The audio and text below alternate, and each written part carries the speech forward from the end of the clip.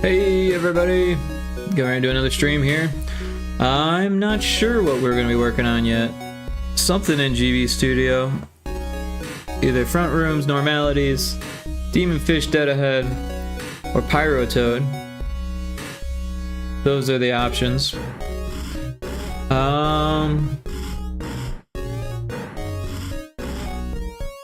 Yeah, I don't know. I'm going to think about it while I post the link.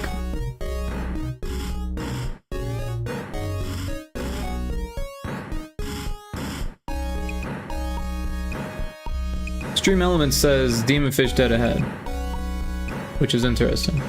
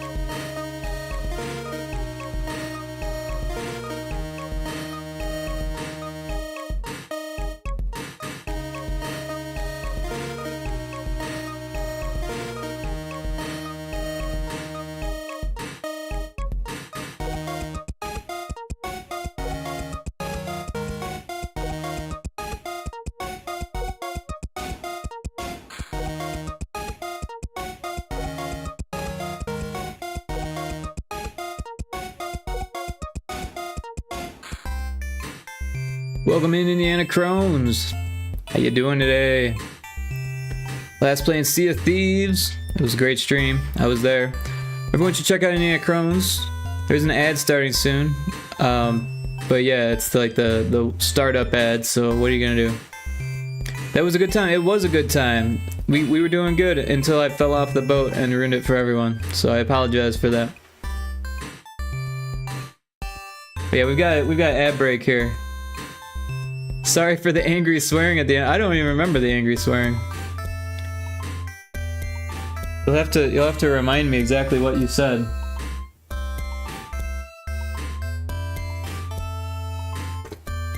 How did it go again? What did you say? Something about gosh darn.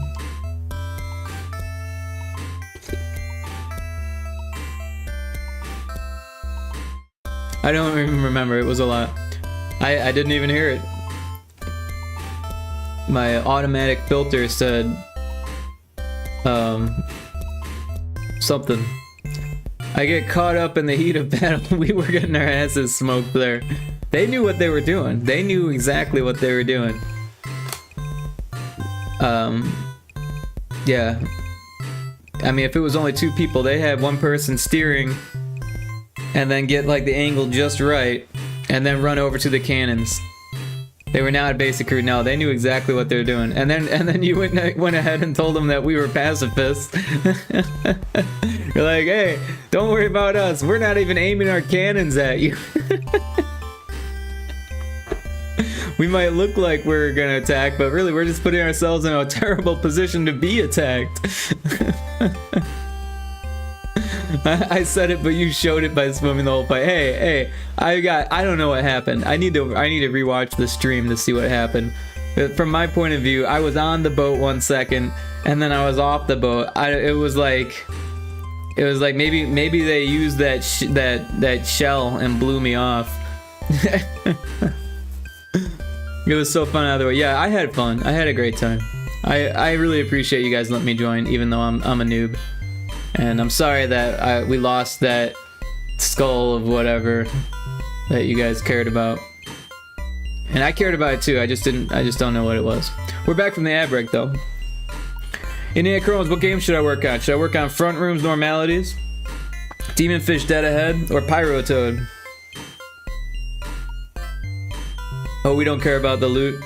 You guys cared about the loot, I could tell. You say Demon Fish? Alright, Demon Fish it is. Chef Gonzo says loot comes and goes, kids. Hey, welcome in, Chef Gonzo. First time chatter. The Indie Maniac redeemed first. Welcome in, Indie Maniac. 23 check-ins. You're getting up there. That's almost a whole month of checking in.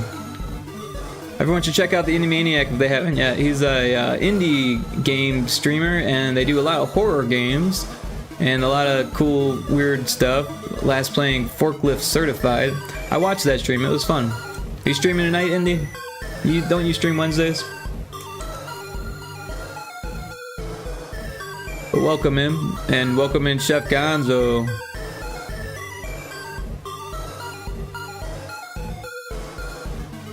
Gonzo's a Muppet, is it not?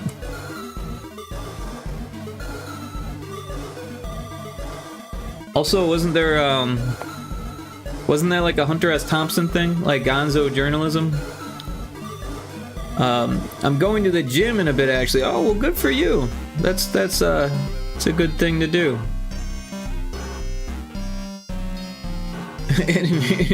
Why? You're already so buff, Indiana Crone says.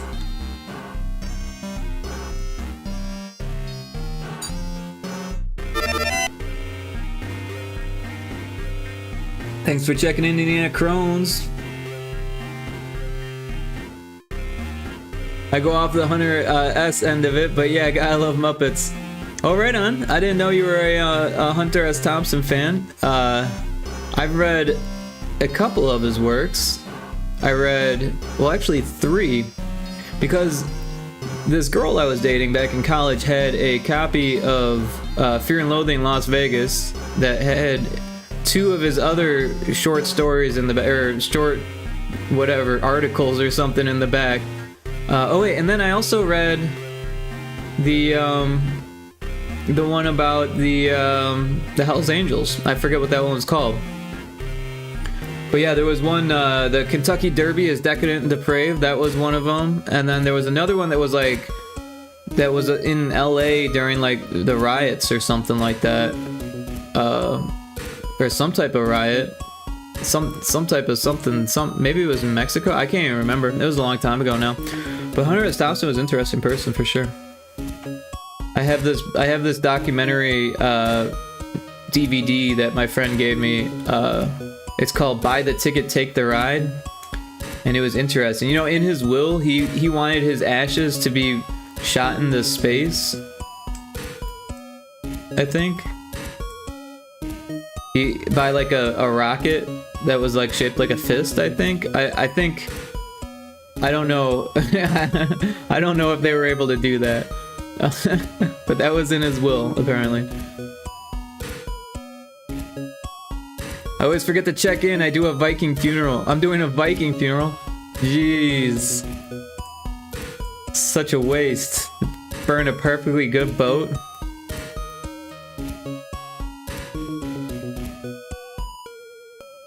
So this is Demon Fish Deadhead. This is all of the game. It's actually quite small. Except these 2 levels are quite big. Nah, it's gonna be an inflatable seagull. You're gonna burn an inflatable? Isn't that bad for the atmosphere, bad for the water, bad for the seagulls who think it's a real seagull, and then bad for the fish who try to eat it afterwards? I'll be dead, I don't care. Think of the seagulls, Indiana.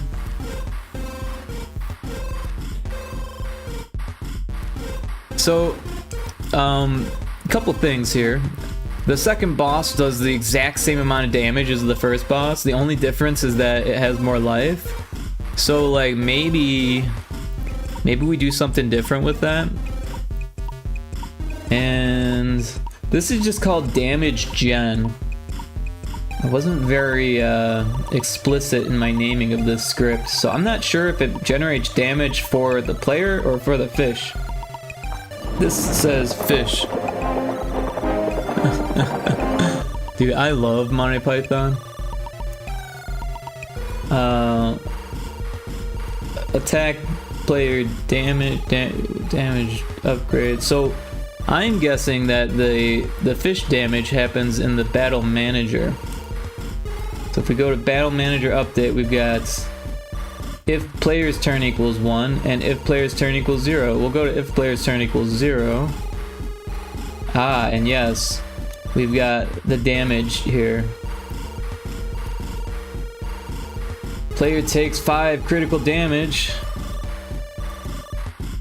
Player health, subtract variable player damage high. So what we would need to do then is set player damage and brace. Set player damage. So all we gotta do is increase these variables. That's pretty easy. How much do we increase it by is the question. How badass do we want this fish to be?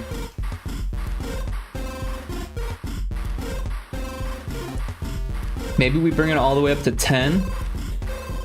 And then we put this one at 7.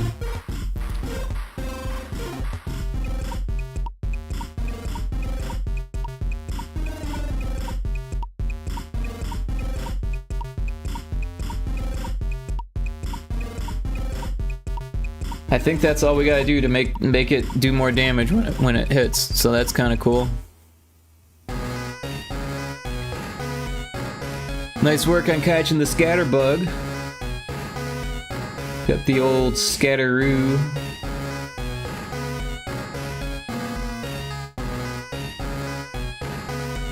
But yeah, how's everyone doing tonight? How are peeps? You guys doing anything cool tonight? Anyone got any plans? Just got home from work? Right on, right on. You make some chicken salad? Make some seafood, stuffed seafoods? I'm just guessing, I have no idea. You probably do a whole smorgasbord. No, I was on soup today. Oh, okay, okay. I like making my own soup. Of course, making soup for a bunch of other people would be weird. Especially in bulk. How many gallons of soup did you need? 250? You get like a septic tank full of soup.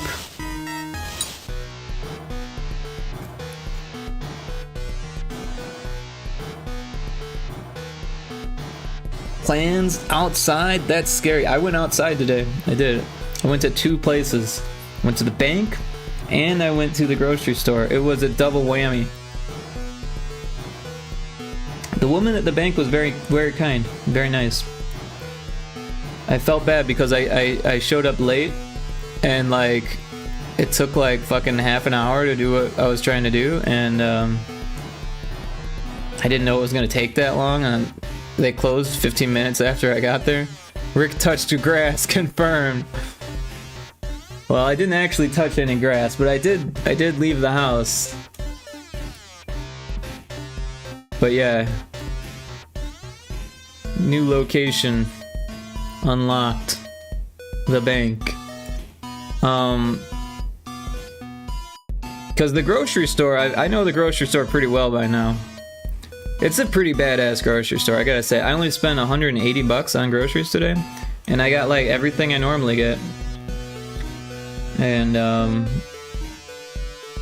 then I made a nice sandwich, and then I made a nice salad when I got home, and then I ate that salad. And that's why I started the stream so late, because I was eating that awesome salad. It was a good salad. I put every fucking thing in that goddamn salad. Every fucking thing. Sausage, ground turkey, salami, cottage cheese, yogurt, broccoli, celery, serrano peppers, tomatoes, carrots, onions, garlic, lettuces, like three different types of greens.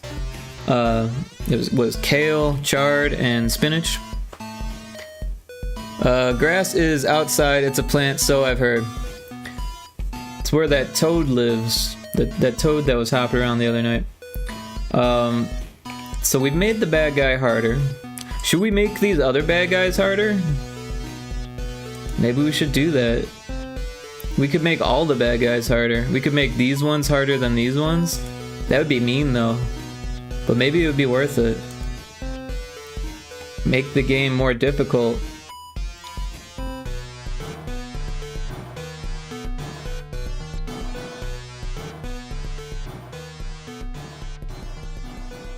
Maybe we just increase it by like 1, right? So like 6 and 4. And then for this one, we'll do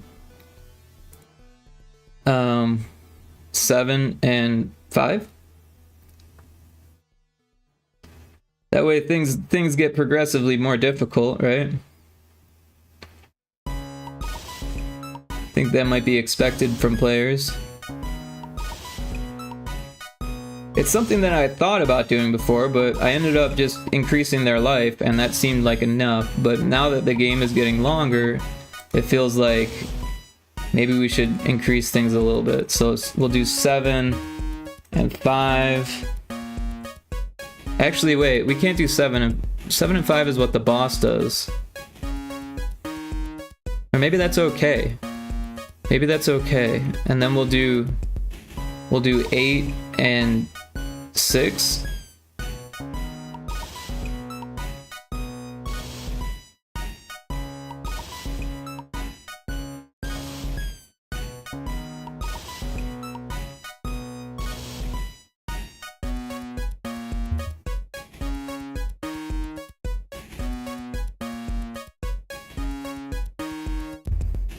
So that makes it quite a bit more difficult than it was. I've actually got a list of things. I don't remember. Yeah, this one. So we need to make a sprite for boss 1. So that's something we should do also. Let's do that right now. We can do new 16 by 16 pixels. This will be our thing, our sprite, right? And on layer 1, we'll just do this is the transparent color for GB Studio. It looks like it's bright green, but it's actually transparent. But yeah.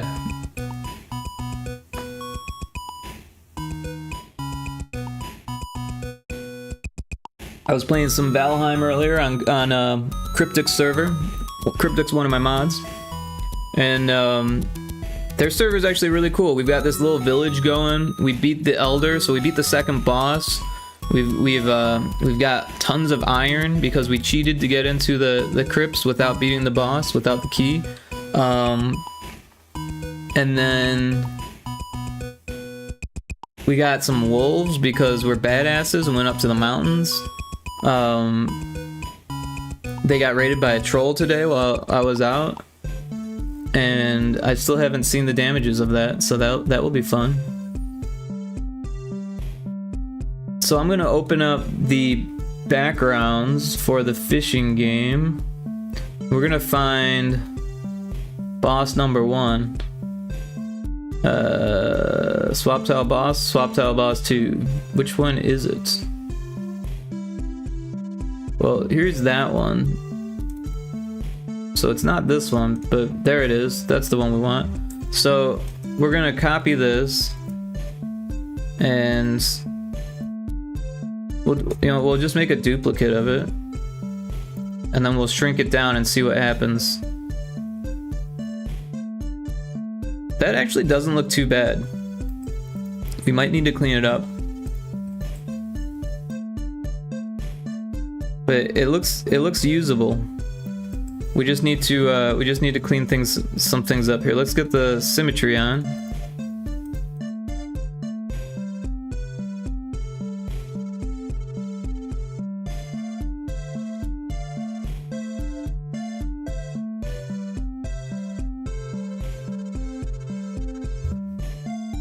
And then yeah, whoop, that's the wrong button. Gonna clean things up.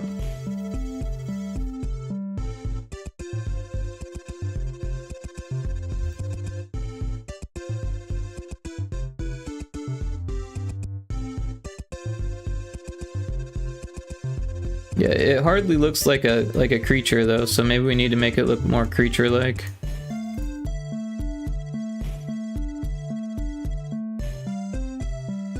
Give it some eyes, right?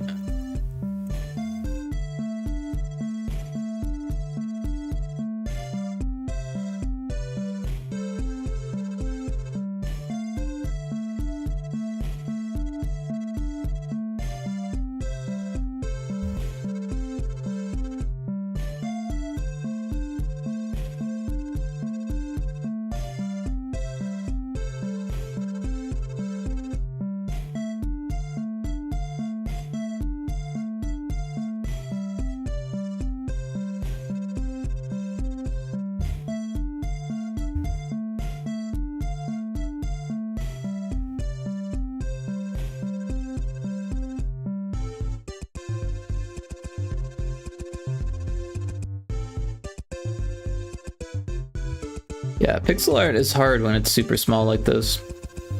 Especially when you're trying to like draw something that was once bigger. Trying to shrink shit down. And still have it look kind of like what it looked like. It's not an easy thing to do.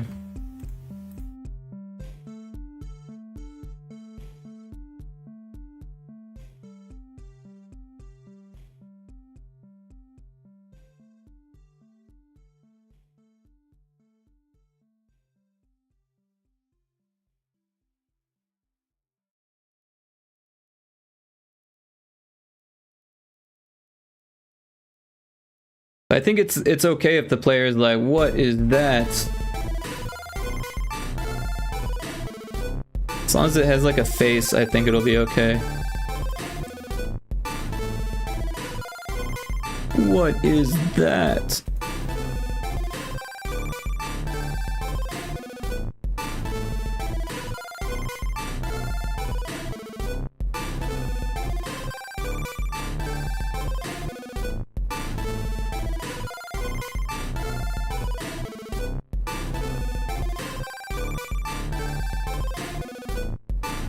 I think this will work. So we'll save this as, we'll go to our actors folder, Demon Fish. It's interesting that the other one's not in there. Did it get put in this folder maybe? I don't know where the other one went. It went somewhere.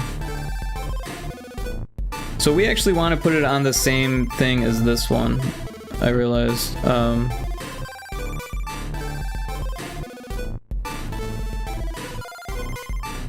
So let's go ahead and put it here. No, we want to open that one. Wait, is this not Frontrooms Normalities? Nope, this is Demon Fish Dead Ahead. Where have you been? This is the fishing game. See all the fish? Look at all the fish.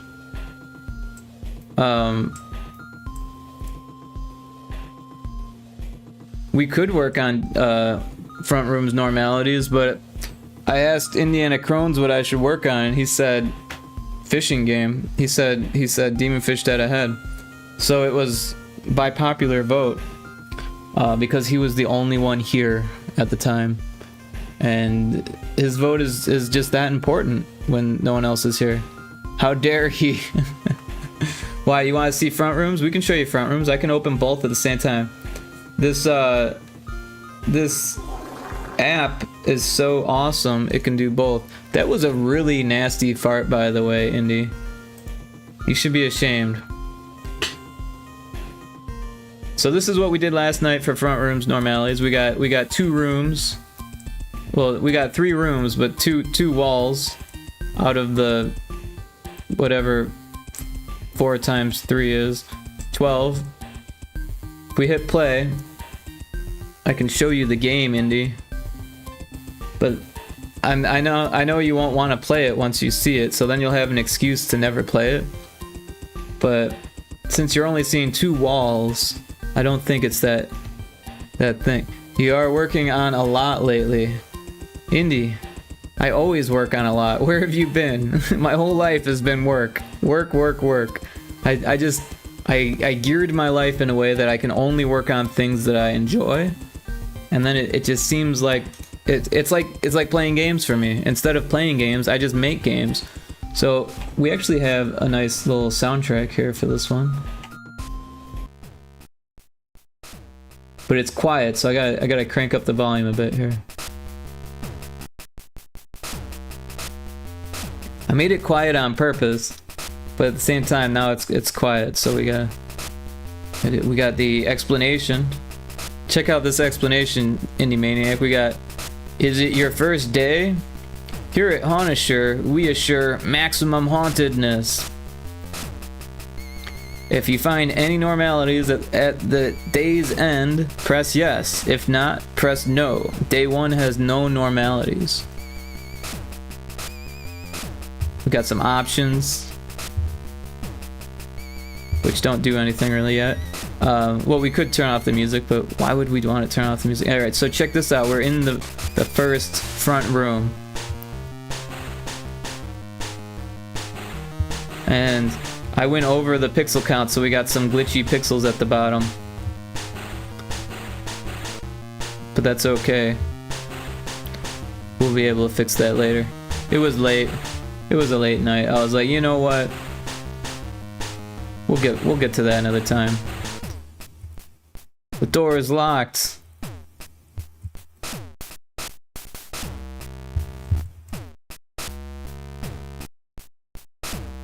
Now we're in a different front room that has nothing. It's all prototype art. And I gave it two letters so that way we know it's the second room. Since the art is no different. This is the third room. We'll get rid of the letters when we develop the game, when we produce it. But for now, that's how I know that it's working.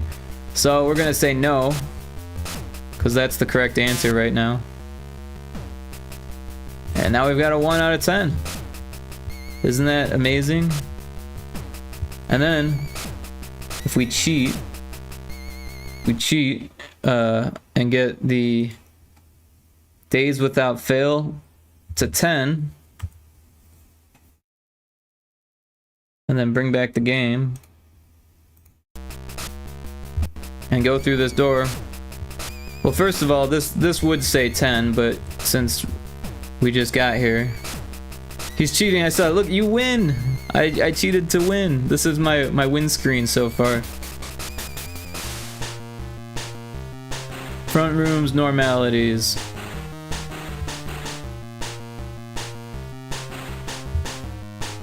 So this is an anomaly. This is an anomaly. This is an anomaly here. And then this is an anomaly there. This is an anomaly, but I haven't actually coded in any normalities yet, so I was working on the anomalies first. Big Lumbee, this is an anomaly. Welcome in, Big Lumbee. Everyone should check out Big Lumbee if they haven't. They do retro games on a virtual machine. It's very cool. Nina Kila Legal Eagle. That game was interesting. I see an anomaly, Rich. Which one do you see? Do you see the spikes? Because that's an anomaly. And then there's this. That's an anomaly. These spikes got some weird pixels. Might have to change some of that. This black goo, which may or may not be bodily fluids, is dripping from the painting. That's an anomaly. So in this game, we're actually looking for normalities, Indy. So don't be too confused. You can find anomalies, but we're looking for normalities. The stairs are too stair-like. Is that a normality? There's spikes at the bottom. How are they stair-like?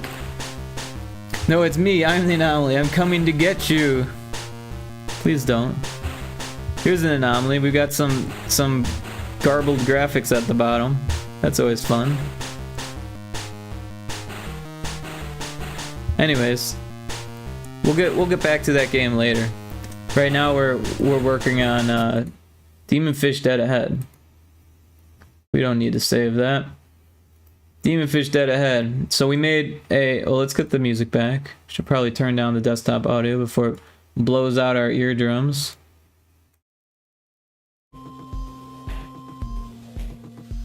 That's about right. The spikes are there for my enemies. You don't have spikes at the bottom of your stairs? I don't have stairs. I have a single level house. There's in Oklahoma they don't do a whole lot of double story houses. I mean, there's a few. There's like they're like really rich homes though.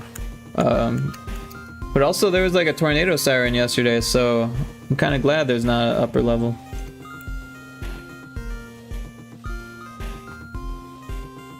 They don't do basements, and there's not a whole lot of upper levels here. How I hate stair climbers. Oh, well, sorry to say, but I've climbed some stairs in my day. I live in an apartment, so I don't have stairs either. Well, you would if you were on the second floor. First floor is not bad until it floods, and then the second floor seems preferable. Or if you're on the second floor and the people above you are like super loud, or if you're on the first floor and people above you are like super loud, that sucks. I'm on the top floor, but in my apartments there are no stairs. Oh, in your apartment there are no stairs, but in your apartment complex there's stairs. Do you have an elevator? Some places have elevators. Wouldn't that be interesting? Have an elevator?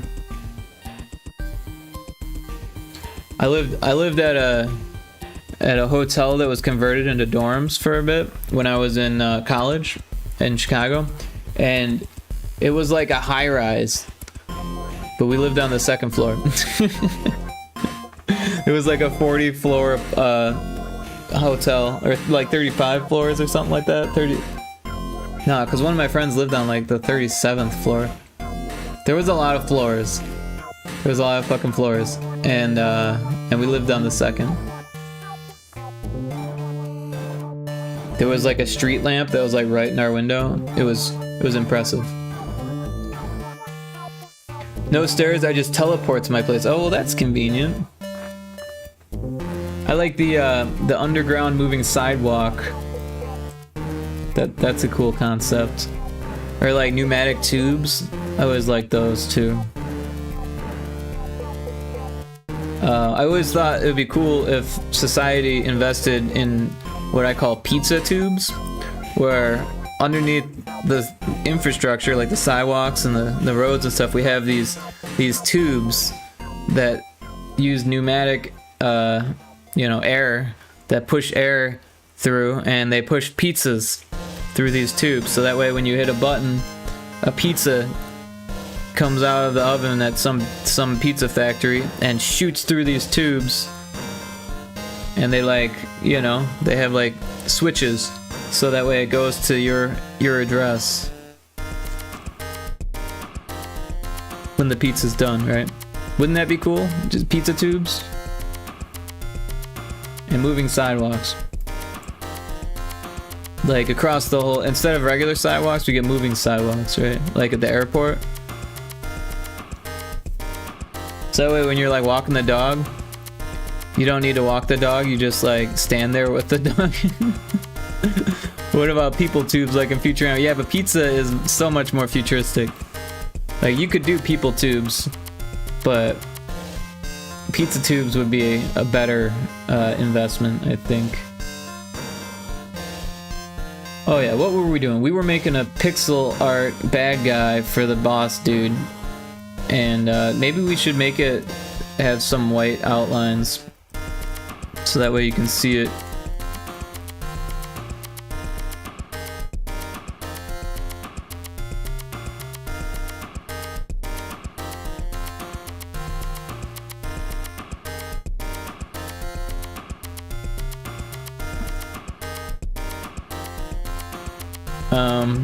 Yeah.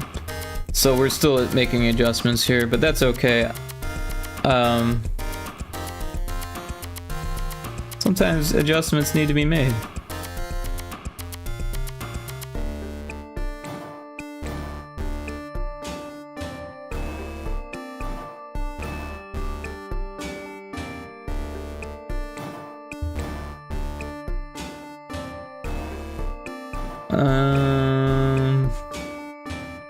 I don't know, looks pretty good. Looks pretty good to me. Oh, this thing looks kind of funny. No, it looks fine. I don't really care. Alright, so we're going to save this as, and we'll just give it a new sprite. I know we were like gonna like merge the sprites and all that, but let's just give it a new sprite. We'll just say boss 1 small. That's what we're gonna call it. It's gonna be a sprite file, which is fine by me. And then we're gonna export as that PNG. But yeah, what we're really gonna do then is we're gonna open the other one with this arrows, right? Because we want the arrows to be on the same thing as the other thing. So we can delete this, make a new one. So we actually want both bosses, but the other one's a different size. So we'll do that on a different sprite. We'll do this one on boss. We'll just call it boss 1. Boss 1 up arrow paste. So we're gonna export this as a sprite sheet, and we're gonna rename it to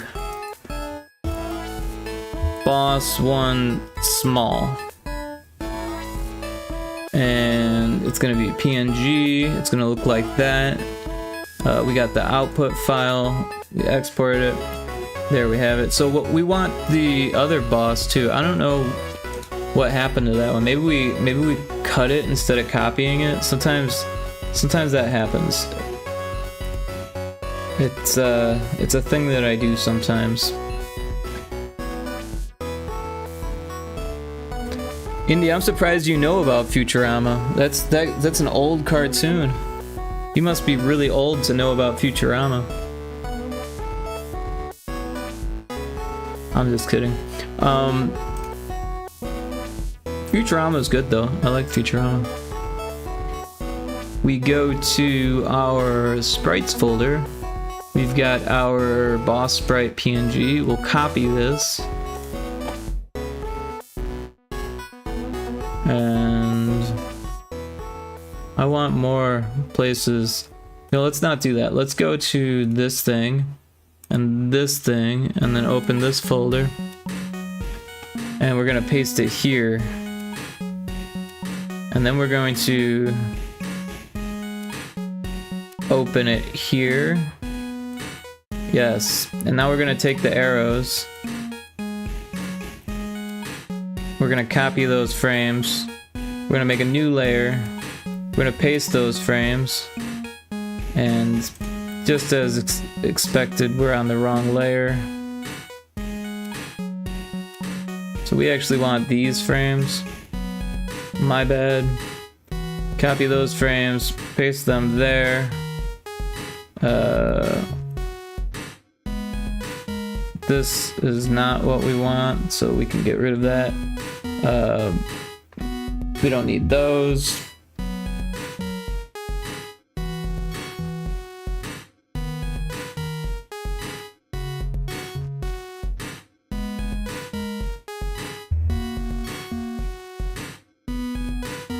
I don't know what I'm doing here.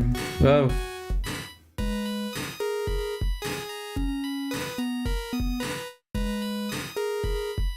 here's an idea. We'll just move the layer, and then we'll get this green color, and we'll do that, and then we'll link these. Alright, so we've got that, and then we've got that. And that should be fine. Actually, the arrows don't need to be on this one. I don't know what I'm doing with that. Let's not save that. The arrows really only need to be on this one. And we've already got that. So let's do that. Boss 1 small. Let's look at the icons. Yeah, so this is the one we want. We're gonna copy it.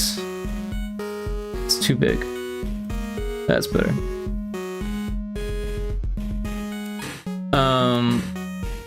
Yeah, we're gonna copy that. Copy. Oh, we've already got it copied. And then we're gonna go to this other folder, the fishing game folder. We're gonna paste it. Oh, we already got it there. No, this is the wrong folder. This is the folder we want. We're gonna paste it here. There it is. Oh, okay. So now we've got it there. So we've got this thing here, and it's like a transparent one, and then we on initialization we check to see if the boss is dead, and if it is, we set it to this up arrow. But what we want is boss small instead, right?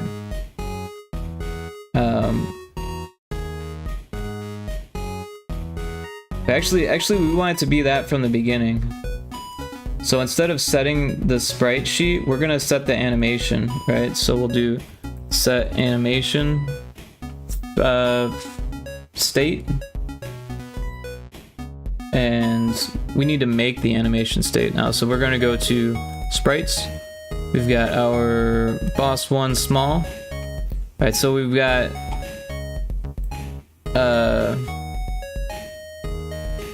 we'll just say fixed direction, right?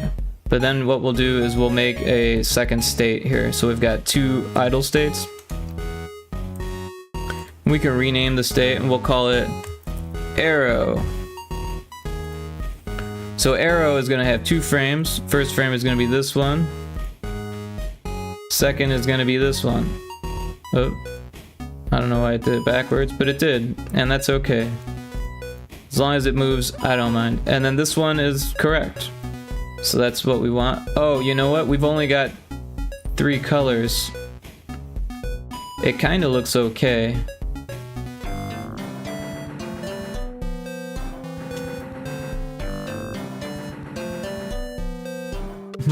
Maybe we fix it up just a little bit. Cause yeah, this color is turning black because there's only 3 colors available, and I painted it with 4 colors, which was my bad. So let's fix that a little bit here. I thought we had symmetry on.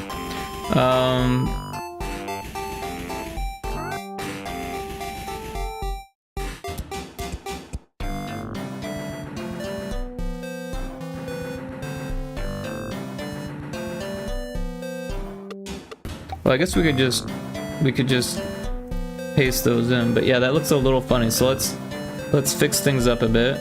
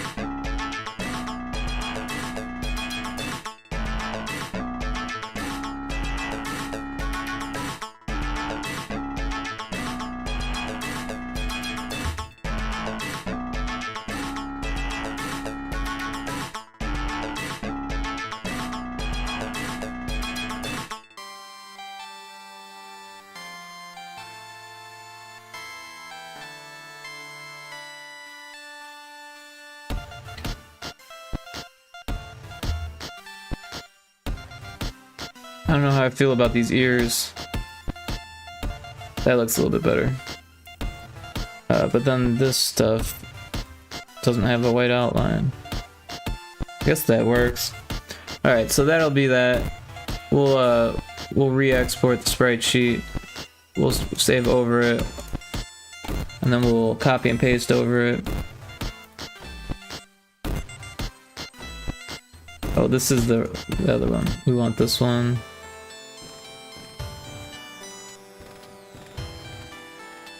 I want a new copy. Copy. Paste. Replace. Alright, so now it looks like that. It's a little bit more what I wanted. And we just need to change the state to arrow now to switch it. So it starts like that. And maybe we can move it down now. And then we could probably move this down too. And then yeah, so I think okay, these can be in that doesn't make a difference. Yeah, so we need to select it. Set the animation state to arrow. If that is that, yeah, so that should be fine. So now once we kill the boss, it turns into this arrow. However, this thing here is like a test to get to the boss without finding all of the things. But if we find all the things, this should appear. And hopefully it's not too hard to find. But we should probably just delete or disable, or probably just delete this. You know what we can do? We can hide it in here. We'll hide it in here, so that way we can't actually get to it. But if we need it for later, then we can do it again. But yeah, that takes us to that. But also, this thing should too. On interact, call script boss to attack. So if we take a look at our script, boss to attack, says game data saves, prepare yourself weakling, battle the underlord, because we've got the overlord and the underlord. Set scene enemy type to 18, 18, and 19, tentacles and boss. Boss fights boss 2, right? That's what that is, and then we're golden.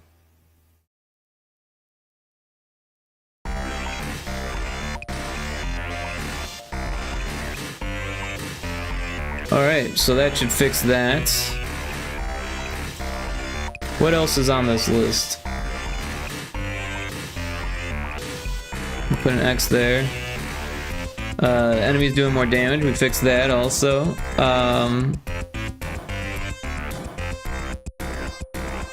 The cursor on the options, I don't know if we can fix that unless we do background tile swapping, and that's gonna be a pain in the butt to do. Only do 4 damage even at level 50. I'm not sure if that's something that's intended or not, to be honest.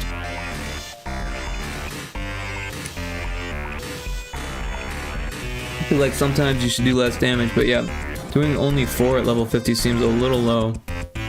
So let's take a look at that. We've got our damage gen script. Player damage plus 4.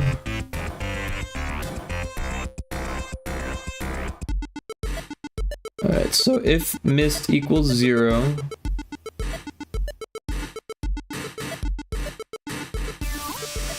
variable A is RNG1 hit or dodge, variable B is RNG2 damage, variable C equals damage generated.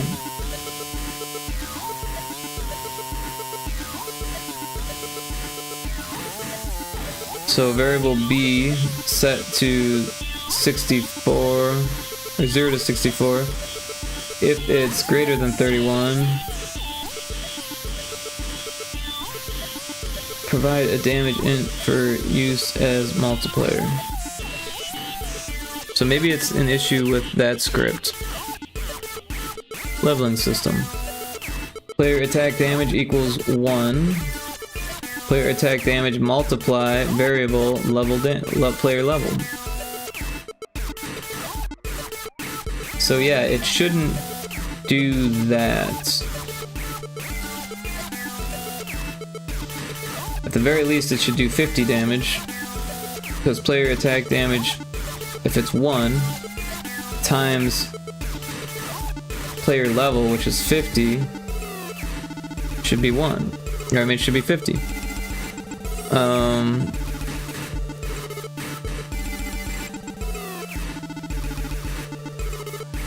So leveling system, so we should have 50 there. Battle damage equals player attack damage.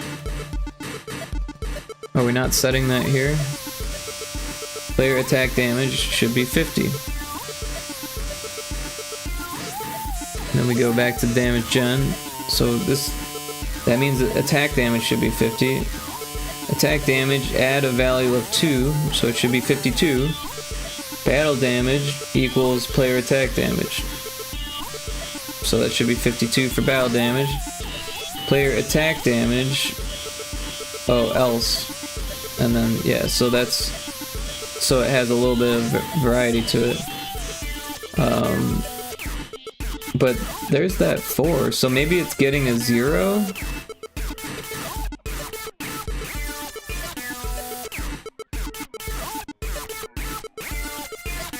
I wonder if it has something to do with this clamp thing. But it should get clamped at 255, not at 0.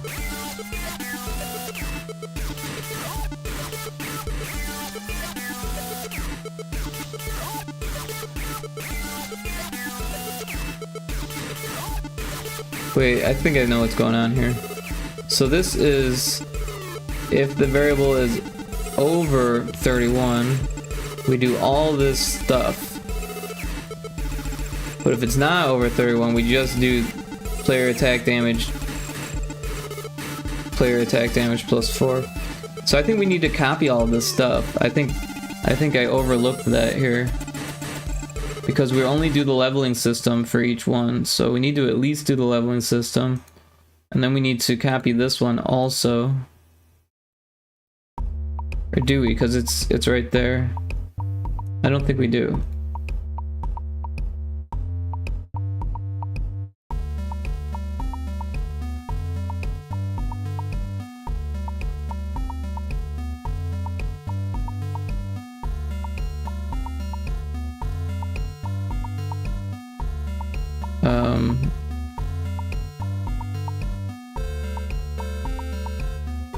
No, I think we do need that. That should be there. Right?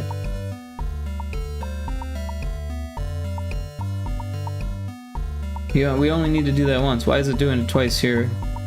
Battle damage equals that, and then we add that to that, and then we say battle damage equals that. So, it seems redundant to have that there.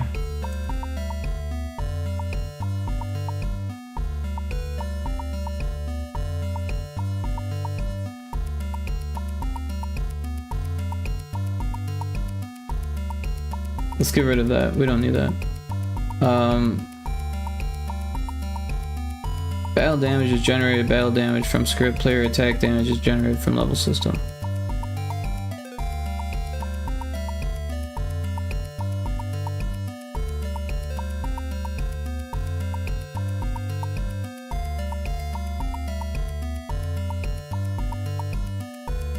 So I think that fixes it. I think it was getting set to 1. Or it was at 0, and then it was adding 4 to it, so you were only doing 4 damage. That makes sense, because we weren't using the leveling system if you got below that. So what it was supposed to do is add 2 if you get it above, and add 4 if you get it below. But instead it was just giving you 4. So I think that should fix that. And that was definitely a bug.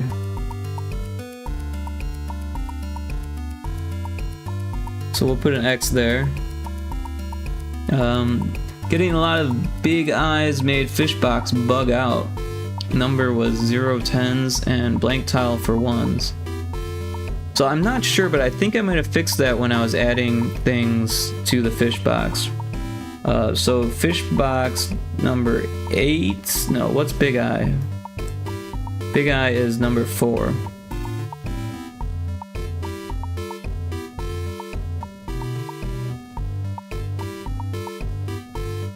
So these are our quantity things.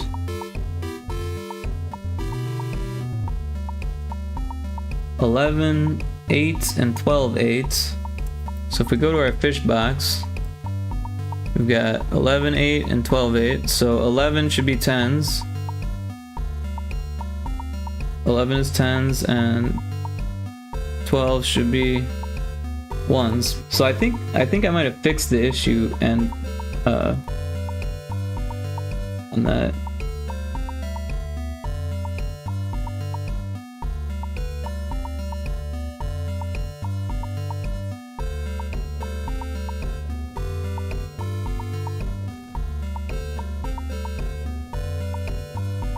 So I think we might be okay on that.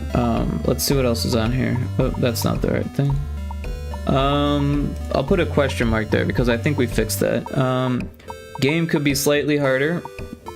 Well, we did make the enemies get a little bit harder, so let's see what that's like. Explanations for all locations. That would be nice to have.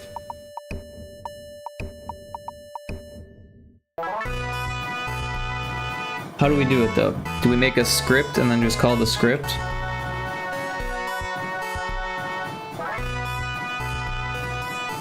Or do we just do it by hand, not for each one? Cause that, I mean, we're gonna have to do it for each one anyways. Critical brace,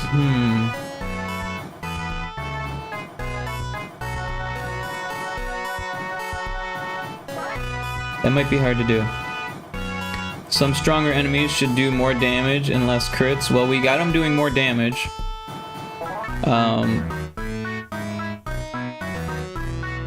Less crits. I think all the fish get the same things. So like if we take a look at the update and we go on player's turn equals 0, we have our high damage and our low damage. Then we have if it's over 50, it does player takes critical damage. And that's 0 to 63. So if we change that, it'll change it for all the fish of that generation, right? So we have no way of saying which fish is doing which attack. So that's kind of an issue.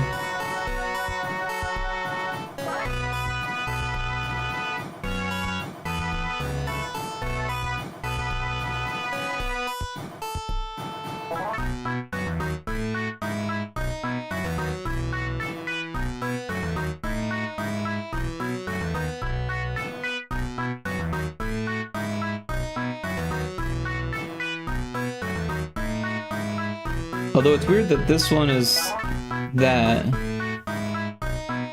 and this one is that. Does that mean that the position changes how often you get crits? Because that's kind of a weird thing to have.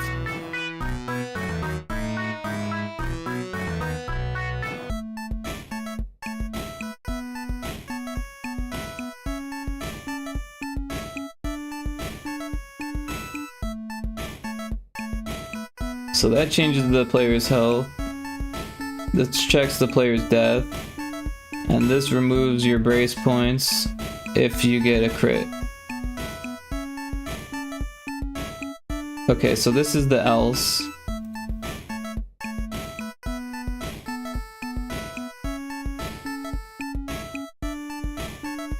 So I think players in position 1 were giving crits less often. Because this one has crits happening if it's greater than 31, and this one has a if it's greater than 50. So I think that's actually messed up. I think I changed one of them and thought that it was changing them for all of them, and just didn't realize that it wasn't.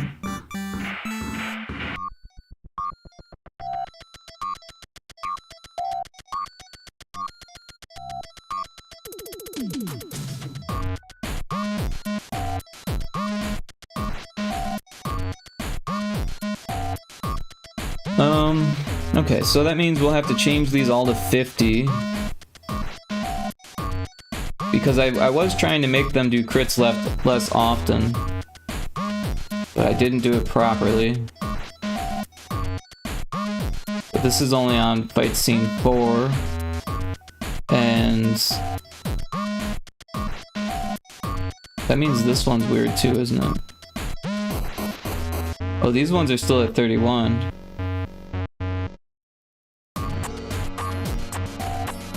Oh wait, we're not at the battle manager.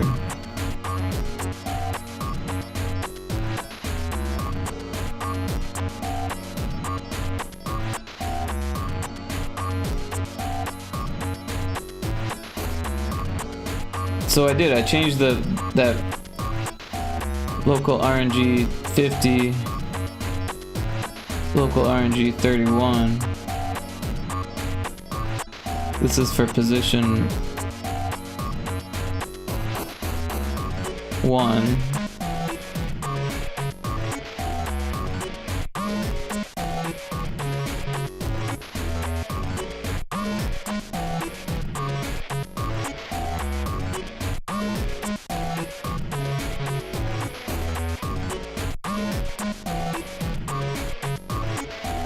So I think all of these need to be at 50 also.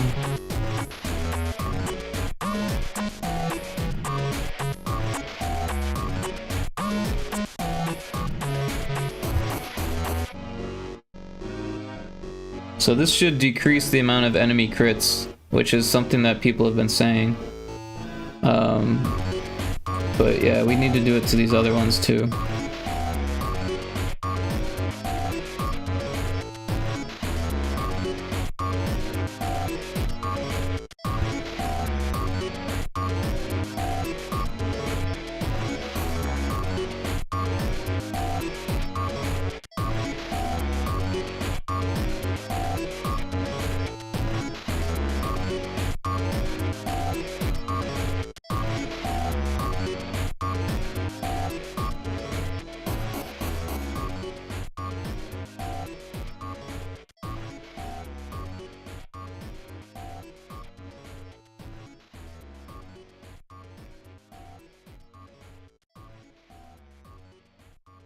Oh, this is the player's turn. I was like, where is the stuff?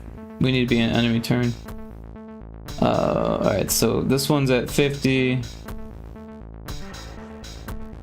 These ones are at 31, yep.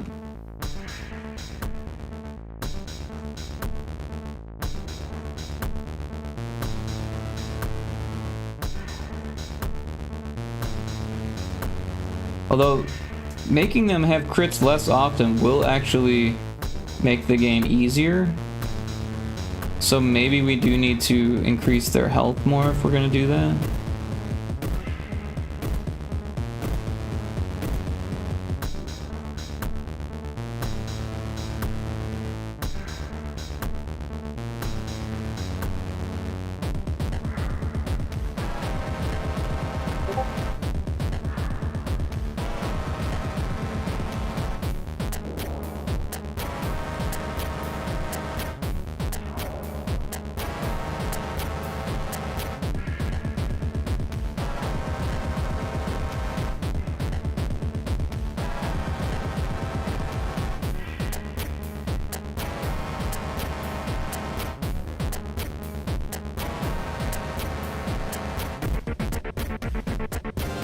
Alright, so that should... Oh, this one's still at 31.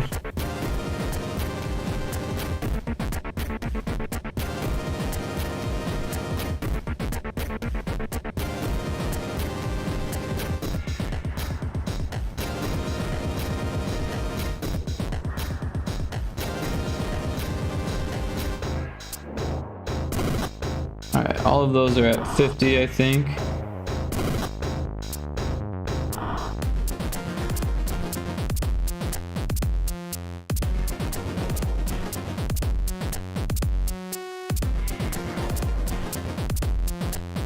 Alright, now we need fight scene 1. Same thing.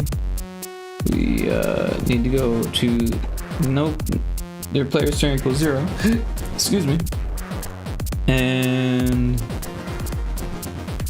gotta open these.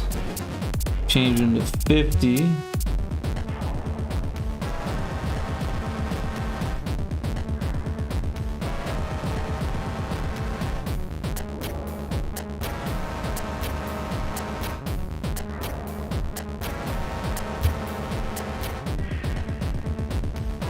Alright, so that should make the crits happen less often.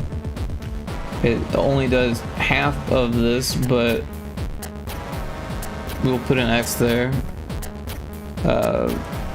And then in parentheses we'll do less crits in general with like some asterisks next to it so we know that's what we did. Sound effects too quiet. So I turned down all of the music, so that should help with that. Info dialogue should be as tall as the other dialogues.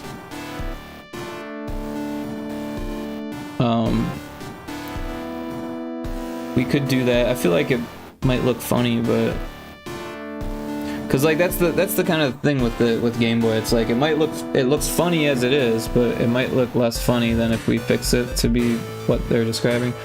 But also that's a lot of work because every time it says a dialogue, right? We have to like change it so it's got 3 or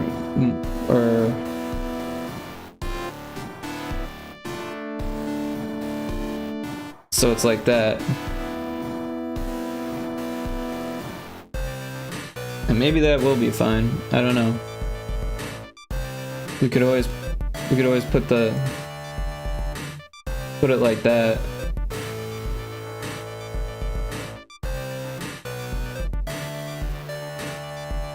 But I feel like there's gonna be a lot of info.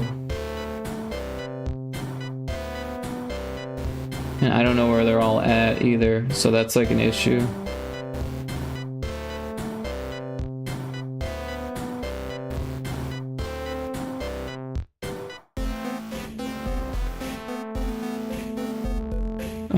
Player's turn.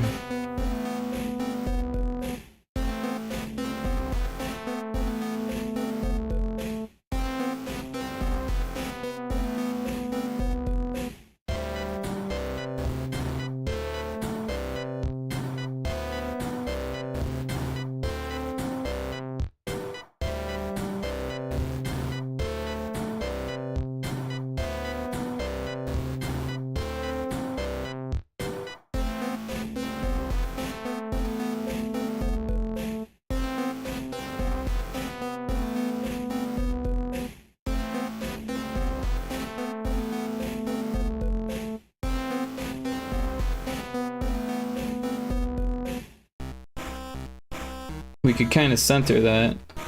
Not all of them will be able to be centered.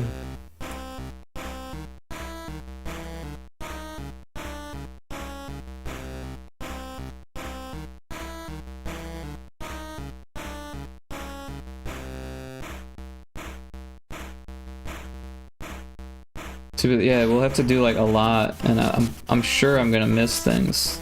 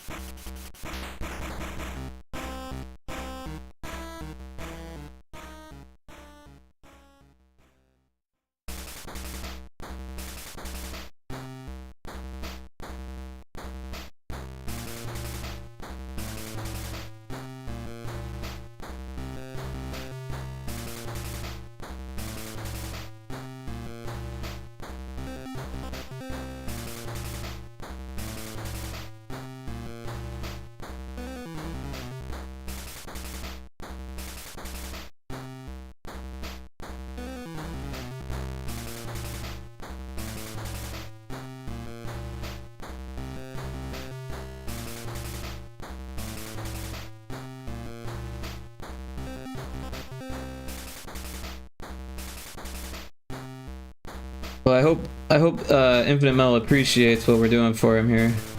Oh, it's one too many.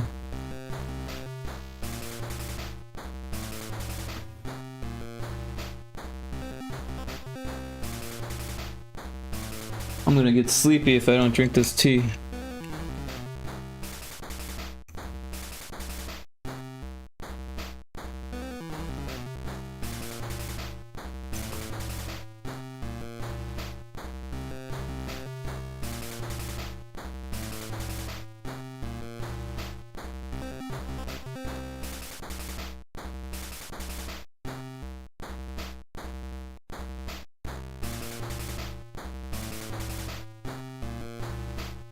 Keep clicking the wrong button there. It's hard to wrap your head around, but increasing the Y makes things go down on Game Boy because it starts drawing from the top on Game Boy. It starts drawing from the top left. So increasing the X moves things to the right, but increasing the Y moves things down. It's hard to wrap your head around. It's like easy to understand, but impossible to remember.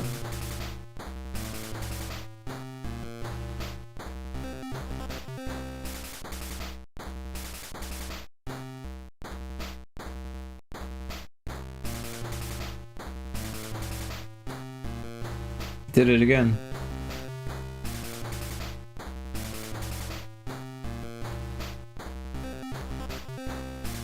So each of these greens, that's the different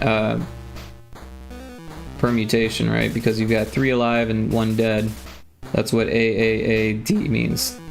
1, 2, and 3 are alive and 4 is dead. So therefore we need to ask to cast at which.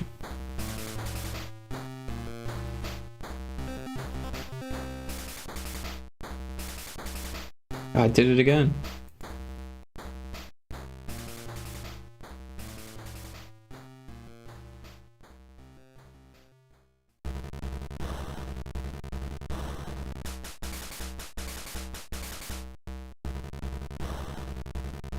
But yeah, we need so many different things because sometimes it doesn't ask and sometimes it does ask.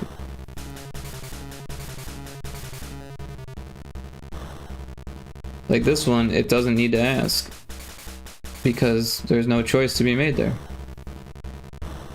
But this one, there is a choice to be made. So it asks.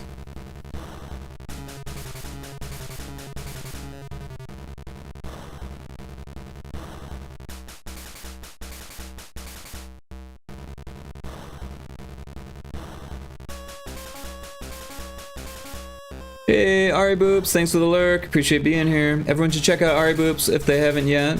They do art and play games, and they're very cool.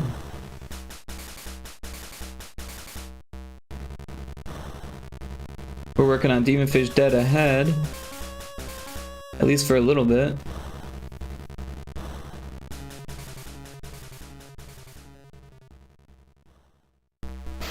So yeah, all of them are dead but one, so no choice is made there. This one, all of them are alive but one, so we do need a choice made here. And then we'll adjust the layout because Infinite Metal said to do so.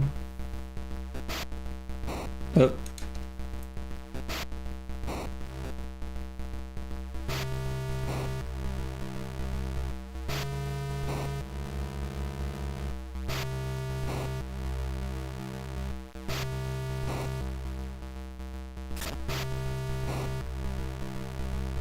We should probably save. Alright.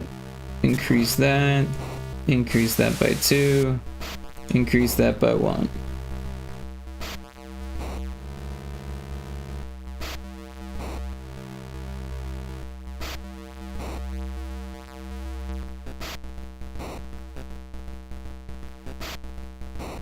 Increase by 2, increase by 1.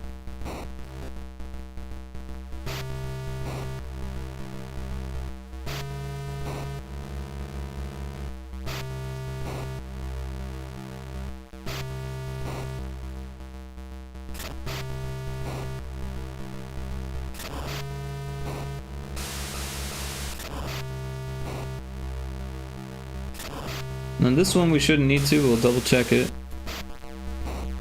Yep, alright, so now we go up and we make sure that each of them are fixed.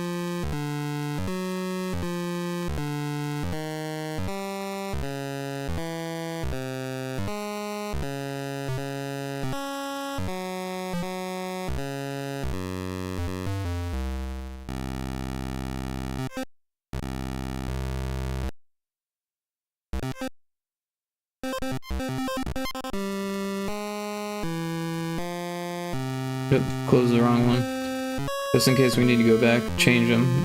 People are like, well, I don't like this. You never know.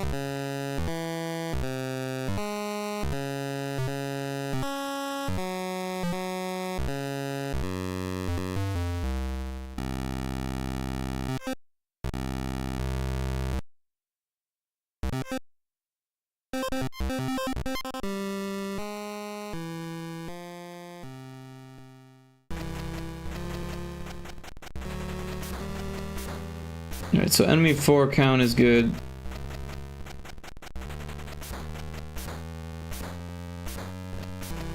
That one has the most permutations.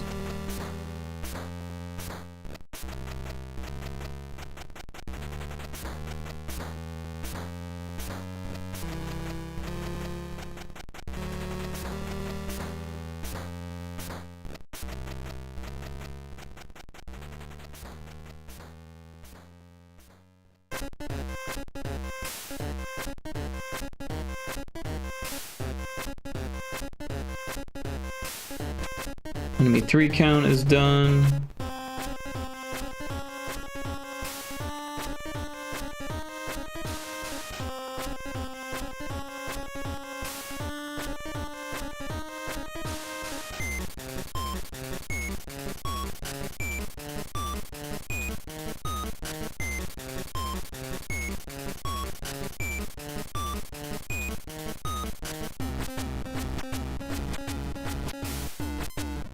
So that should take care of that.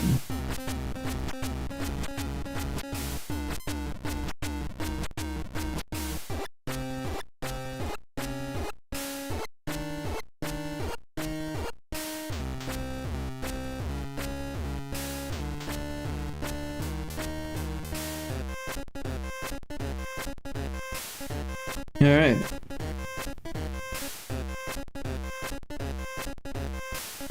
Now this is in the game world, so that doesn't matter as much. Boss gen, or damage gen. Yeah, this is gonna have stuff too, isn't it?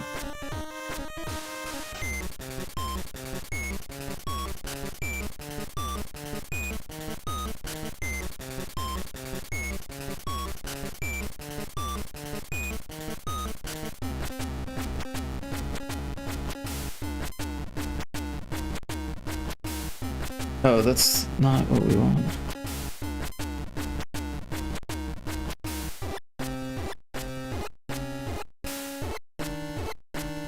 I don't know what scroll height does, to be honest.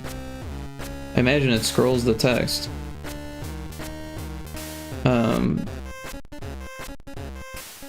Critical cast, that's another one.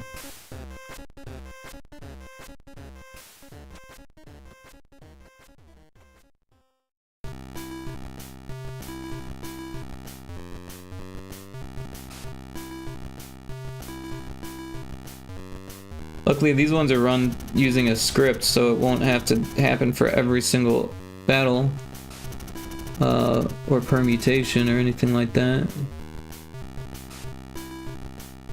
Okay, enemy names.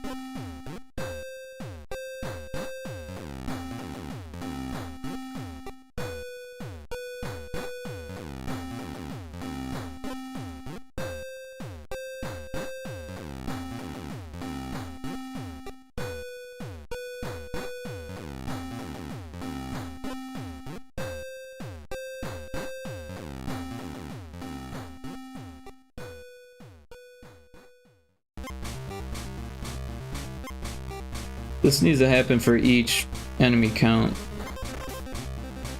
For each enemy type. So that's like a lot. I really hope that we don't have to go back and change this stuff again, because this is a pain in the butt. And honestly, when Infinite Metal said it, I was like, that's not gonna be worth the time. And now I'm wishing I would have listened to my inner voice that said, that piece of advice isn't important, or piece of feedback. But it might help the overall look of the battles.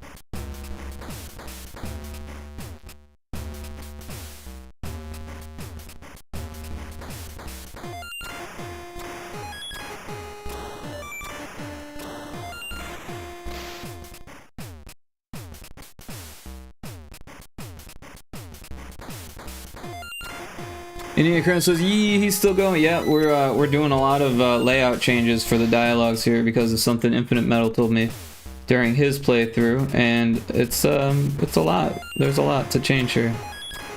So we just did all 16 fish, but we've got to do it 4 times.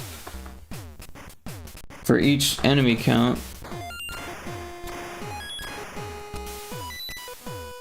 Yup. It's a bit of a pain. In fact, we should probably close this down because it starts to bog down if you've got too many scripts open at once.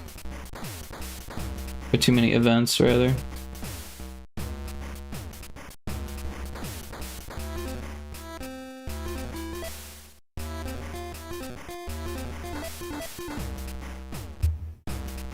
But yeah, we're making it look like that now. So it's like kind of centered, and then it's 3 tall because this stuff is 3 tall. So he thinks that it should overlap it because right before it like ended there and it had like this, and he didn't like how that looked. It didn't bother me, and I'm a graphic designer, but hey, I'm not the player, so what are you gonna do?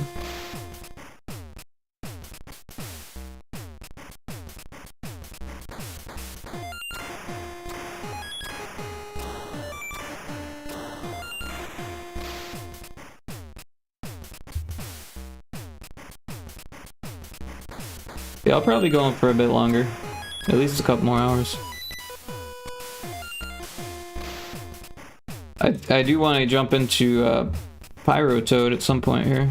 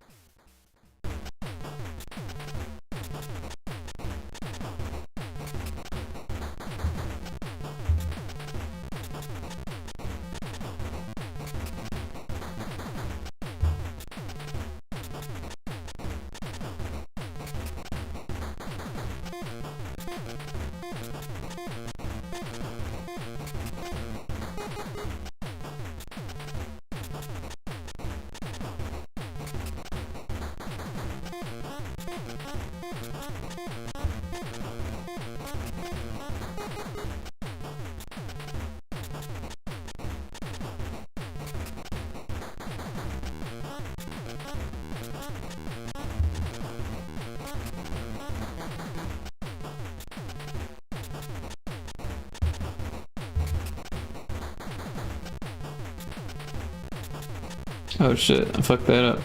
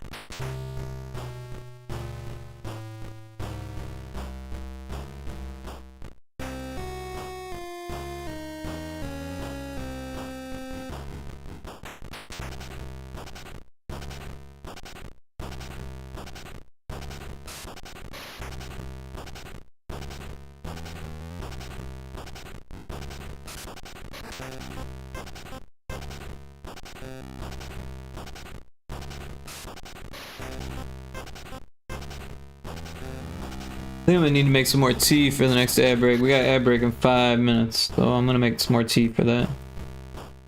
Or during that.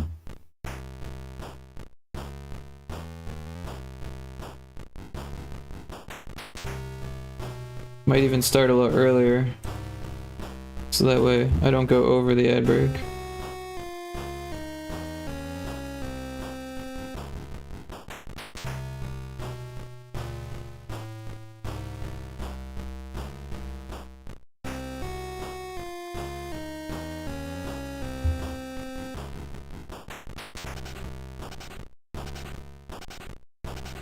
Alright, enemy count 3. Oh, enemy count, it's greater than 3, so enemy count 4.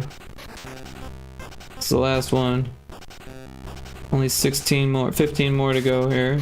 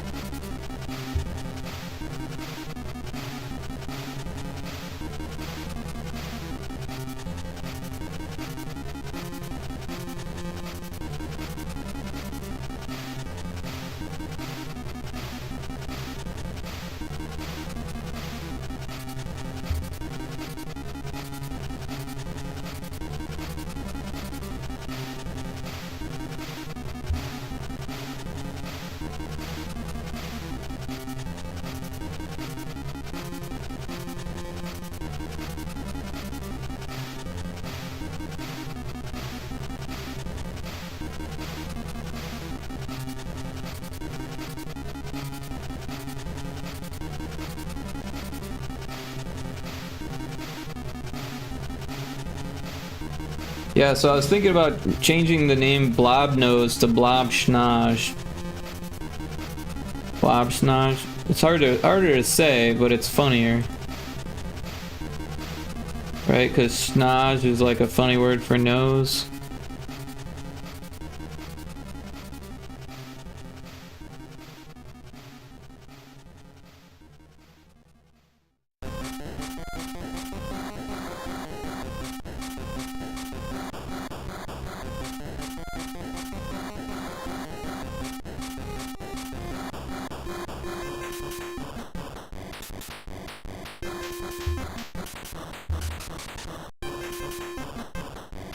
Alright, well I finished those.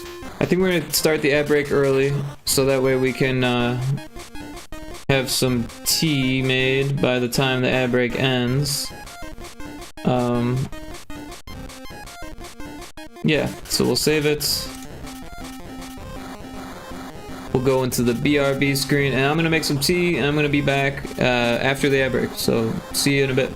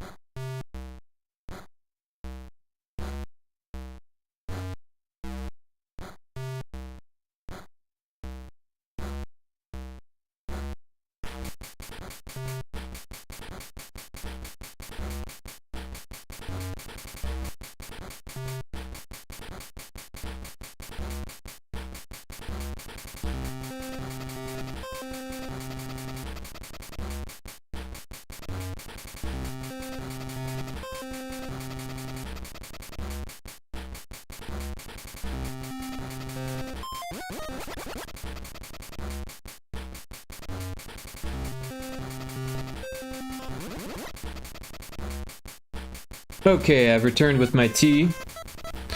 Alright. Fish box, we don't have to worry about. Give XP.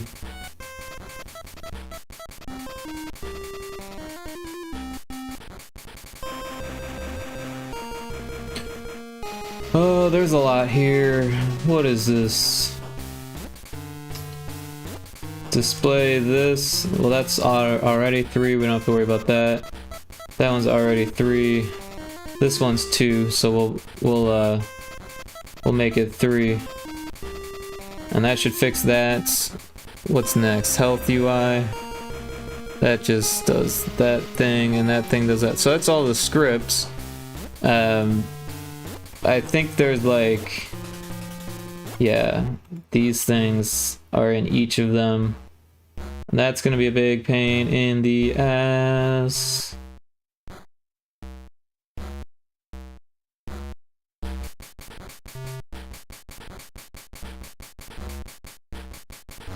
Can't believe I agreed to this. Oh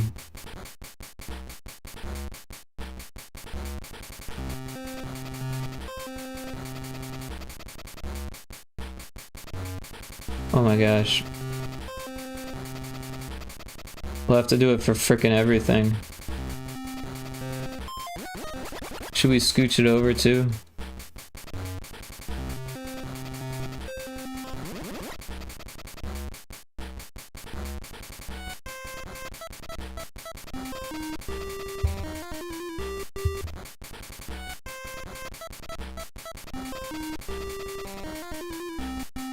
Oops. I've convinced myself it looks better this way. I'm not sure if it's accurate, but I've convinced myself that.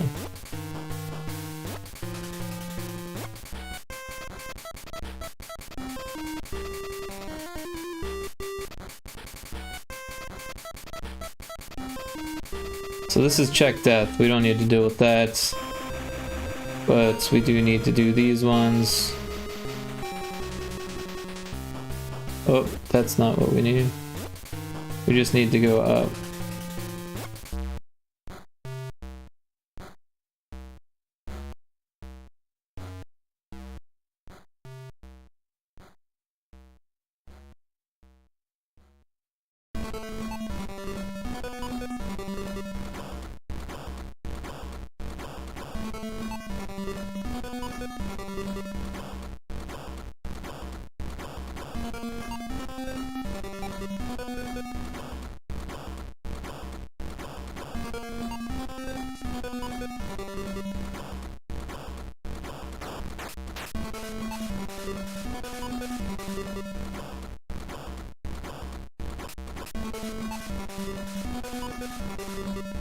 Puke7, how you doing? Welcome in.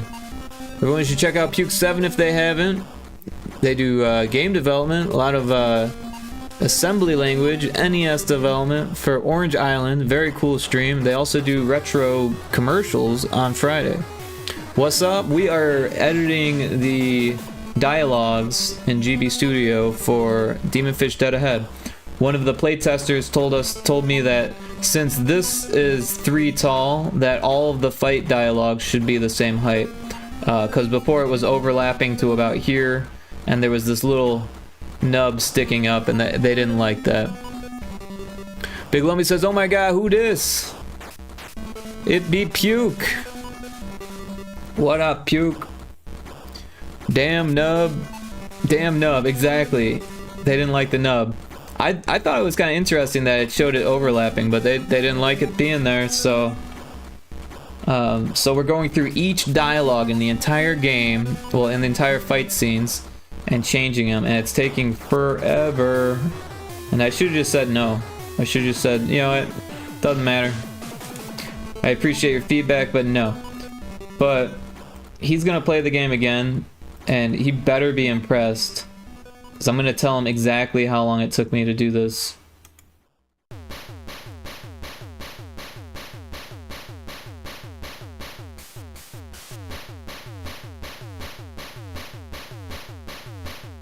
Cause this is just one fight scene. We gotta do all fucking 6 of them. And the brace one needs it too. And I know I'm gonna forget things, and then I'll have to go back and do it all again and look for the things that I missed, which is gonna be like even more of a pain in the ass.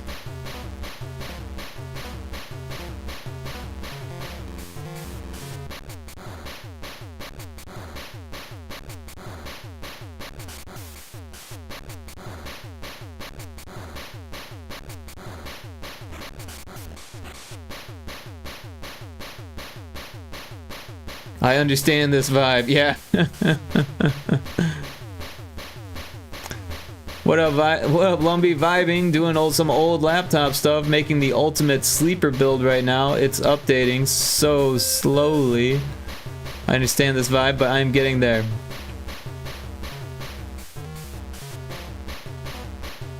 I just made some tea, so I'm gonna sip on that for a second.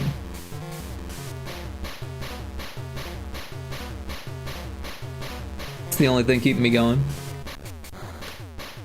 But yeah, how you doing today, Puke? You having a good day?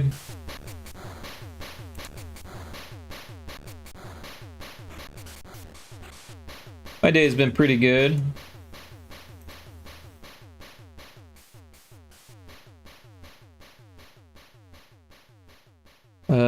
So this is the tiles. And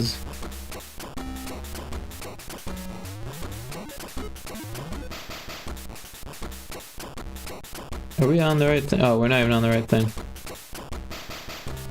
Oh wait, did we do that on this also? Did we do that part too? I think we did.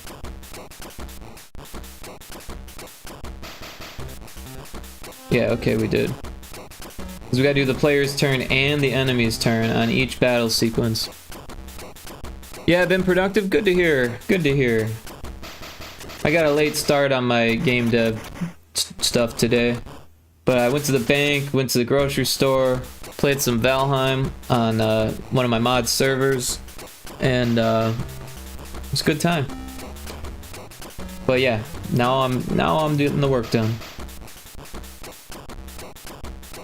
But we did make a lot of changes on this already. It is looking better. Or I'm telling myself it looks better. I don't know if it actually looks better. At this point, I'm just saying, yeah, I like, you know, I'm doing it. I like it better. I'm tricking myself into liking it regardless of if it looks better or not.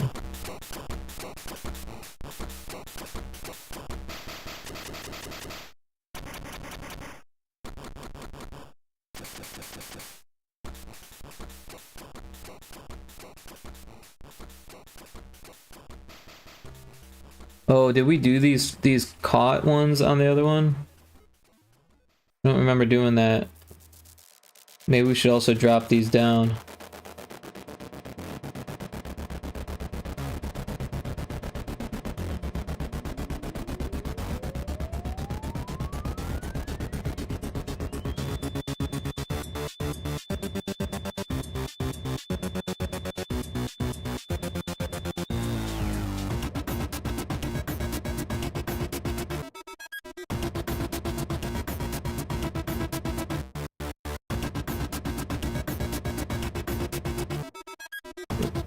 What am I doing here? I'm going the wrong way.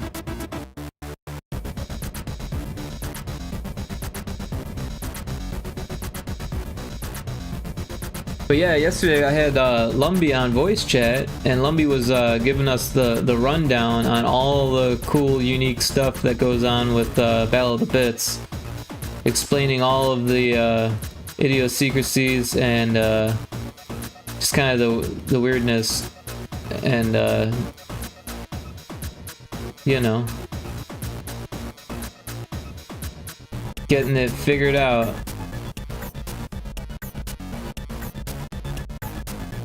Boom, boom. I gave Rick the rundown. Haha, the weirdness. You know what I'm talking about. I was like, what's Lyceum? What's Lyceum? What is that? And Lumbie's like, I don't know what it means. But that's where everything is. I was like, well, we need to look this up. And then we learned what Lyceum meant. or Lyceum, Lyceum. I don't know how to pronounce it, but I should have done that. Maybe we should do that now. We'll all learn together on the stream.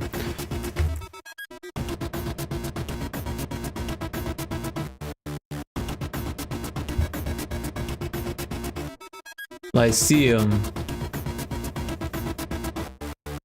Lyceum. There we go. I started with a Roman theme. Interesting.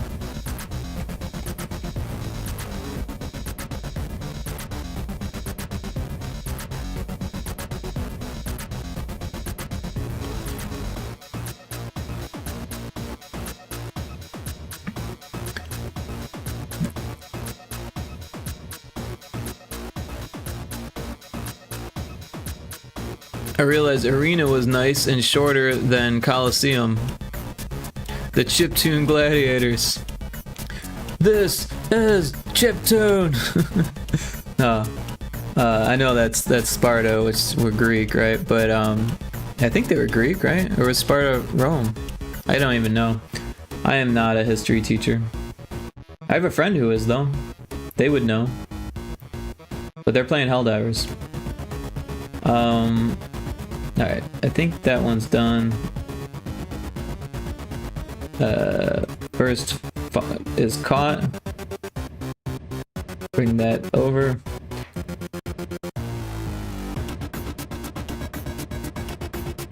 Second is caught.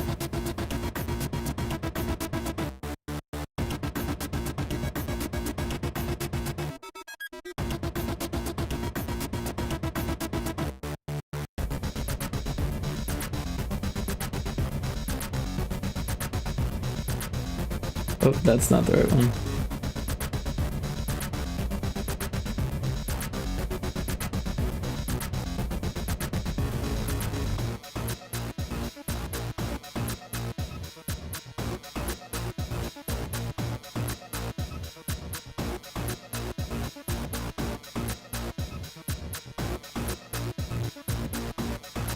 Now we do the enemy's turn. Set player damage. Nothing there, but we do need the brace points, right? Or no? No. Demon Fish is attacking, that needs to get another height. Oh, and this is where the critical damage is.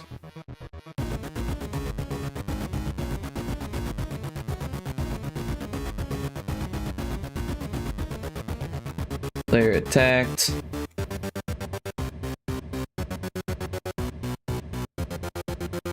I remember there was some confusion. Player attacked could have meant that the player was doing the attacking or the player was attacked. But I'm pretty sure I can't fit player was attacked because it goes over.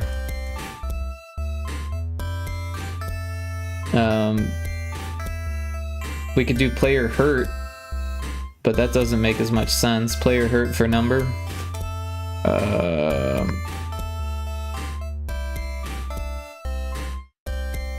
Player damaged. But then the player could be damaging the other person too.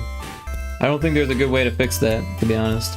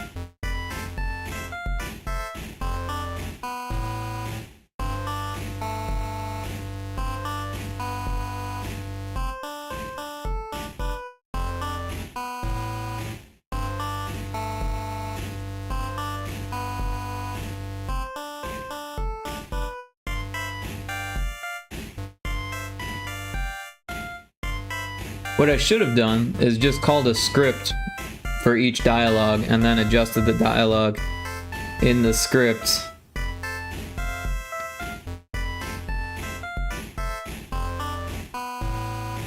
But yeah, that would be a lot of scripts for each dialogue, because some of them is like third, first, fourth, right? And that would be a script for each of those.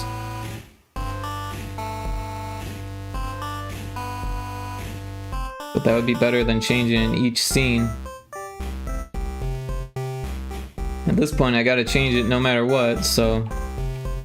But that's all of this one. Now we're on to this one. These boss ones should be a little bit shorter.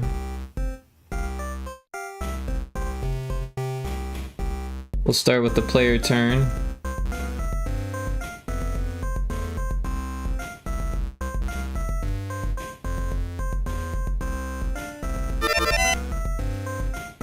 Hey, Wallace Lovecraft. I hurt my ear cleaning it. Any advice to heal or prayers? Oh, well, I do feel for you. I've actually got a cyst inside my ear right now. It's been there for like a week and it's fucking annoying as hell. I fucking hate cysts. I get them quite frequently. I've actually got a sty right now also. I don't know if it's due to allergies or what, but I clean my shit all the time. I fucking clean my ears like 3 times a day. And yeah, I would say don't clean so hard, don't clean so deep. But yeah, that sucks, man. I'm sorry to hear you hurt your ear. That sounds very painful. I don't know what to tell you, but I can tell you having a cyst in your inner ear sucks, and a cyst on your eyelids sucks. Or a sty rather. A cyst on your eye, or in your tear duct is called a sty. But I suffer from blepharitis, which is a skin condition. Thank you, Rick. Yeah, no problem. Thanks for checking in. Blepharitis is a skin condition where your eyes get like scaly and flaky, and you gotta clean them more often, essentially. But also my skin is just sensitive to that kind of stuff because I don't know. The acne runs in my family. My uncle still has cystic acne too, and he's like in his fucking 60s. So yeah, sucks.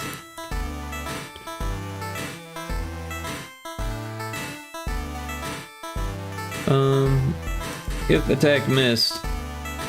Oh, did we not do that on the other one? Because that gets a display.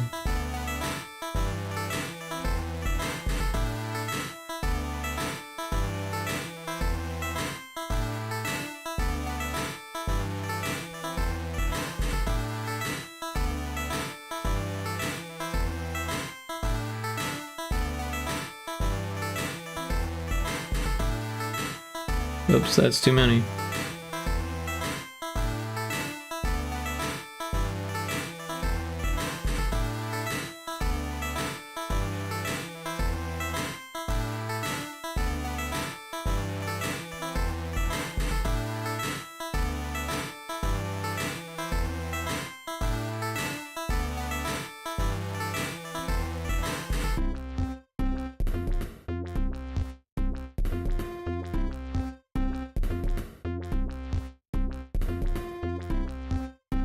So many layout changes.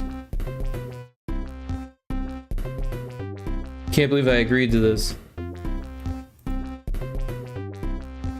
Should have said no. I sure hope people appreciate this. People are gonna be like, it looks bad like that. You should change it to the other way. I can see it already.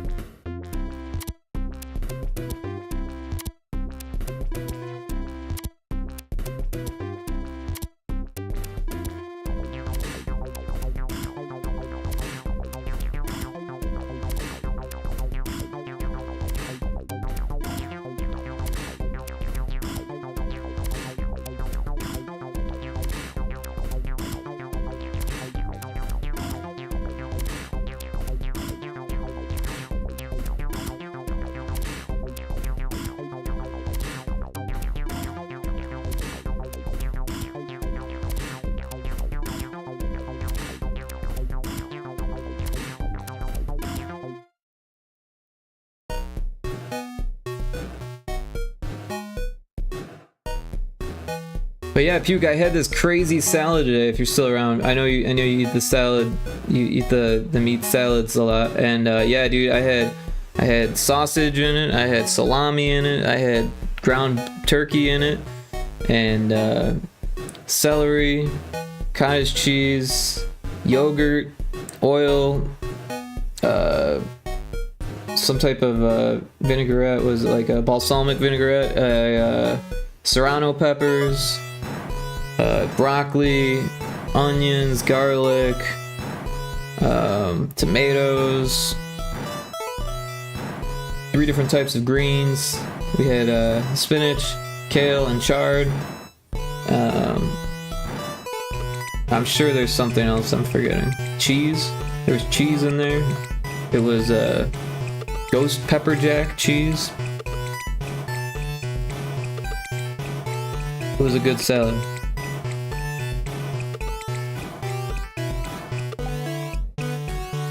It's a big one too. It's so big that I had to split it into multiple containers and save some for later. But that's good because I'll be able to have salad for days.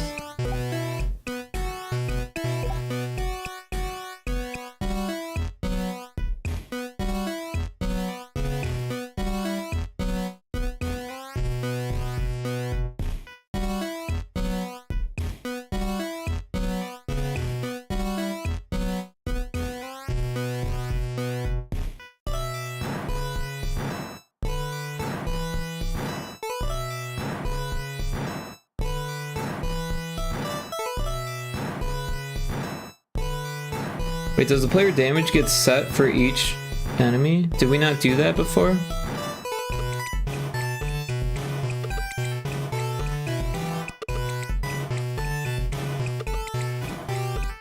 I feel like we just did that at the start. Uh-oh.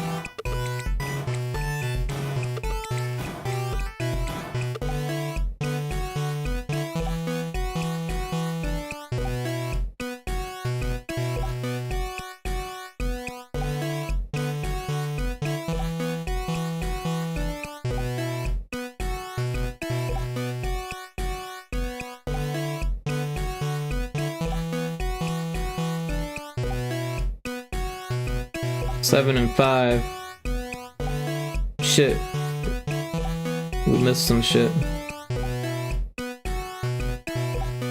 That's unfortunate.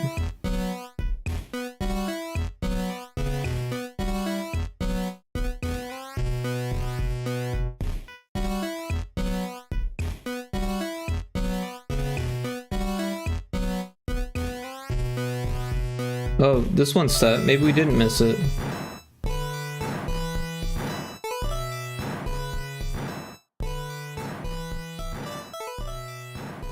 We've been doing this tech stuff so long that it's all a blur now.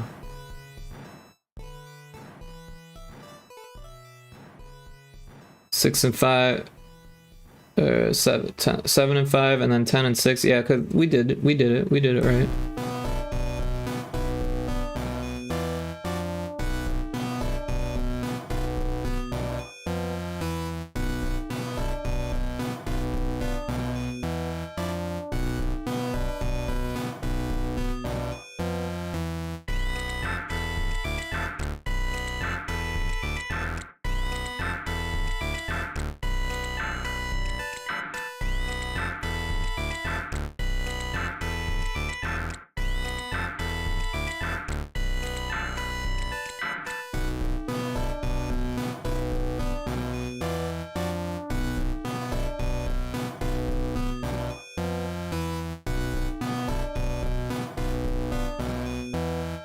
Alright, so that takes care of that one. Now we've only got 3 more fight scenes to change the things on.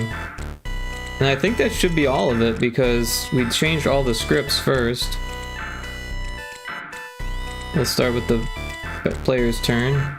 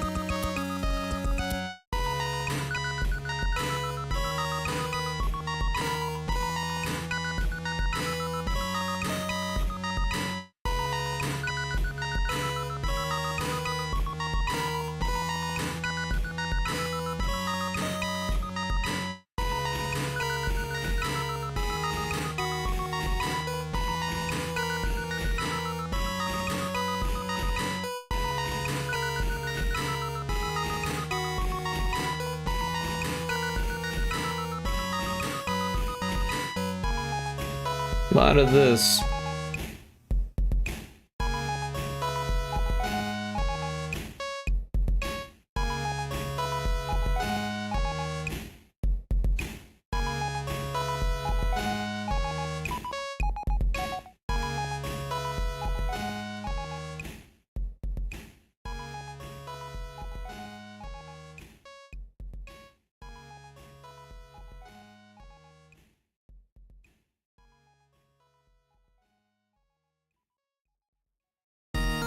We got ad in progress.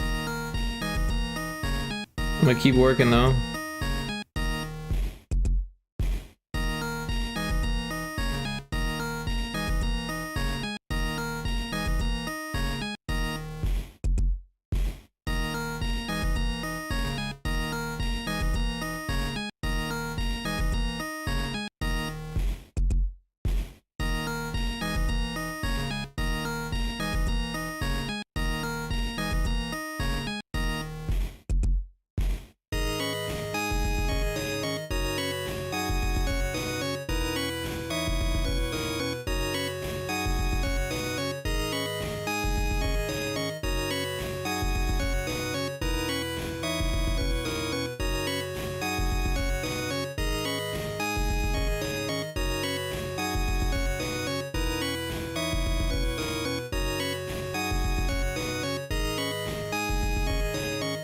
What about fourth is caught? Shouldn't there be a fourth is caught?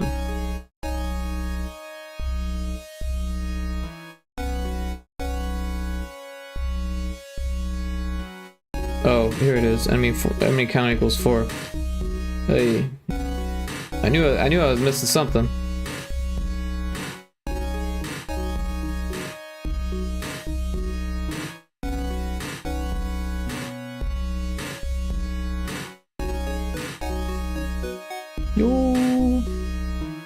But yeah, the woman at the bank was asking me all types of questions. Like social questions. Now, I mean, she asked me some, you know, bank questions, but mostly she was asking me social questions.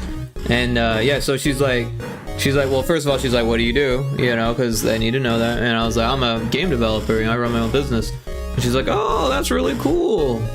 And she's like, so you make indie games? I was like, yeah, I make indie games. And she's like, indie games are the best. I was like, oh, it's good to hear you say that. And then she said, and then I said, I've been making Game Boy games. And she's like, oh my god, I love Game Boy. I'm a huge Pokemon nerd, she said. I never actually got to own a Game Boy, but I love the fact that Pokemon started on the Game Boy, and I've been really meaning to get into it, but she didn't know how to do it. And I was like, all right, and then she asked me, she continued the conversation. She said, what do you think about those retro emulator handhelds? And I was like, I freaking love them. I use my Miu Mini all the freaking time. And then I explained to her, like, yeah, it's kind of weird that they come from China loaded up with like a bunch of illegal ROMs, but like, what are you gonna do? You know, that's what it is. And I told her, I got it so I could play my own games on it legally, you know. And I had no idea that it was going to come with the illegal ROMs, but it did. And some of them are in Chinese. And she's like, oh, well, it's got the Pokemon games on there. I was like, yep, it's got the Pokemon games. And yeah, it's an interesting conversation. Then she was going on to say that she's like, do you play D&D? And I was like, I wish I did. I don't have enough friends to play D&D with. And then she was saying that she played D&D, and I was like, oh, well, where did you meet your D&D group? And she said, oh, my wife's friend of a friend is a DM, and so we play with them. And I was like, yep, friend of a friend. That's usually how people find groups. I need to make some friends. No, it wouldn't surprise me if some of these tabletop devs don't play D&D, but they probably already have their own groups, you know. There are a whole lot of D&D players out here, though, and she even said that. And And there's even a D&D cafe out here. That'd be a cool part-time job, but you need to know how to DM, and I've never DM'd before. I've never even fucking really played before. I've only played like a homebrew one-shot before.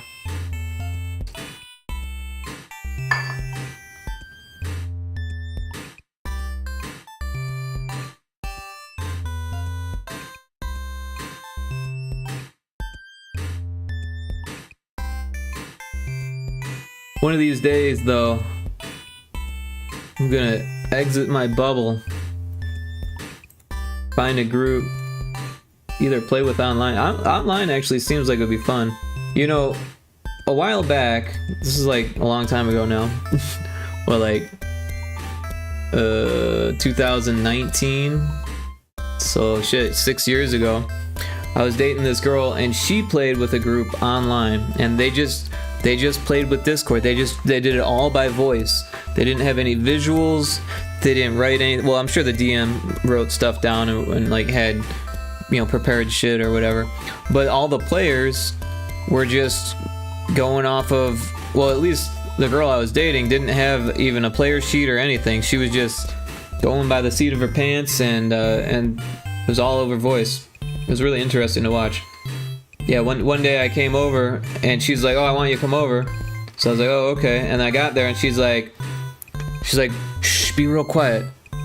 like she didn't even mute the mic. She just was like, "Be real quiet. I gotta tell you something. I don't want anyone to hear." I was like, okay." Like, "Yeah, I'm on a Discord call, and you're not supposed to be here, but I want you to be here. So just don't say anything while we play." I was like, okay.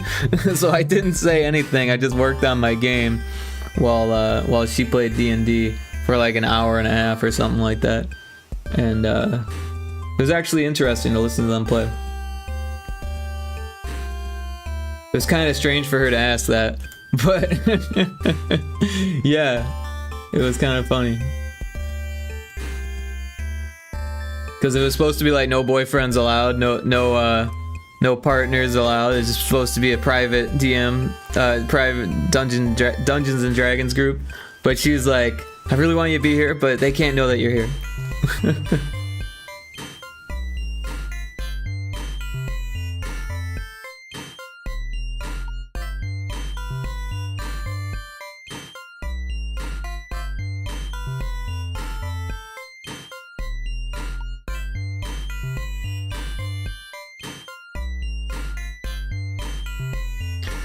Sounds like fun. Yeah, you know what? That girlfriend was actually a lot of fun. She was an interesting person, but a lot of fun. Oh, I guess all the other ones are like that.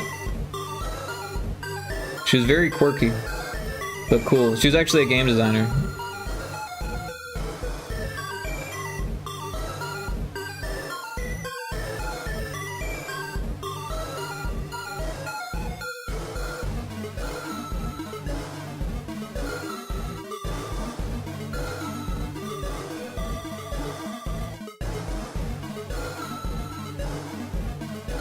But yeah, one day I'll find my group.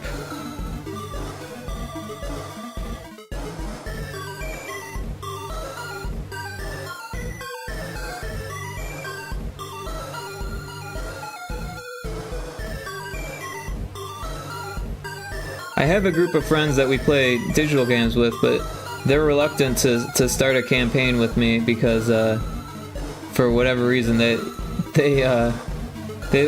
they prefer me in small doses. I'm not like annoying or anything, but I think they think I'm annoying. So maybe I am annoying? I don't know. I'm a game designer. I have a strange way of thinking about things. Sometimes when like we were playing Baldur's Gate and it was like start of the game, there's like these brain vats everywhere. And I wanted to see what happened when I attacked the brain vat. And it spilled acid all over me and nearly killed me. And that's what happens when you attack the brain vats at the beginning of Baldur's Gate. But everyone thought I was stupid for doing that. They're like, "Why would you do that?" I was like, "I wanted to know what happened." You know, the game dev in me needed to know what they did when you attacked the brain bats. Like, how was I to know that they were going to spill and have acid in them? There was no indication of that. Like, how is it that the brain is not dissolving in acid? It just seemed like regular semi-viscous fluid, you know? It was supposed to be fun, and they didn't think it was fun, but I thought it was fun. So now we don't play Baldur's Gate anymore. They still play Baldur's Gate together without me. But it's funny, I bought that game. It was an expensive game. Bought it. I've played it 2 times. I played it once by myself, and then I played it once with them. And that's it. That's the only times I've ever played that game.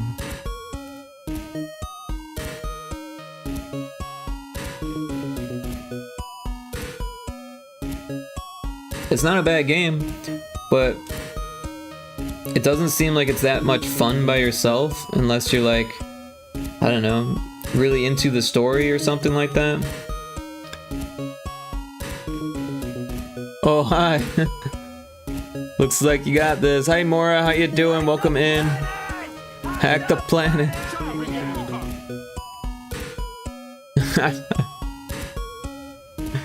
Yeah, we're doing it. We're chatting about random shit at this point. It's whatever comes off the top of my head. How you doing, Mora? Mess with the best, die like the rest. There you go.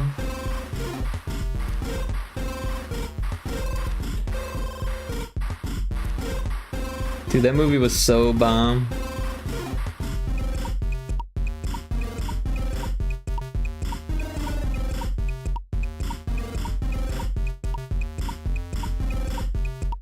We're updating the menu UI, the layout of the UI, so it's the same height as this box that's built into the fight scene. So that way, it doesn't have a nub. Seems ridiculous. It's taking hours. But that's what we're doing. One player decided that they thought that it should be this way, and that's what we're doing for that one player.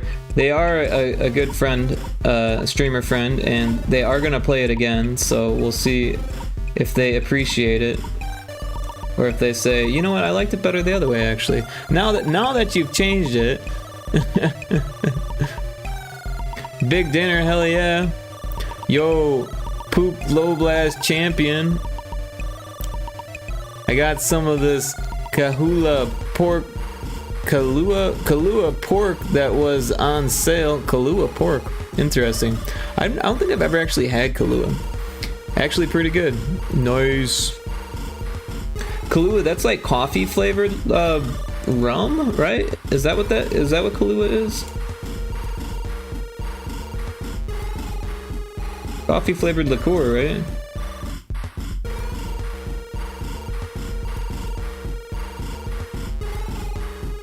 I have some coffee mugs that have like coffee beans all over them, and then hidden in the coffee beans it says Kahlua. I think they came with Kahlua. It's creamy and sweet too.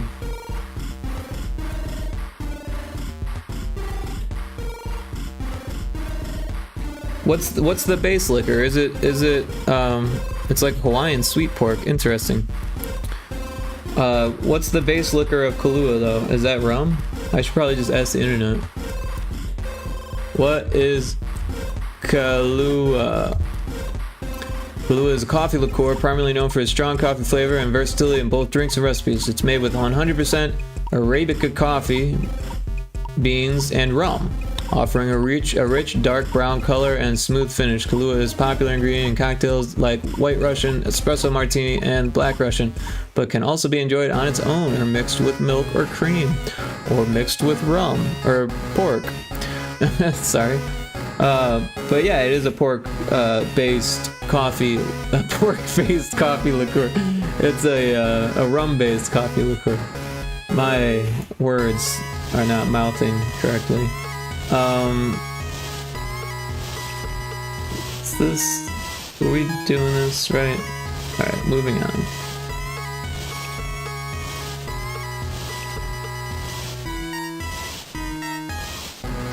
So that does it for fight scene 3, I think. I feel like I'm missing stuff, and it's gonna take forever to find it. But what are you gonna do? Neural net processor, a learning computer. Nice. Dude, I'm a big fan of old Schwarzenegger films. The new stuff, not so much. I started watching Fubar on Netflix, and I was like, man, this should be good, but it's not at all. It's really bad. Because it's got like this, it's like the same recipe of True Lies, which was a great movie. I love True Lies. True Lies was fucking fantastic. I watched that so many times when I was growing up. We had it on Laserdisc. But Fubar has the, like, recipe of True Lies, but none of the flavor. I don't know what happened. They fucked that up completely. Eraser was probably his last good one. I remember seeing Eraser in the theater, but I have not rewatched it. That's one that I should like rewatch because I don't really remember it. But I remember liking it when I was a kid. They had like the green lasers, right? It's like, yes, green laser guns. It's good, not great. There you go. Not great like Commando or True Lies or even Jingle All the Way was actually pretty great. Shit. Total Recall, probably my favorite. Dude, Total Recall was on another level. But you know, I love Philip K. Dick, the person who wrote We Can Remember It For You Wholesale, which is the short story that was based off of. Predator was fantastic. Predator 2 was actually pretty good too, even though it was it Danny Glover? Not the new Danny Glover, but the old Danny Glover.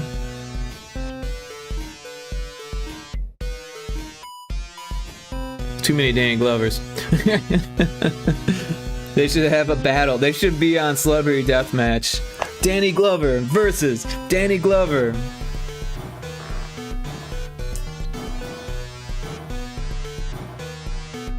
Not Childish Gambino. Exactly. The one from Lethal Weapon. But yeah, Predator 2 wasn't terrible. It had its parts for sure. It was an interesting thing. Also, what's his name? Fuck, I can't remember his name. The guy from Aliens who's like, game over, man! It's game over! That guy, he was in True Lies also. That guy's actually pretty fucking... He's like a great side actor, right? He's not a great, like, lead role, but he's a great, like... I don't know what they call that. A non-lead role. Bill Paxton, there you go. You know. What movies did Bill Paxton star in? I need to know this. Let's look this up.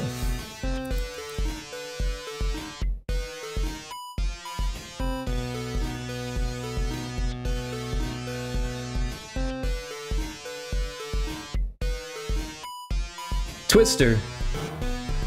He was also one of the star roles in Apollo 13. He's got a great tiny scene in the beginning of Terminator. Oh, really? Oh, yeah, that's right. I don't really remember it, but I see it on the list here. Yep, Predator 2, we saw that one. Oh, he's in Commando? Interesting. I didn't know he was in Commando.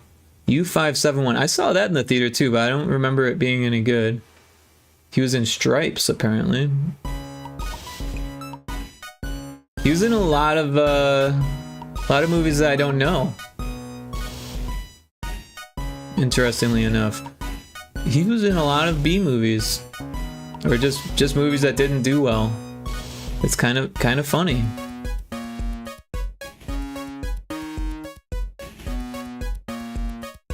He was in a movie called Tornado Alley in 2011 also, so someone was like, we need the tornado guy. You mean Bill Paxton? That's the one. He's a punk with tire tread. Oh shit, I remember that. Punk with tire tread going down his face. That's hilarious. I definitely remember that. That's where he got the clothes. That's where he got his Terminator clothes, was from the punks, right? Only person killed by Predator, Alien, and the Terminator. There you go. That's pretty fucking awesome, actually. Too bad he wasn't in more good movies. I guess he was in Tombstone. I never saw Tombstone. He was in Titanic. I don't really remember what he did in Titanic. Weird Science? He was in Weird Science? I don't remember that. I don't know a lot of these movies.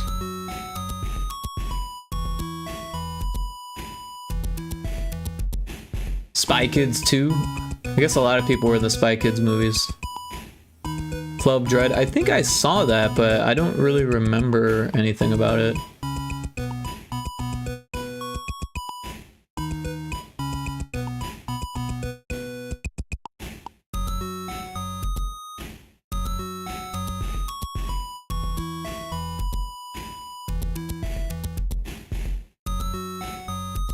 Anyways, Bill Paxton, national hero, national treasure, not a national hero, but a national treasure.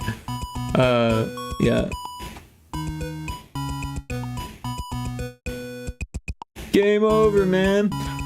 I recorded with my own voice making that sample on BitDropper. Did you guys see my game BitDropper? You guys know about BitDropper?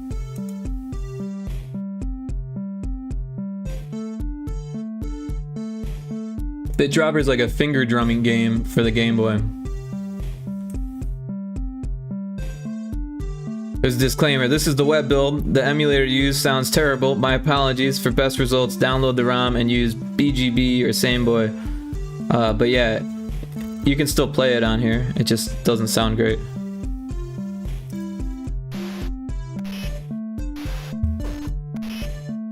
But yeah, I have the ROM also, so I might as well just play the ROM. Obviously, I have the ROM. I made the frickin' game. Let's find it here.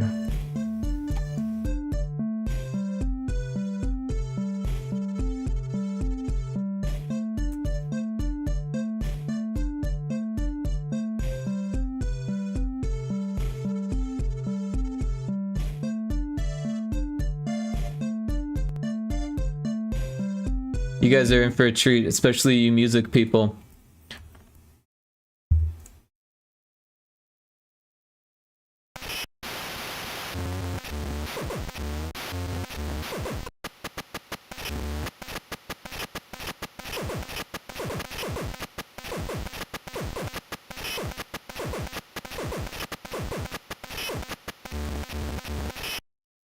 But also, it's got if we go to BGM,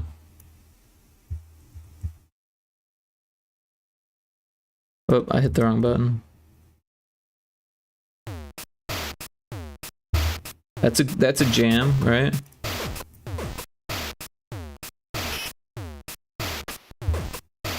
And then if we hold that button and this button, we can go to this, and we'll turn on vocals.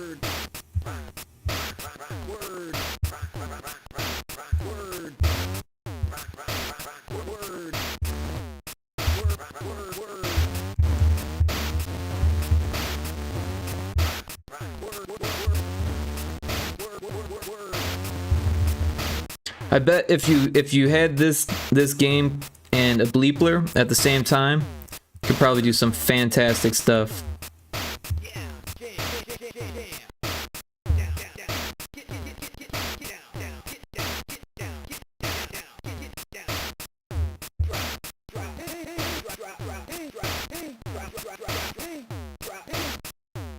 But then, so having 4 banks wasn't enough, so in the settings, you can change all of those 4 banks.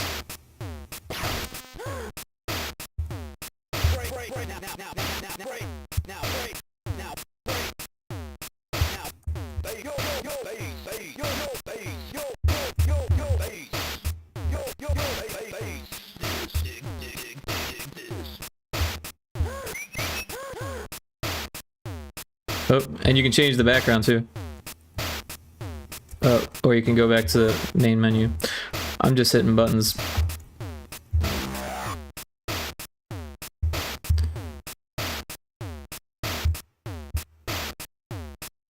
I like the bubbles. You can slow them down.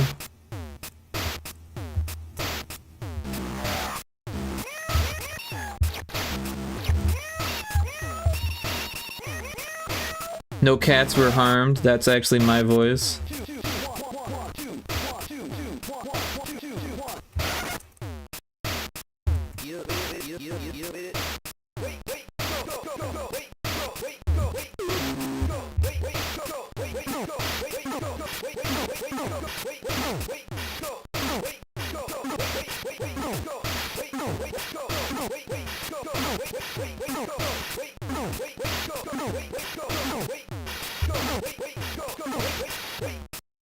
So yeah, I'm actually thinking about making another volume of this with even more samples.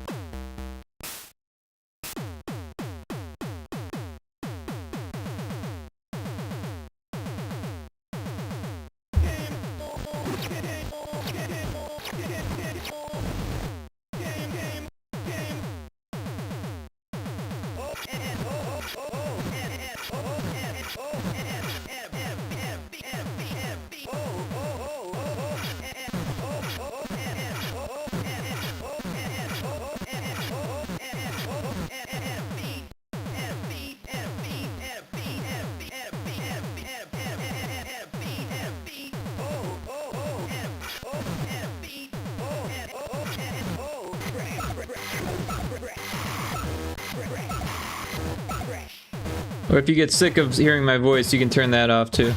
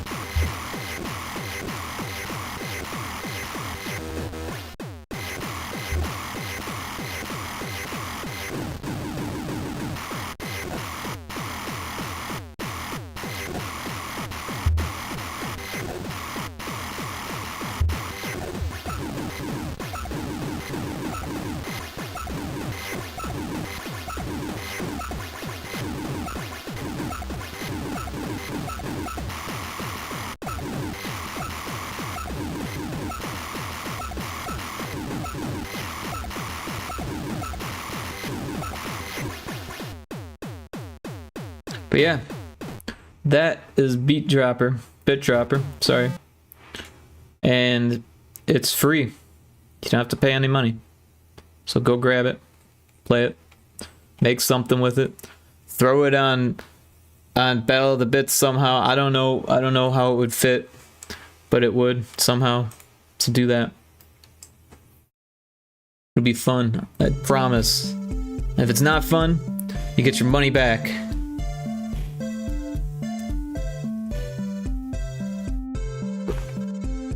My nephews love it. As soon as they saw me, like, Rick, can we play Bit Dropper?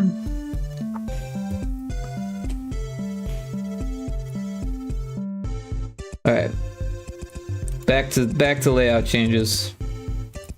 Had too much fun, bit dropper. Now we gotta do the not so fun layout changes. Enough people are forcing formats down Puke's throat as it is, Rick. LMAO. Isn't there like a format that just fits all of it? In anything format? Bit dropper format only? Doesn't have to be just bit drop. Bit dropper. All gear. There we go. See? All gear. Use it in an all gear battle.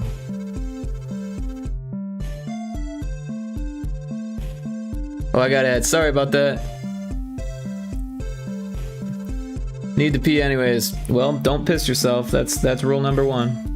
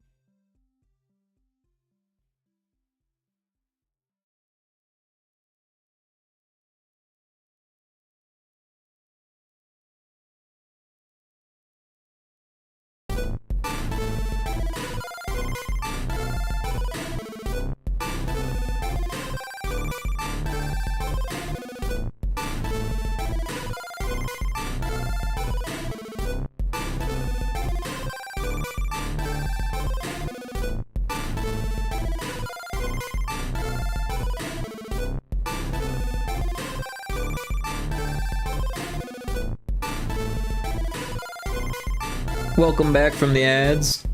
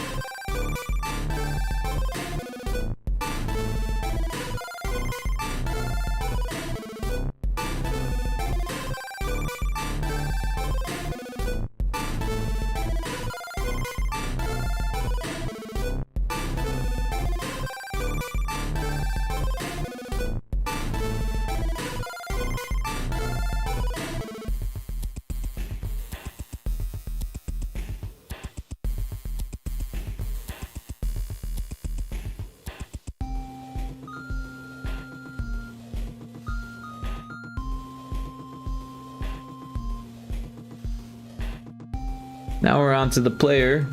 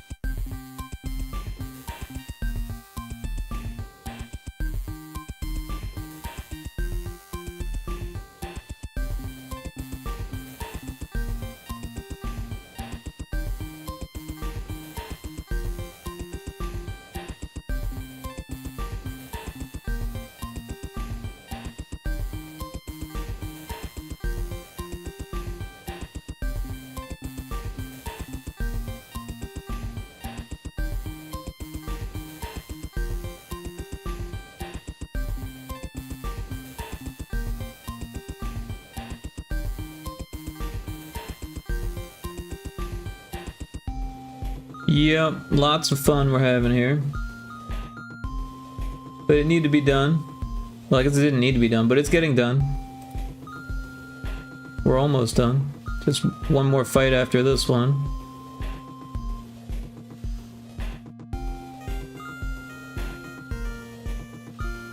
And I'm almost positive there's things we missed, but going back and finding them all, that would be rough. Orange Island is done. Oh, cool. You finished it. Really? You finished the whole damn game? Dude, how the hell did you manage that? Did you just like go crazy on it? Or did you just decide that it was done? But congrats. That's exciting. Are you celebrating? You should celebrate. That's something worth celebrating. You've been at it for a long. How long were you developing that for? How long were you making the port for?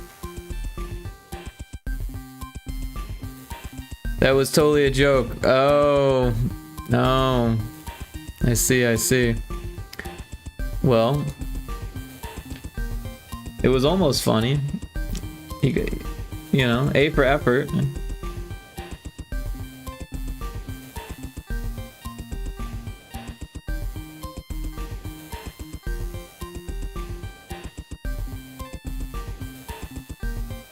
Oh, there's an else in here that has a layout. We've probably been missing that this whole time. It's been over 2 years. Oh, snap. Yeah, I know how that goes. You know, one time I worked on a project for over 2 years and then I shelved it. I canceled it. I never went back to it.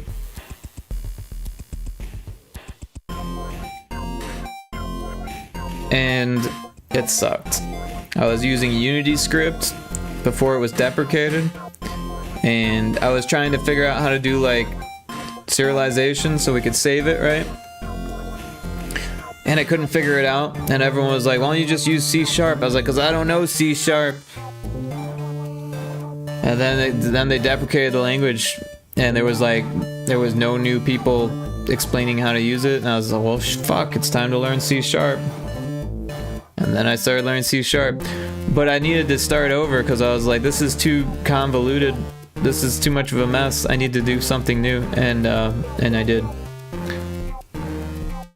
And then I made Light Switch Crusader during a game jam, 72 hours. I didn't do the programming on it though. I just did art and some of the music, all the sound effects, all the voice acting. I designed the concept. But yeah, had a programmer. But after that, I started Retro Spaceball in C#. 7 years later, I'm still working on Retro Spaceball, but obviously I'm not really working on it too hard. It's kind of on the back burner. I'll be the first to admit that. It's been on the back burner for a while now. I think maybe 6 or 7 months ago, I did something, or no, you know what? About 4 months ago, 5 months ago? 6 months ago. About 6 months ago, I made another level for it, and then about 6 months before that, so about a year ago, I was redoing the physics. Yeah. Alright, so this one has this issue where these things are using all of the tiles. So when the splash happens, this is the splash. You can't see it until you've killed one of the things. So I think we should make it so it deactivates those. Or at least the one that you're hitting. Oh man, that's gonna be hard to decide. Because it would have to deactivate both, even though it's only hitting the one. That's gonna look weird. But then you won't see it otherwise.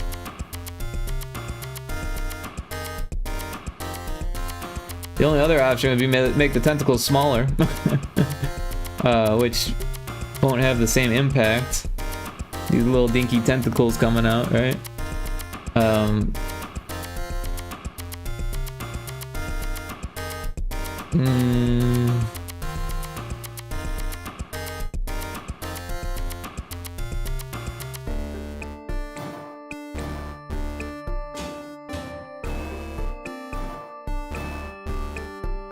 don't know. Maybe we do deactivate them both.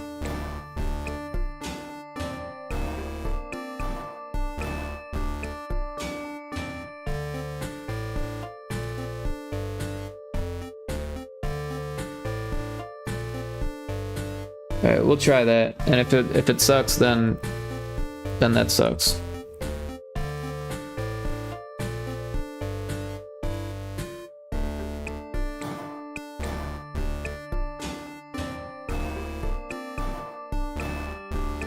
Oh wait, we can't. Can we do? Wait. If we do that. No, we can't do that because after you kill them, it deactivates them. And this will reactivate them even if you've already killed them. We don't want that. So we need to check to see if they're dead or not. So if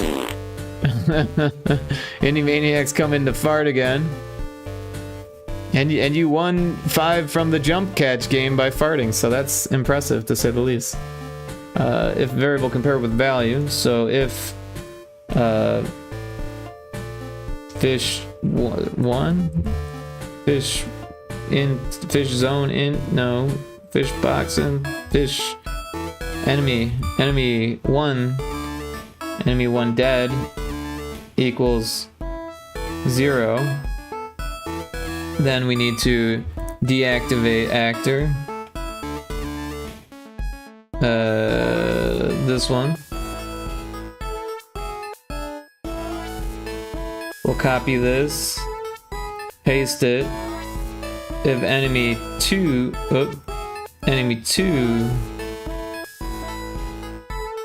dead equals 0, then we deactivate the right tentacle. And then we can group these. We'll rename the group to what is it? Enemies tentacle check.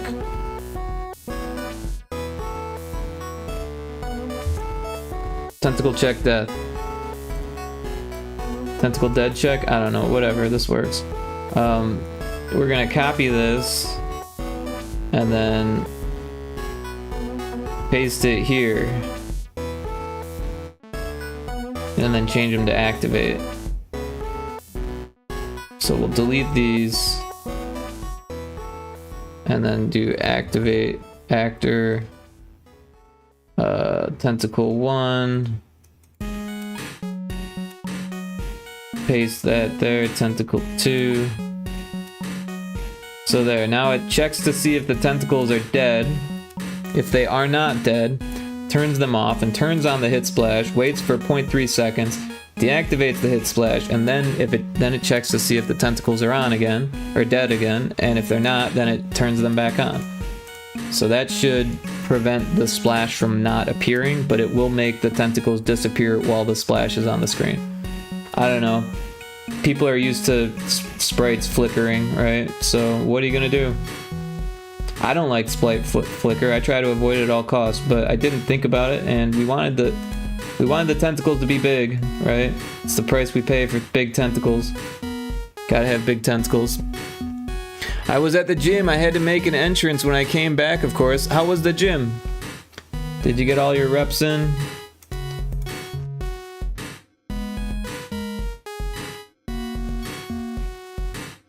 We're still doing the exact same thing.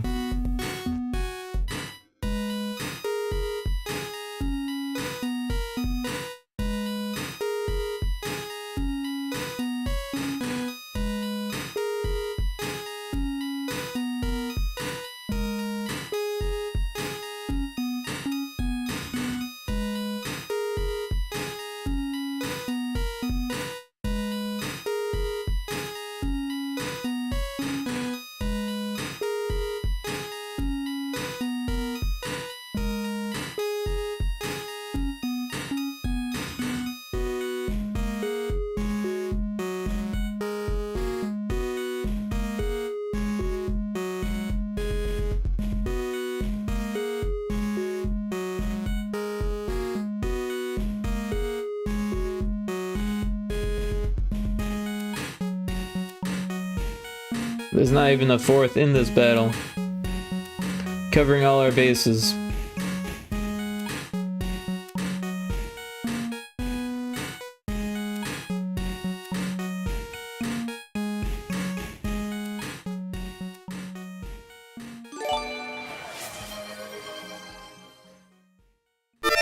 Wait, this needs to be at 5. There it is. Oh, the electric mindset. Hey, thanks for the gift sub. Appreciate that a whole bunch. I'm sure Lexiana will appreciate that as well. She's probably sleeping right now. She's based in like Norway, I believe. Yeah, electric mindset. Thank you so much for the gift sub. I always appreciate that. That's very cool of you. You've gifted a total of 13 subs in the channel. That is insane. Insane. Thank you so much. I hope you're having a great evening. How's it going, Electric Mindset? My lucky number, baby. There you go. Everyone should check out Electric Mindset if they haven't. They have a fantastic stream. They play indie games, they play horror games, they play funny games, they play interesting games. They play a lot of games that you might not have known about, which is always really cool. So if you're a streamer and you're looking for games that people might not know about, that's a great place to find them. If you're just a regular person looking for someone cool to watch, they're fantastic for that. They play a lot of different games. Last playing games and demos. I saw you were playing that spray paint game. What did you think about the spray paint game? I know it was giving you some lag difficulties. That's always an issue. No regular people allowed. Sorry. Oh, my bad. I guess I'll never come back because I'm like so regular. Every day at the same time, I poop.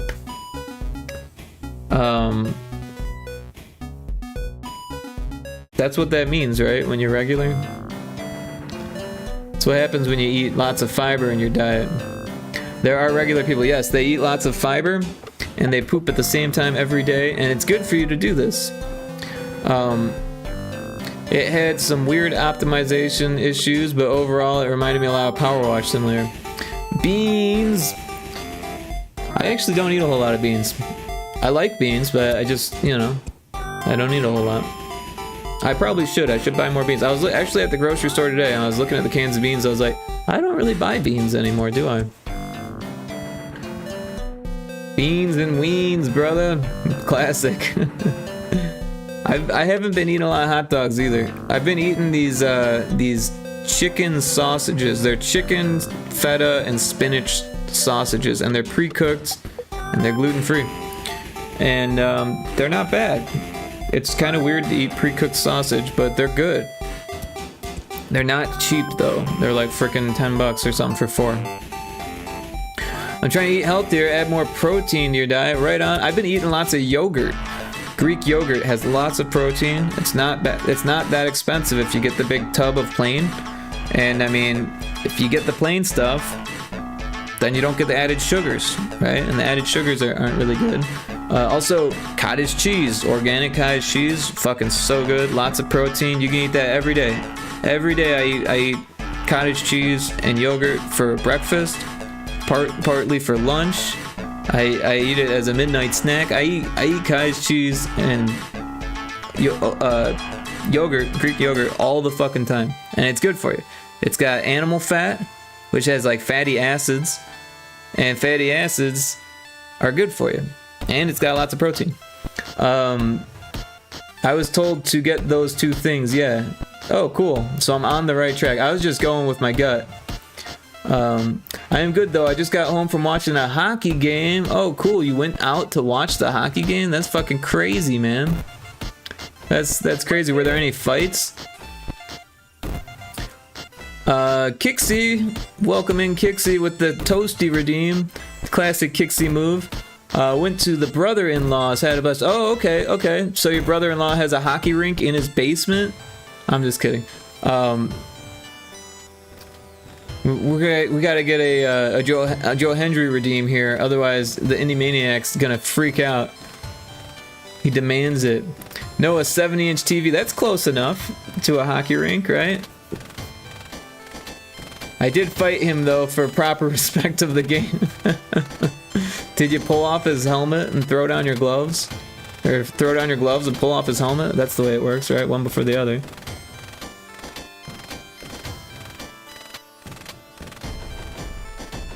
Well, I'm glad everyone's here. Where's Infinite Metal?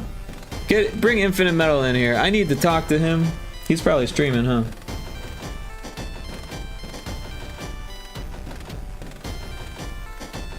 He is. Ah. Well, after I'm done streaming, if he's still streaming, I'm gonna tell him, you know how long it took to move the dialogues over so that way it fit better? Because he told me that the dialogue should all be the same height as this. And because they're like one short, there's like a little nub that sticks out. He didn't like that. I'm already freaking out, Rick. Look at that anomaly. This isn't the anomaly game. Also, the other game is a normality game, so you're supposed to be looking for normalities. Pulled his shirt over his head and beat the hell out of him. Well, that's interesting. That's an interesting thing to do. Beware the Overlord. Play Demon Fish Dead Ahead today. There's the link. Go play the game. But it's right there. Look.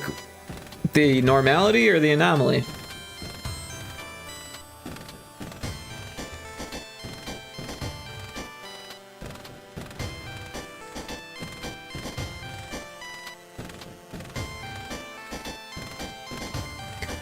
We gotta take him out back. Who? Joe Henry? He's lost it, Rick. Oh, the Indie Maniacs lost it? No, he knows exactly what he's talking about. There's a normality on the screen. But this isn't the game where we find normalities, so it's okay.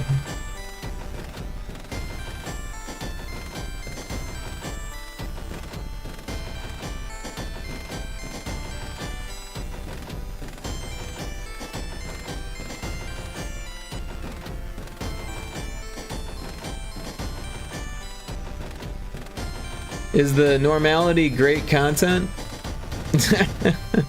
I've never had it. You've never had the normality, or you've never had what you lost? You never had what you lost? Then how did you lose it? What is it? What is it? It's it! What is it?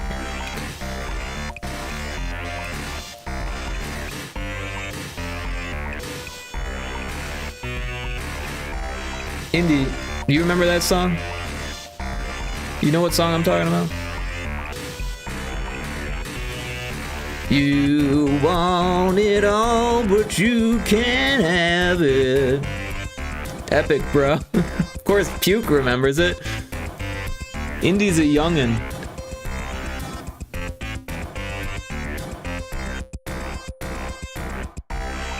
I've never had what I lost, therefore I cannot lose it. If you put a tile on it, then you won't lose it.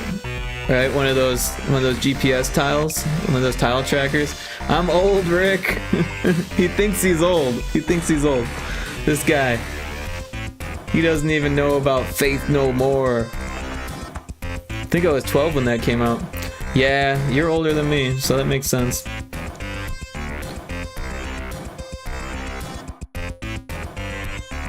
You're allowed to be young on this stream. It's okay. I don't hold that against anyone.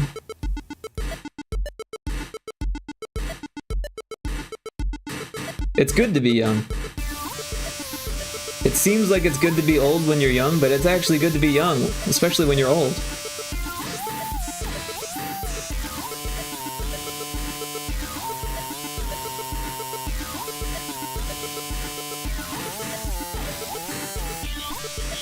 Yeah, but I don't feel young. Well, how often do you have to trim your ears? How often do you have to trim your ear hair? Because that's a clear indication of age.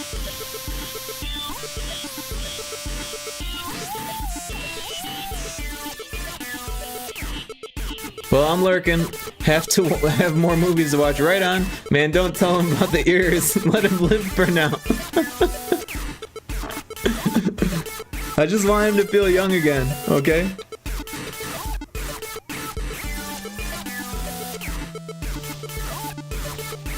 I have gray hair on my head and ear hair. And ear hair? Oh no, not the ear hair. That's disgusting. You should take care of that.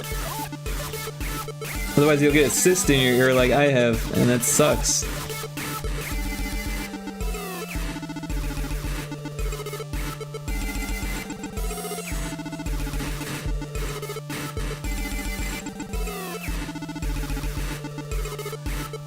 This thing needs to go. But yeah, gray hair, man. Shit, I remember when I first started getting gray hair. I was like 36 or so. I was like, wait a second. Is that Is that a gray beard hair? Oh no, it is. So I just trim the gray ones in my beard. Just trim them. Then the mustache gets a little harder because there's a lot of mustache hair. I was getting gray hair way younger than you. And yep, some people get it young, some people don't. I looked young for until then. Yeah, about until then. People thought I was in my 20s when I was well on my way to 40. How cool is that? It's a good thing. People were like, what do you mean you're 36? You look like you're 20. I was like, thank you.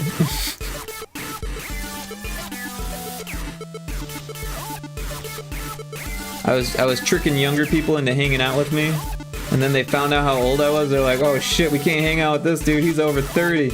That's crazy. How is this dude older than 30? And then I told him, I said 30 is the new 20. I'm 32, but my back is 158,000 years old. Well, you know what you gotta do? Gotta get one of those exercise balls, man. Exercise balls are fantastic for back trouble, man. Get on that shit every day, decompress, stretch it out, work your back muscles, do like the Superman stretches, right? And then start doing sit-ups on the damn thing, because it's so much better than doing sit-ups on the floor. Let me tell you, sit-ups on the floor fucking suck. I'm done with sit-ups on the floor. I've got an exercise ball. Why would I ever do sit-ups on the floor again? Let's do sit-ups on the exercise ball. It's actually better for you, and it doesn't hurt. It doesn't hurt at all. It doesn't give you rug burns if you do too many. And you work more muscles on the exercise ball. It's just more comfortable. It does scooch around the room a little bit, but like, you just, you know, every 100 sit-ups or so, you just put it back to where it was, and then you scooch across the floor some more. So you need a little bit of space to do it. But, you know, the living room should be fine. Move the couch if you need to or whatever. Just don't hurt your back. Because if you do too many, you'll hurt your back. Or if you move the couch in one movement, you'll hurt your back, you know. Taking notes. I was tricking young people into hanging out with me. Rick 2025. Oh yeah. I'd hang out with these young 20-year-olds, and they'd be like, dude, you're so cool. How did you get so cool? How come you know so much? I was like, let me tell you a secret. I'm actually almost 40. They'd be like, wait, what? What? No. Yep. One of these days, I'm gonna be 40. And now I've only got a month left. A month left in my 30s. What the fuck? What is going on? What is going on? When I turned 30, my mom took a picture of me and her with a cake. She had like a small cake that she brought. I don't know where she got it from. It had like the number 31 or 30 on it. And she took a picture of me and her with it, and I looked so young. I looked so fucking young. And then I posted it on Facebook, because that's what people did at the time. Oh, there's an ad coming up. I posted it on Facebook and I said, I turned 20, finally. Even though it said 30 on the cake. I can't believe I'm 47. I can believe it. You got some experience. You're experienced. You know what's up. You even know how to program Nintendo games. These people these days, man, young people, they don't even know what NES is. They don't even know what it is. Or assembly. They don't know what that is either. Oh, we gotta change this to Underlord. What are we doing here? What are we even doing?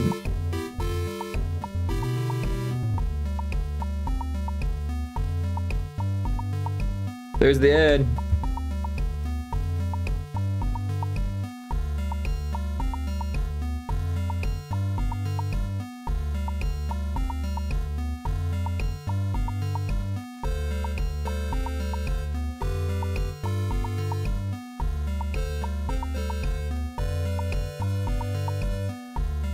I don't know what we are doing. You have just been age shaming for a while. I'm not age shaming. We're joking around. We're joking around.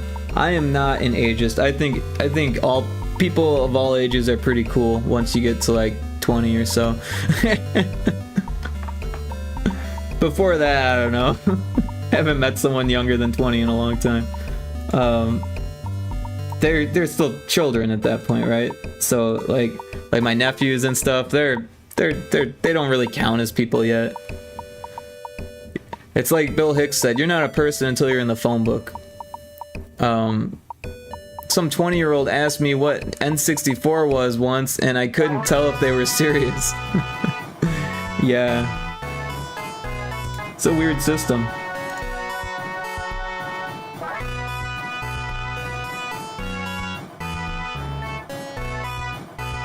I'm not age shaming, but people under 20 don't count as people, bro. Just backtrack quick. I'm joking around. We all know I'm joking.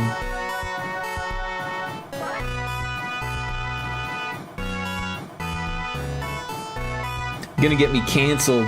I'm gonna get me canceled. Can't talk about young people like that. They're gonna be running the country.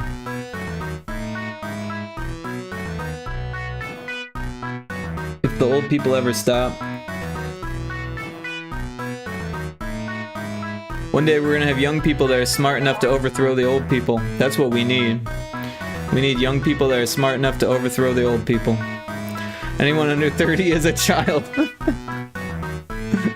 I've worked with teenagers before and they are barely people yet. Hey, I'm barely a person too. I just this year I finally got a house. I'm almost 40 and I finally am a homeowner. So I am married to a child. That's kind of gross, man. Gotta say.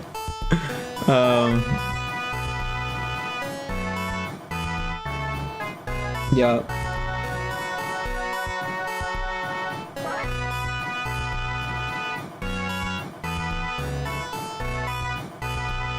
Logic. Oh my gosh, I think we did everything, but at the same time I'm almost positive we forgot things because there's that one else statement that I didn't think about, and that's in here somewhere in this one. So I did it on that one. Let's do it. Let's go to this one and find it there. Oh, it's good on there too. It appears that it's good on here as well. Maybe I didn't miss the else statement. Oh, I'm not clicked on the right thing.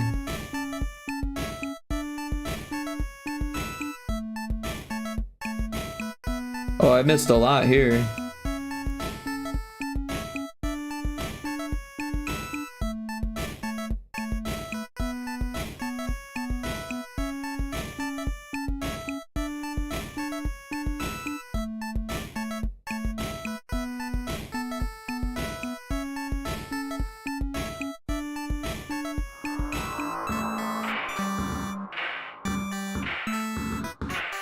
How many more did I miss?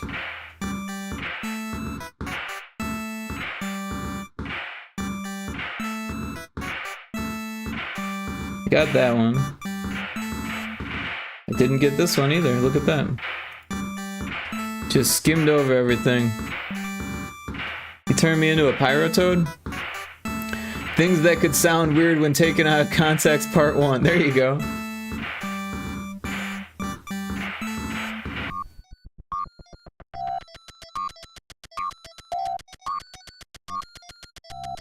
Oh, going the wrong way.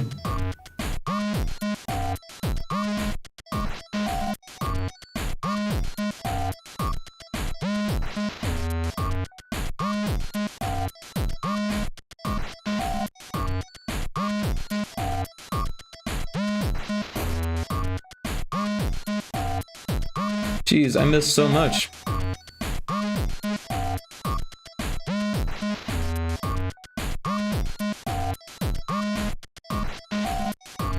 Alright, we got that one.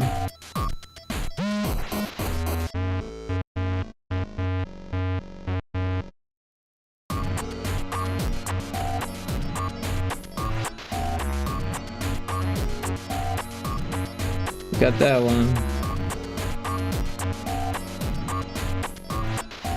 This one could be scooched over.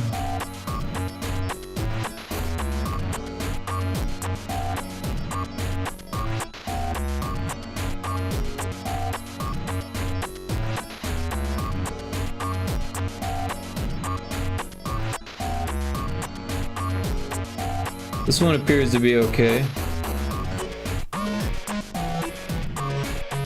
Although, yeah, we could scooch these over. Not that one, though.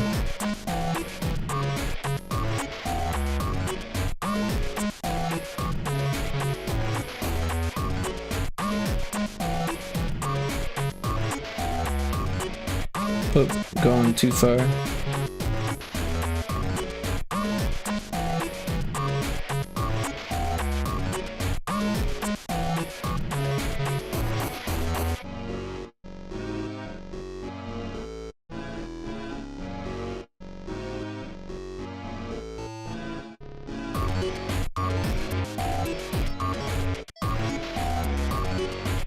Alright, I think we're good on that one. Let's double check fight scene 1's enemy's turn again.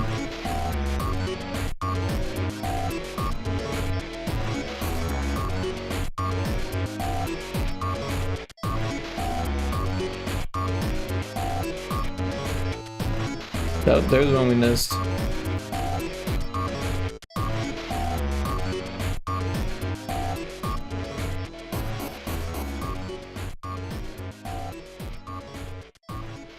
You didn't miss that one.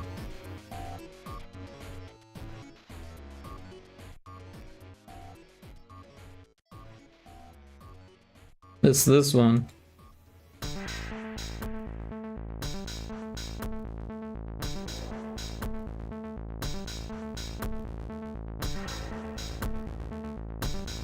And this one.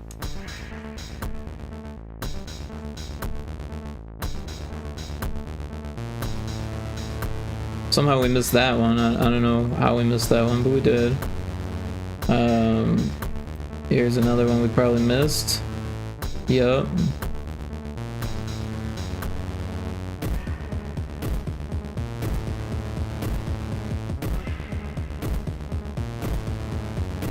Another we missed, yeah.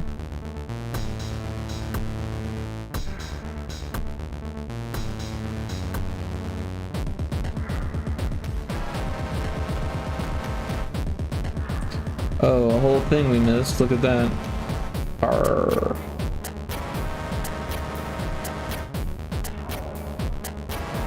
At least we're catching it before we're like doing a build to test it and then checking.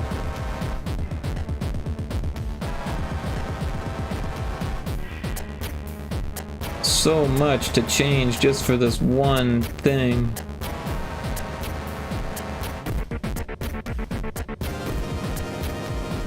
There's one point of feedback. But I think that's all of them. I do kind of want to double check these ones again, because there's so many that we missed.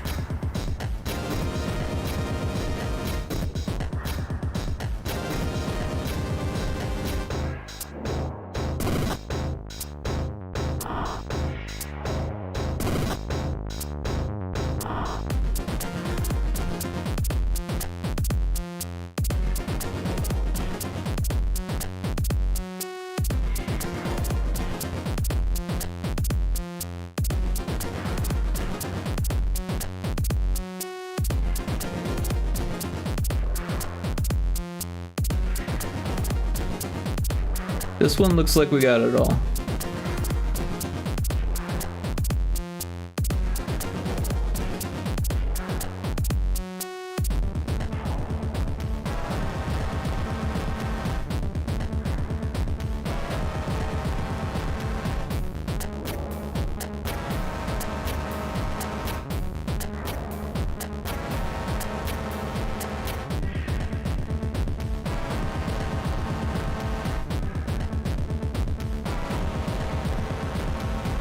Polishing games is definitely the least fun part. Wouldn't it be cool to have a studio that just made unpolished games and then you just move on to the next one? People would hate that, but as a developer, that would be like the most fun. Just make games that aren't polished. Oh, you think we should develop more on that game? Well, here's a new unpolished game. Oh, I missed one. Here's one we missed.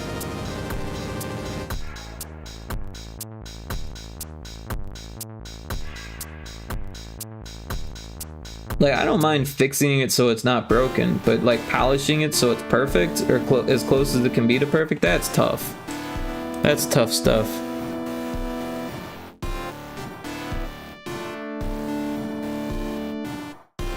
I want to be one of those devs that doesn't need to worry about people buying the game or liking the game. They just make games for the hell of it.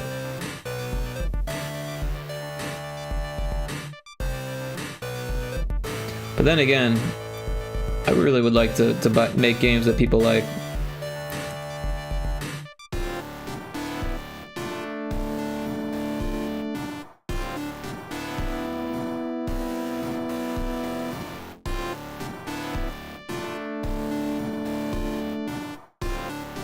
Oh, I see things that I probably missed here. Look at this. It's the player health thing. For some reason, I didn't think that needed to be open, but it did.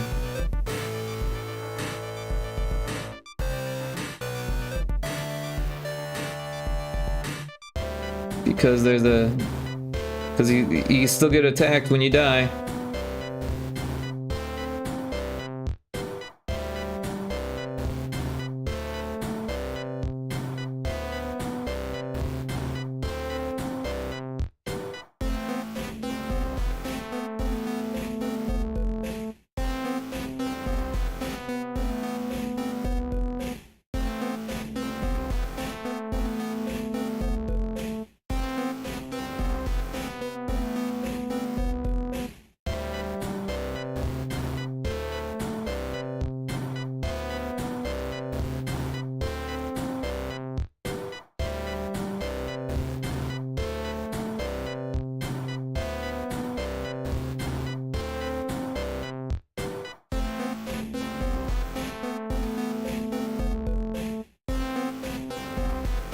More that I missed.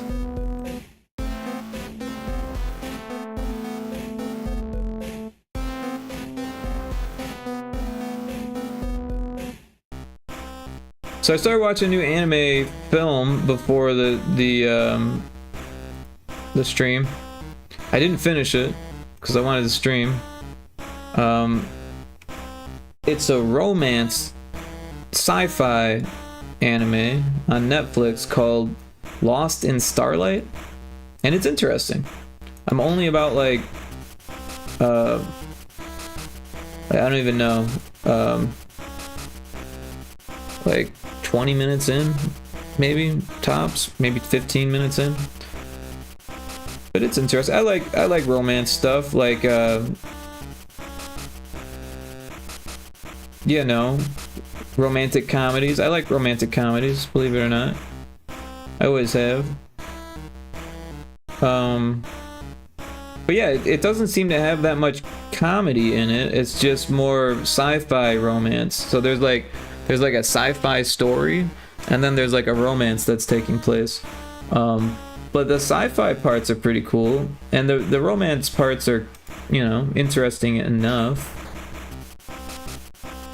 But yeah, I was looking at Netflix because I'm thinking about getting rid of my Netflix account because I hardly ever use it. It's fucking $17 a month now. Like, what the fuck, man? It used to be $7 a month. It was like $7.99 a month or something like that when I first started. $8 a month, and now it's fucking $18 a month. Like, that's insane, and it's worse. It's like way worse than it used to be when it started. I mean, every once in a while they have old movies on there, which is cool. Like The Net is on there, but it's leaving soon. But I did watch it. But all the new movies pretty much suck. Every time I go on there, I have to look. If I see something that I'm kind of interested in, I have to go on to Google and say, is this worth watching, to find out that it's not worth watching before I watch it, because most things on Netflix aren't actually worth watching. And it's upsetting. Why is this one like, oh, is that one supposed to be like that? Okay.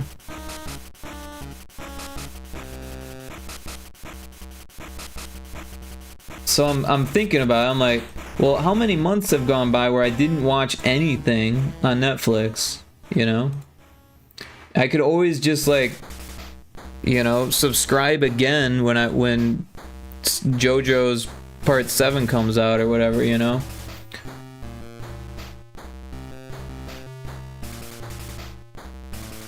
Okay, so I think I got all the things on that. Now I want to double check this one because I missed so many on each of those. Double checking is part of game dev apparently. Second guessing yourself.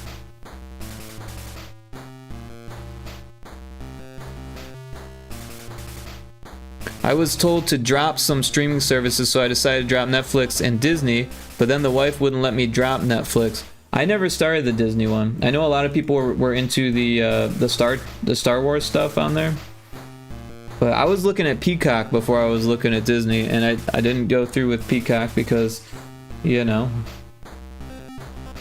didn't need to. But yeah, I wonder what's good on Netflix. If you know of anything good on Netflix, let me know because I have trouble finding this shit. I watch HBO all the time and pay for from Prime annually. Oh, okay. You know, my mom had Prime for a bit, and I was using her Prime account, and it was okay. They did have what was it? Electric Dreams. Did you see Electric Dreams on Prime? I don't know if it's probably still on there because it was paid for by Prime. It's like a Black Mirror, but it's all Philip K. Dick. What do they call that? Adaptations. Philip K. Dick is my favorite author. He's done some amazing novels as well as a whole bunch of amazing short stories. You might know adaptations that from his works: Blade Runner, A Scanner Darkly, Total Recall we were talking about earlier. Those are adaptations of Philip K. Dick works, and yeah. I watched some bad old movies like Charles Bronson and Chuck Norris, the 70s, 80s sci-fi flops. Right on. I like the 70s and 80s sci-fi flops. I don't really know Charles Bronson. I've seen some Chuck Norris back in the 90s. My dad's second wife was like really into Chuck Norris, but mostly it was Texas Ranger.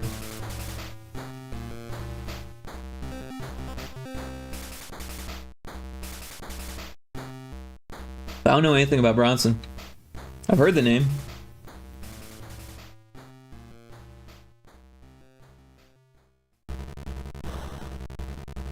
'70s action flicks. Ah, okay.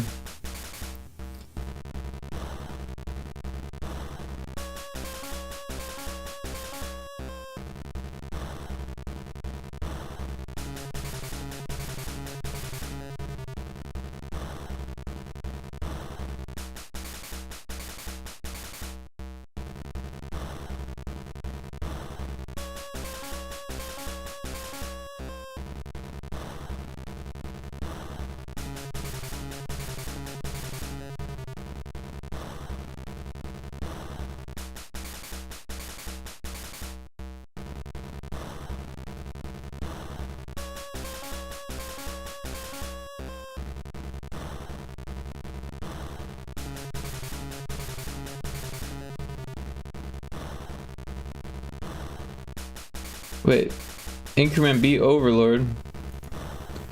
Well, I guess then we know if Overlord goes to 2, then you've beaten the game. That's interesting. Boss 1 dead. Guess we should probably change that to boss 2.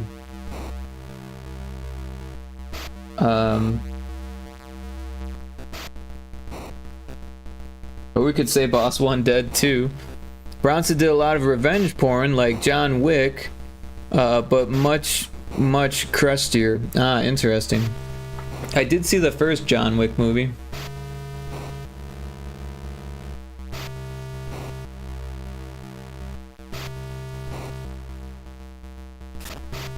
So I guess the next question is what should happen after you beat the second boss?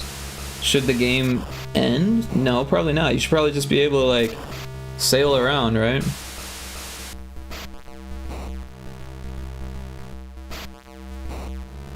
But it should probably let you know that there's nothing else to the game. What happens when you kill the boss? Does it have a thing? Alright, so let's go to...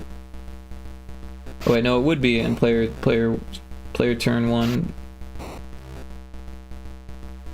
Display Underlord is attacking. Player takes critical damage. Oh wait. It would be in the first part, not the second part. Go to the top, go to the top.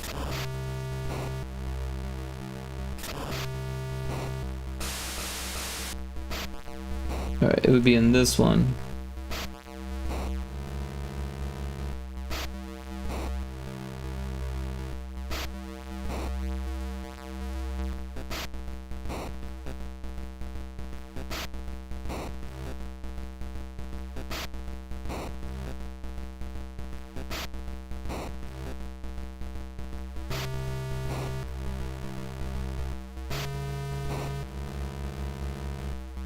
Alright, if enemy 3 health equals 0, kill the boss.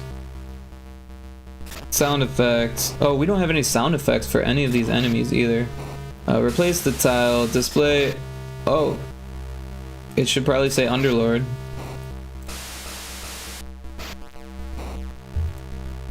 Since this is the Underlord. Onward through the Skull Cave.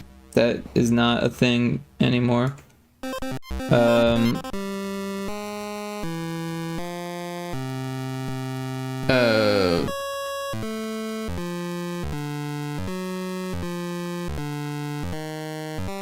You did it.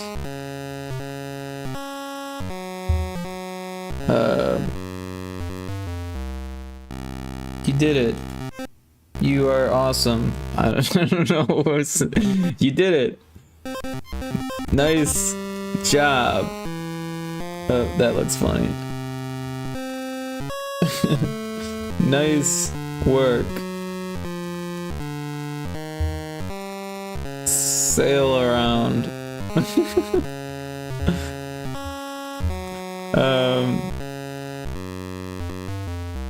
You did it. Nice work.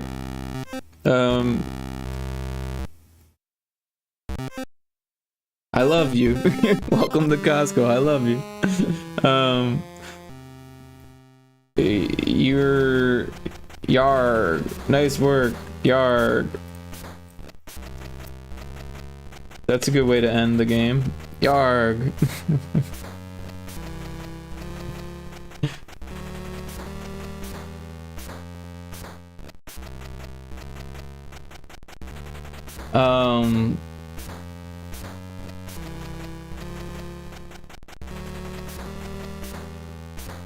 Yeah, I don't know. I don't know what else to say there.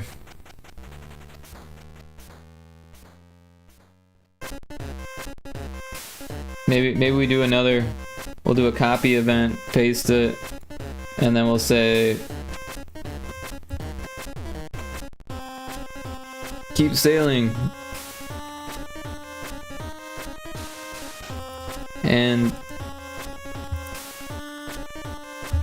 And fish all you'd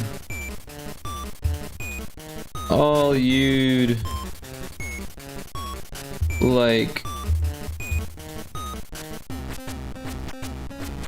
forever.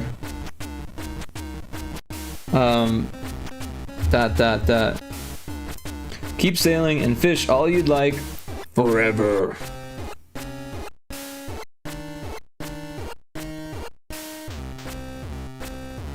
That works for me. The game is over at that point, but you can keep sailing. We could change this to boss 2, but there's no point because we don't. The only reason why it needed to be boss 1 was so you could sail between worlds. But there's no third world to sail to, so maybe when there is one, we'll change this. We could probably just disable this. Alright, so this is looking good. I want to make sound effects. I think we should make sound effects for these guys. We've done all this non-fun stuff. What we really need is sound effects for all the new bad guys. So let's pull up the new bad guys so we have something to be inspired from.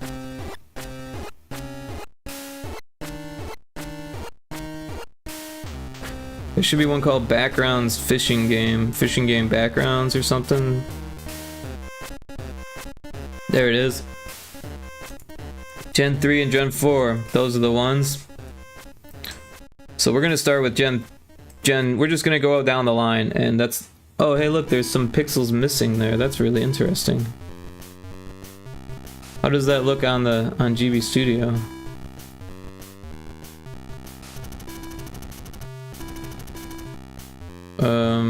Where are the swap tiles? Oh, they're there.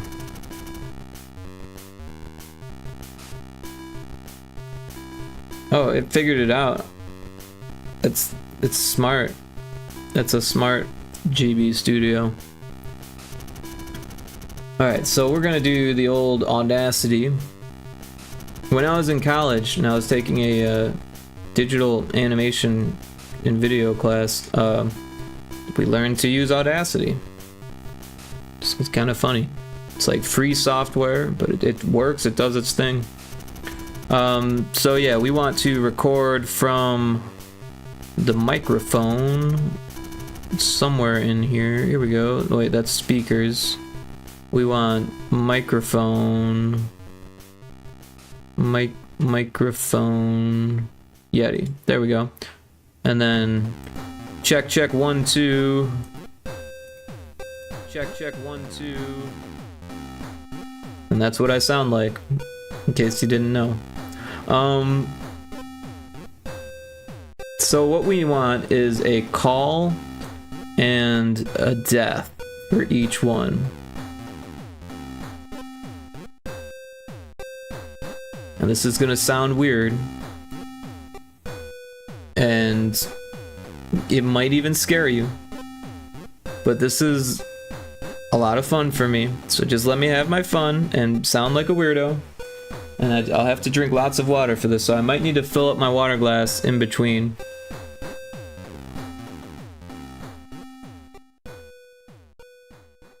But yeah, we have an ad starting soon, so I'm gonna do it after the ad so no one misses this, because this is the best part of game development. Well, maybe not the best, but we've got a voice actor in the house, and Indie Maniac does voice acting. Oh boy, fish voices, yes. Oh, fish voices are fun. I'm sorry. It doesn't get much more fun than demon fish voices for a video game. But we do got an ad coming, so we'll do it after the ad starts, so you don't miss anything. The Indie Maniac voices pigeons in games sometimes. No, I'm just kidding. It's an interesting pigeon emote. What do you think the pigeon is looking at? Like cars passing by so it can cross the street? Pedestrians walking in front of it that might kick it if it's not careful. One time I saw someone kick a pigeon and it fucking freaked me the fuck out. Like punted. They punted this pigeon. Like they were like, get the fuck out of my way. Boom. And they fucking punted this pigeon in Chicago. And I was just like, oh my god. Fucking serial killer walking down the street here punting pigeons. That's Chicago for you. You never know what you're gonna run into. Was it Kixie? I don't know. It could have been Kixie if Kixie's like an old man. But you never know, you know. Nothing against old men, of course. But yeah, we got the ad break. I'm gonna use this to take a bathroom break and punch some birds. But yeah, I'll be right back.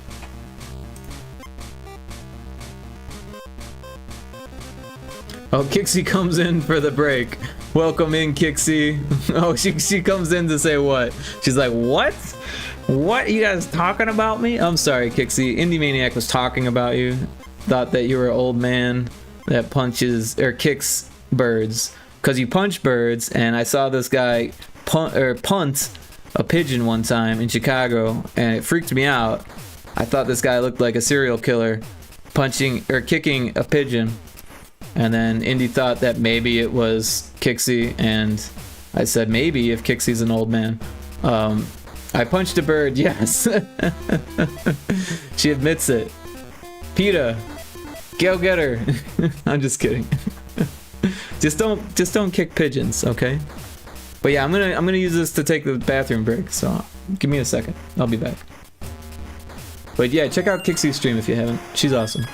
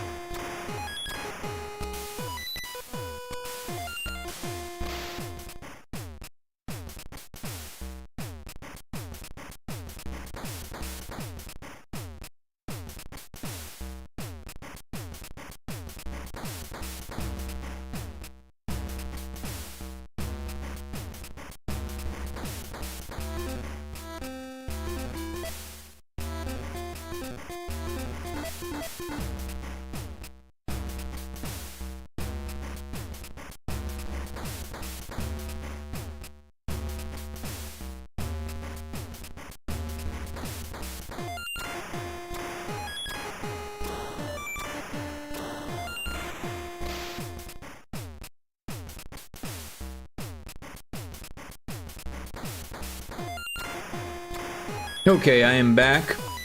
Are y'all ready for the fish noises? Thank you for the shout out. And I'll do it again. Okay, Kixie, calm down. Calm down. The birds don't mean any harm usually. But if they attack you, go ahead and prevent them from attacking you. I'll give you that, okay? But if they're just walking, don't punt them, because that bird probably died, sadly. It was a pigeon, and it didn't see it coming. Maybe it should have, but you know, you see feet walking by you all the day that just ignore you. You don't expect some madman to punt you, and I felt really bad for that pigeon, to be honest. And yeah, I think it was probably mortally wounded after that, because that was a hell of a kick. It went flying. It was like, it made that sound. Maybe that should be the fish sound. That should be Syphil's voice. We'll have to remember that one. Alright, but we're gonna do Deadeye first. And I don't know what Deadeye sounds like. What do you guys think Deadeye should sound like? Like, no, that sounds too vaguely like the other ones.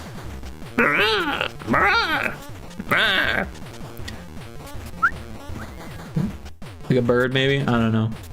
A bird hit the hood of my car once, and it scared the hell out of my passenger. That would scare me too. One time, I was on my way to band practice with the band director of my band, right? I mean, we used to carpool. He would head over to my place and pick me up, and I was on the way to the drummer's place, right? And we were on this road, you know, it's like fucking 55 miles an hour, so we're going like 60 something, and this bird just like flew down in front of us, like quite a bit of a ways in front of us, looked directly at us, and then just did not fly until the last possible second to hit underneath the car. And we just like looked at each other and we're like, holy shit, that bird had a death wish. It just decided, it looked right at us and said like, you know what? It's time. I'm sick of this world. And just flew up into the underside of the car, like as we were going, yeah. I don't know, maybe the wind pressure from the car going by sucked it up. That's probably more likely what happened, but yeah. I also hit a deer and same reaction, not my fault. Animals have death wish. Yeah, that happened to me with the deer too. I was on that same road actually, believe it or not, the same road that I was just talking about with the bird. And I was in a big truck, like a big F-150 truck. You know, they got those chrome bumpers, like steel bumper, right? And I saw it. I saw the deer, and it was running out of the cornfield, or it was a bean field, so you could see it. It was running. It was running towards the road that I was on. We were on an intersection course. We were like you could sense it. It was quick, but you could tell, like, if I don't do anything, we are going to collide. So what I did was I slammed on the gas, all right, because I wasn't gonna slam on the brakes going fucking 60, you know, looking like a drunk person doing that. So I just slammed on the gas, right, and I sped up because I didn't want to intersect with it. I was like, I can beat this deer. It was like a race, right? Well, I mostly beat the deer, but the deer hit the fucking chrome bumper and dented the bumper. It hit so hard that it dented it, and I'm sure its head hit it, because that's like deer height, you know, if you're running. And yeah, there was a little bit of fur, but like no blood. And I didn't look back to see, because it was like dark out. It was like pitch dark. I could only see the deer coming through its eyes, right, because they have that glow. And I'm pretty sure it killed it, because that hit really hard, but it barely damaged the truck. Just the little bumper had a dent in it. I had a big bird splat on my windshield before. It scared the bejesus out of me. Yeah, I've seen that happen before. That's fucking crazy. Yep. Birds can be a nuisance. So you telling me that Deadeye should sound like a bird? Is that what we're going for here? Should we just make sounds and see what happens? Is that how Deadeye should sound? It's not bad, right?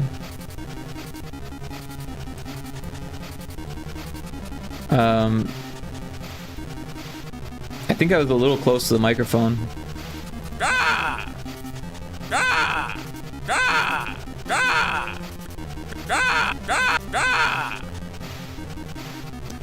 That's a good bird noise. It definitely sounds a bit human, though. Alright, I'd say we keep it. And so what we'll do next is we'll go to this, we'll normalize it. It doesn't really do anything because it's clipped. But I think it'll be okay that it's clipping, because it's like a sound effect. And then, so what we're going to do now is we're going to compress the hell out of it. So this is already set to compress the hell out of things. You wouldn't normally want to like crank the ratio like this, and these settings are literally for me to compress Game Boy games. And you don't even really see the difference, so we're just gonna do it a bunch of times. I think it's Control F, Control R, and it's kind of dancing around funny. Whoa, whoa. That was weird. It like shot way up.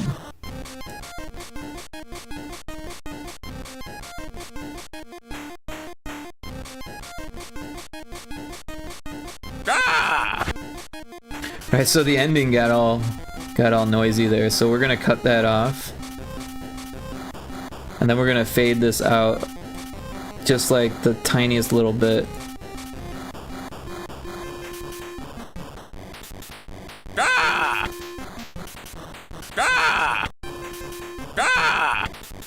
Alright, we're gonna fade it just a little bit more.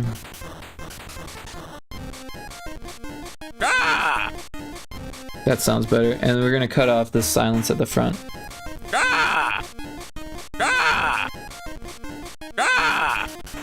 We might be able to get it a little bit louder. Oh, that's not the effect we want. We're going to compress it again.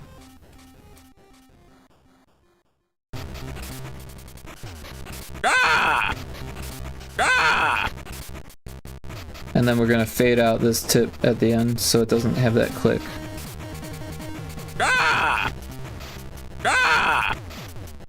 It's still clicking a little bit, so we're gonna grab just a little bit more and fade that out. That sounds pretty good. Alright, so we've got that. We're gonna save it, so we'll export it as a wave. This is a Game Boy game, so we need to export it as other uncompressed and then 8-bit PCM. And we're gonna find a folder for this somewhere that's not there, and then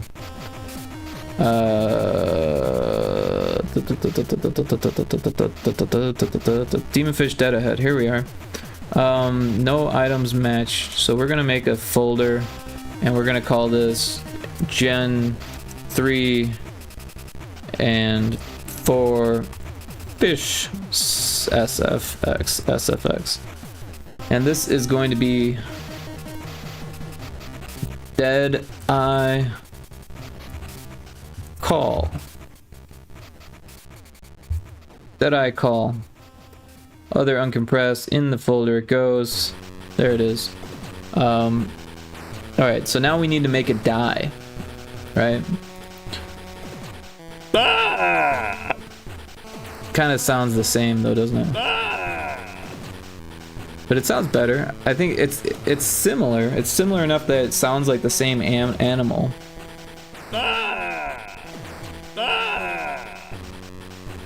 Alright, so we're gonna compress that. Easy Perp with the toasty. How you doing, How you doing, Easy Perp? Well, welcome in. Welcome. Hope you're doing well. Indie Perp is a game dev as well. They do pixel art and Unity games, and they're super cool. They've been hanging out in my chat for a long time, longer than anyone else here. Well, maybe Electric Mindset, but probably around the same time that I met Electric Mindset. So yeah, long time. I'm good. Hope stream is going good. Yeah, stream is going great. Yeah, everyone should check out Easy Perp. They play games on stream, and you do some game dev stuff on stream from time to time, right? But their Twitter is always full of game dev stuff, so check them out. Yeah, so we're gonna compress this. We're making sound effects for Demonfish Dead Ahead now. So we're gonna keep doing that until the...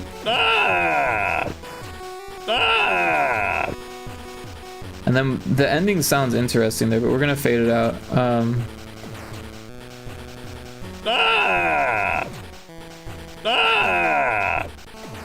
Alright, so that's gonna be our death sound for Deadeye. So we'll export that as a wave. We'll just click that and do this. Deadeye death. We need this to be other uncompressed, 8-bit. There we go. Alright, next we need Squidly.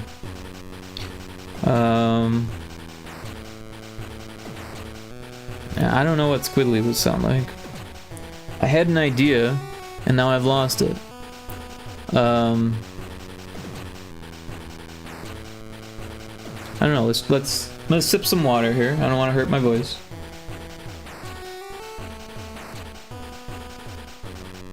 And then we're gonna do something. I don't know what. We're just gonna wing it.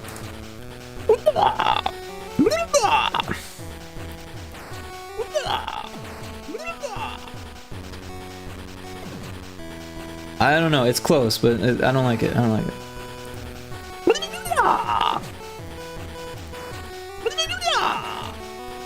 That's better. I like that. I like that better.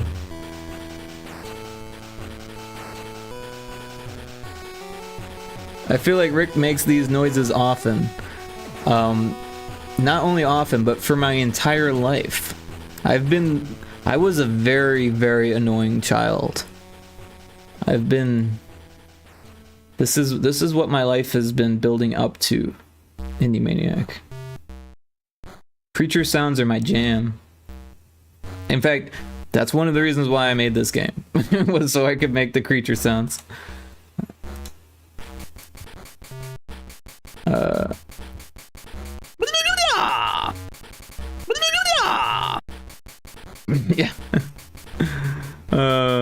mean, if I wanted to, I could add an effect to it, but I think it's better if it's just like clean my voice.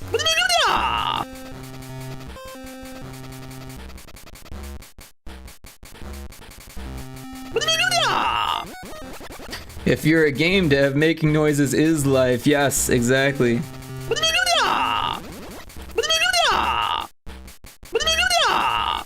I like it. It's gonna stick. We're gonna export it as a wave. We're gonna call it Squidly Call. I think I spelled it that way. Squidly underscore call. This needs to be 8 bits. Other uncompressed 8 bits. Alright, so we got that. Now this one needs to be the dead one. So that one wasn't as good. It's not. I don't like that one. It was close.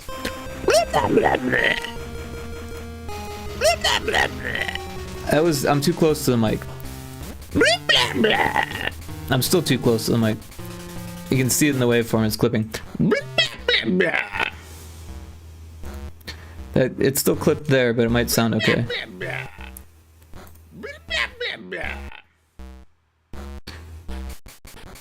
My neighbors are probably like, what the fuck is going on over there?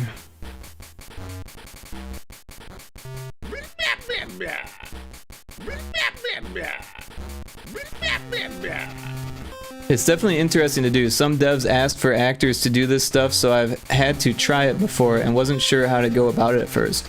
Well, now you know. Just do exactly what the game dev would think that you should do. You just have to read their mind and then project their mind into your mouth, over the roof of your mouth, and move your tongue and your jaw. That's how you do it. Just like that. And upset your neighbors while you're at it, because they need to know that you're crazy. Your neighbors need to know just how crazy you are.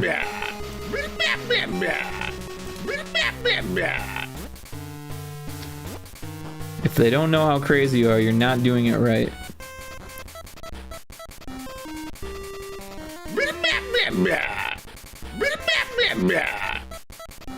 We're gonna keep compressing this. Stop it. Oh wow, that's too echoey. You hear the room echo.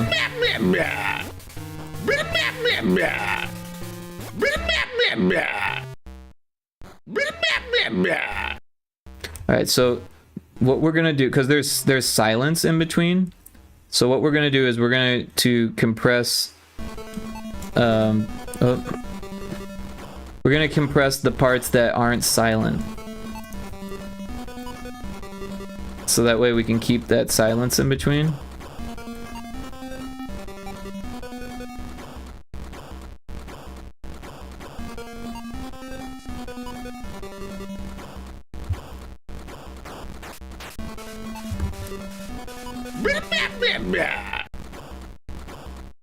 We're gonna do another round of compression on the we can zoom in, that might help. On the non-silence.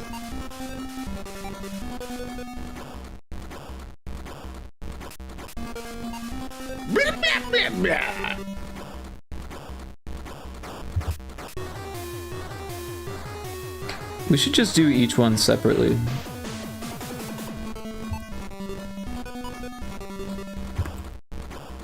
Otherwise it's gonna take too long.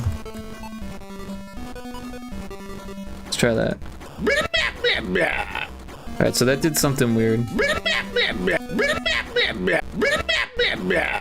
So what we can do is we can fade this out. And that kind of helped a little bit. We'll do it again.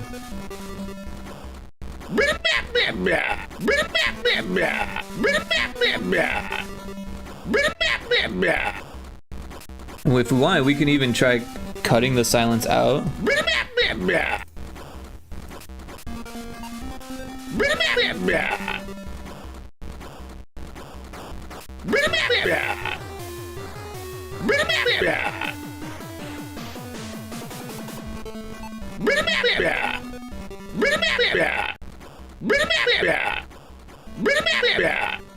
I think that sounds good, actually.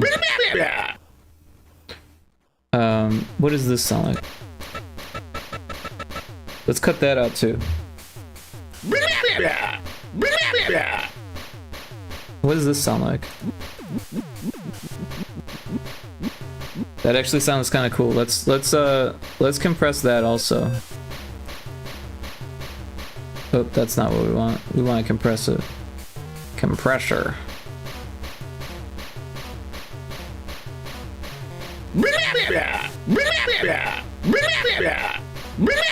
Alright, so now that we've kind of got it, like, well, what does this sound like? That's silence. We should take that out. Alright, so now that we've got it all clipped, or the silence is all removed from it, we can keep compressing the whole thing until we get to like. We want to make sure that it doesn't sound too like roomy, echoey. But we want it to be really loud. This is just Game Boy. Game Boy needs the sound effects to be loud, otherwise they won't be able to be heard.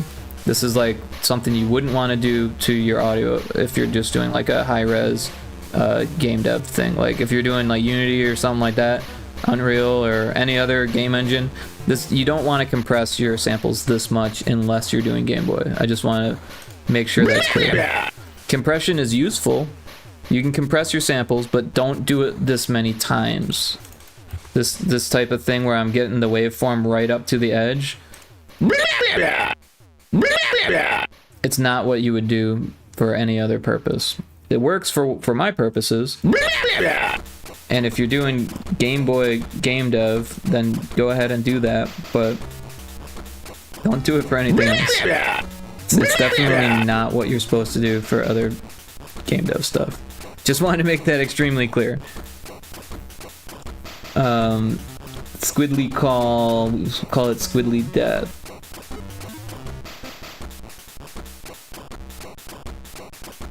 Oh, Death. Squidly Death, uncompressed, 8-bit. Alright. Now we're on to the next. I like it. Alright, so now we need the blob. Blob nose.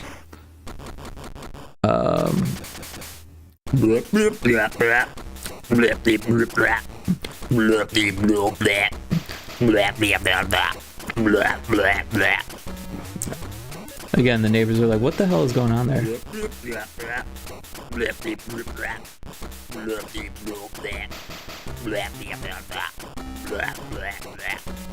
I kind of like this first one, but if we cut the silence out, I think that's it. But we could probably use one of these for the death.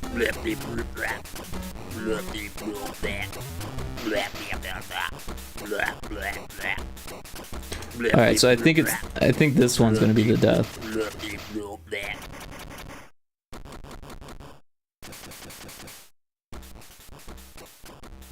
So we're gonna cut this one, and then we're gonna delete all of these, and then we're gonna trim out the silence on these because I think it's gonna sound better if they're quicker together. Yeah, you don't want to like completely trim it because like this stuff you can listen to it. So there's nothing really there, so we can kind of get rid of it. But you want to make sure, otherwise, like, because sometimes it like fades out. But yeah, a lot of it doesn't really need to be there.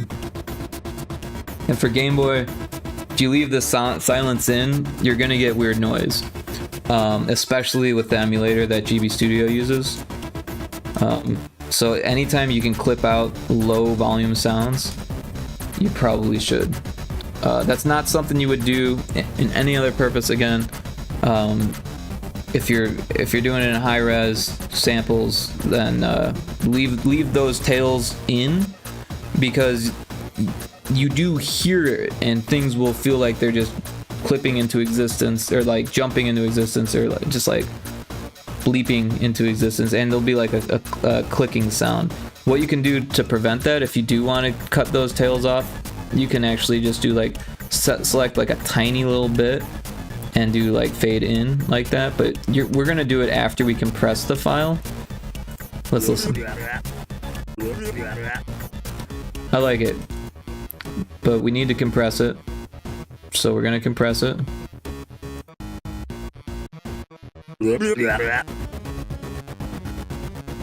Compress it some more. Oh, we need to select it before we can compress it. Control R, we're just gonna do that. Let's do some more.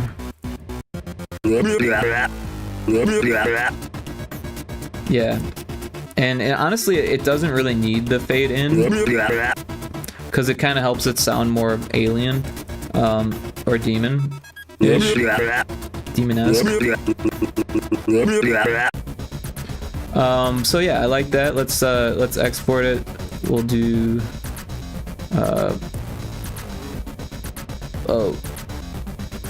We'll grab the call. We're just taking the title here, and we'll call it Blob Nose Call, and we're gonna change it to other uncompressed 8-bit Blob Nose Call. That's good. And now we're gonna paste the other one that we cut earlier, and do the same thing. We're gonna cut the silence out. Let's zoom in so we can get a better look at it. We can get all the way up to the edge on this one.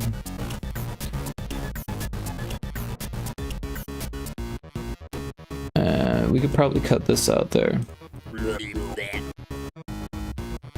And then, yeah, we're gonna compress it.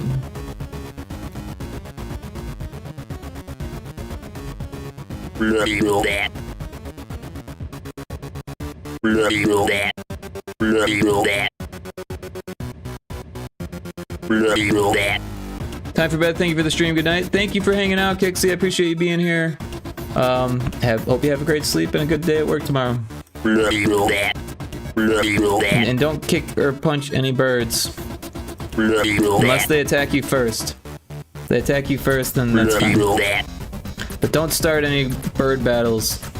Don't start the war against the birds. You've seen that movie, right? The Birds? You don't want to start that battle. You know who will win.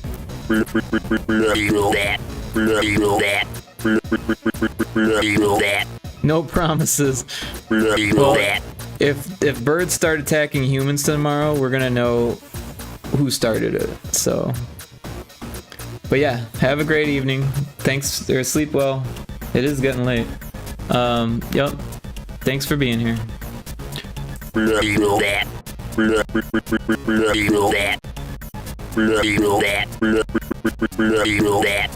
I like it. I like it. Let's save it. We're gonna export it as a wave. We got the other uncompressed. We'll do Blob Nose Death. And it's good. We hit the right button, right? It looked like I could have hit cancel there. Blob Nose Death, we got it, okay.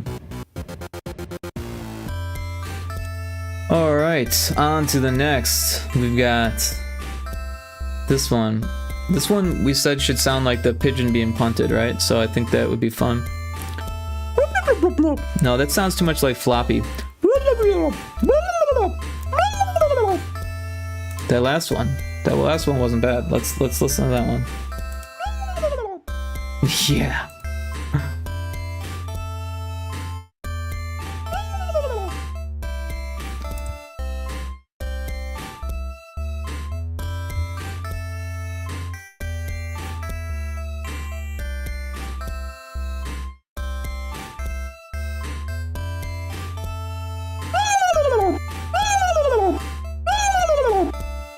Alright, so we're getting this weird echo at the end, so let's just cut that off completely and let's listen to this.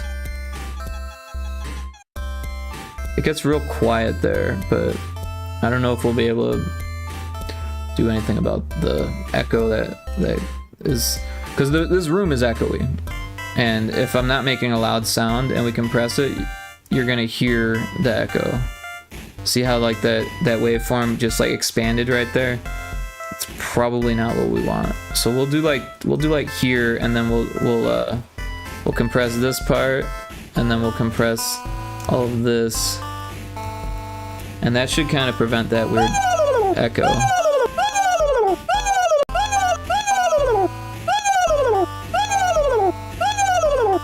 We are getting a weird click because of this sharp jump here.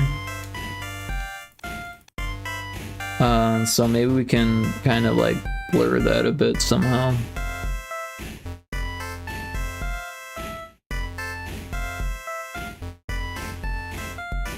Adjustable fade.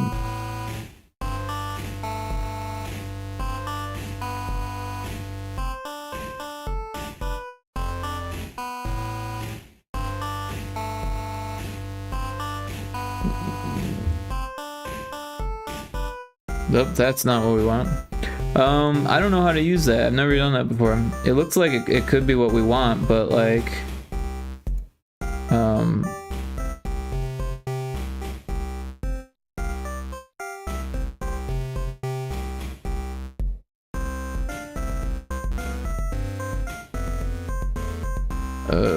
I just don't know how to use it yet. I've never used this before. S curve, maybe fade down, but this will be 100 and this will be 50.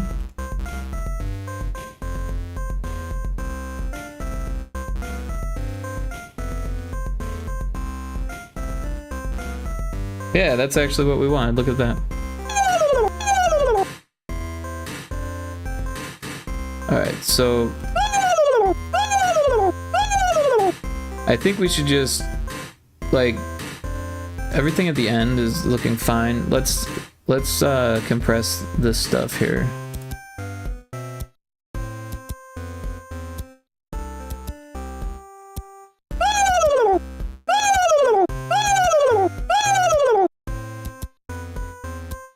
Alright, that's good. And this one was called Siffle.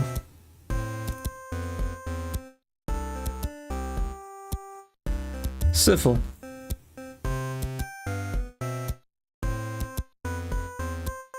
Alright, now we're on to the next. Let me get some water from my glass.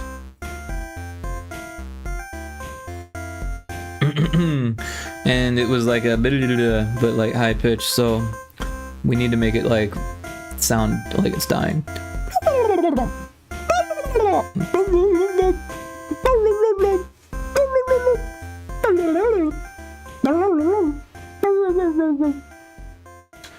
Sound like a dog. But it kind of works, and if we crank it up, it might work better. Let's do it from there. We'll kill that. All right, let's compress this.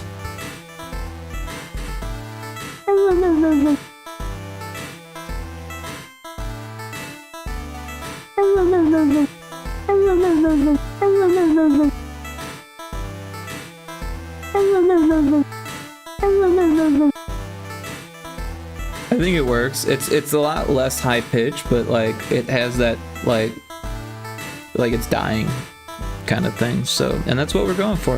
A siffle death. A siffle death.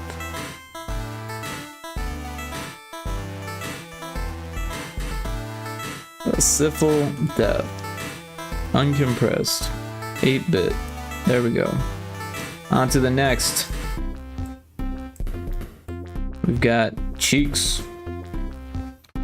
So cheeks should probably sound like it's farting.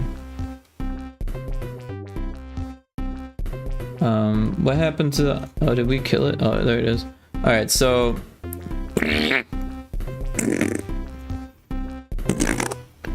just spit on my computer. Gotta clean my monitor now. Let's see. Let's see how that sounds. It's pretty good. It's pretty good. It sounds like Indy just walked in the chat. We can probably get rid of those.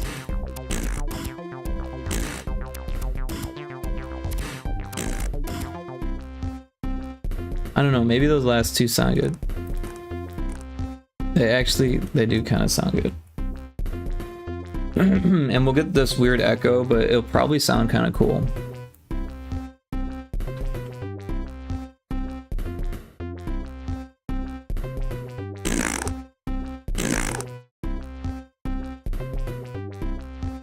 There's like weird bubbles.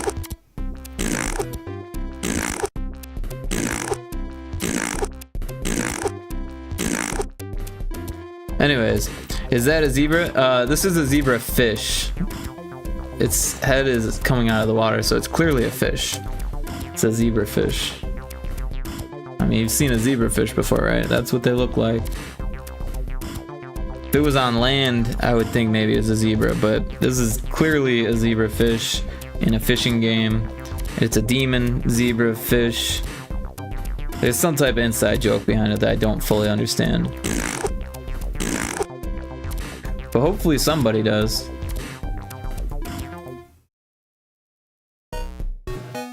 But it's okay if you don't.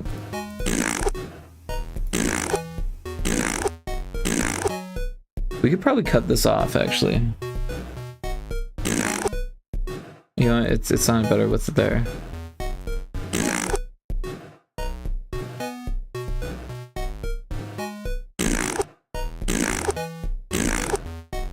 Alright, we got cheeks.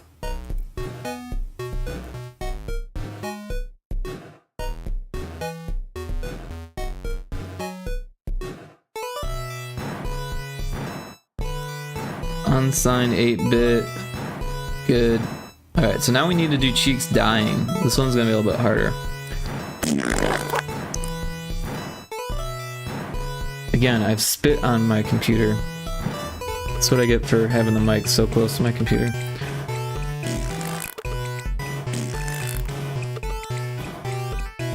I don't know, it doesn't sound different enough.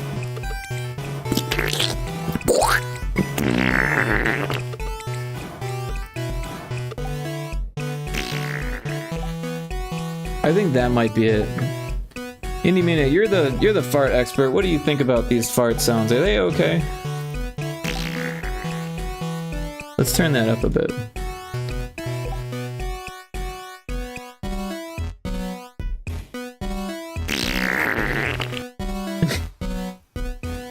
I think it's okay. I think it works.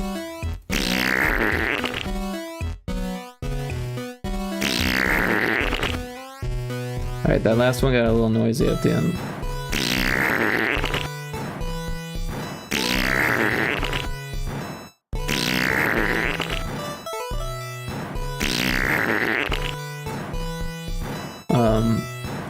There's like some bubbles at the end.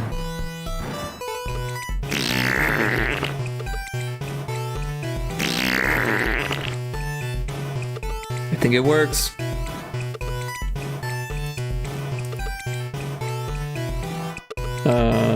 Cheeks. Cheeks has an L.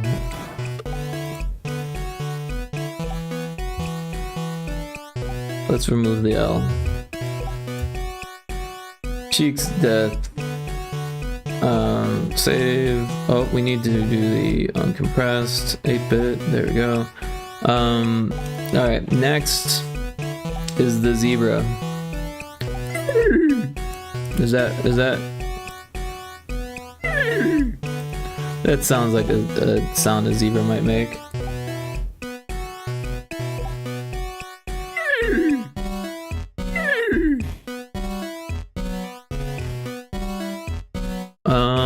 Compressor. Go. Compress. Compressor, compress. Alright, let's do something about that ending there. Let's just hear that. Yeah, let's get rid of that. And this. It's kind of clicky at the end, so we're gonna fade it out.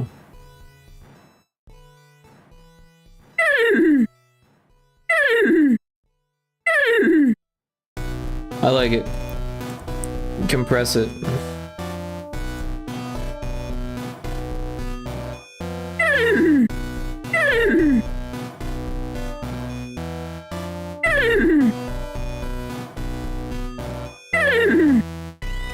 Perfect. Export. Wave. Other uncompressed. 8-bit.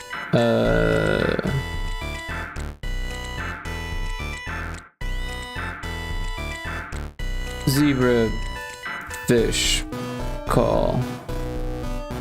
Because it's not just a zebra, it's a zebra fish. Clearly, it's in the water. And then we need it to die.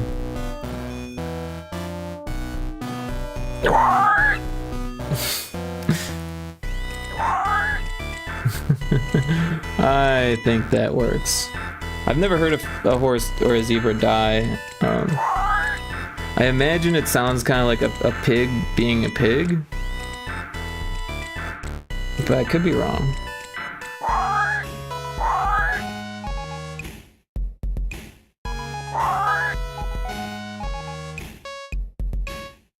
I think I took too much off the end there. Kind of sounds like a bird a little bit, or like a car taking off in the night. Compress. Compress the shit out of it. Alright, yeah, we're gonna fade out the end a little bit. And do we even need this? Let's get rid of that. Alright, now we've got our horse, or our zebrafish. Zebrafish death.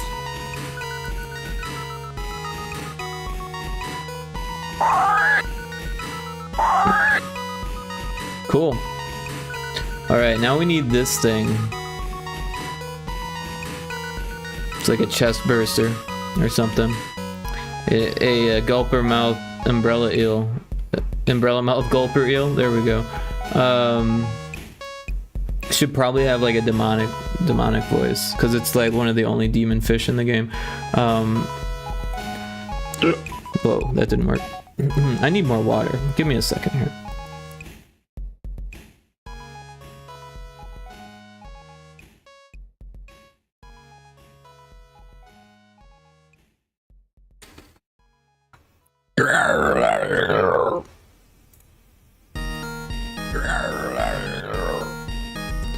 What if we just did the end?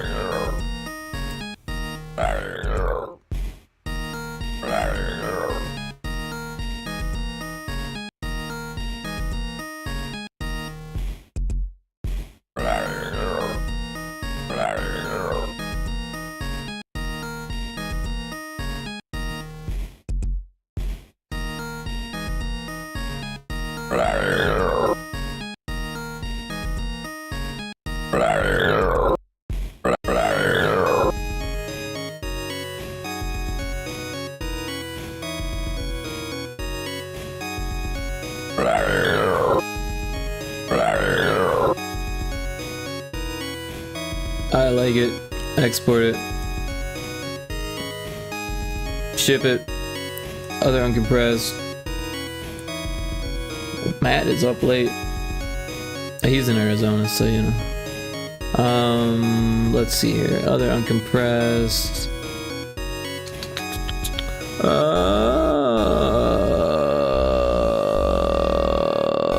What did we call this one? Shit, I don't remember what we called this one.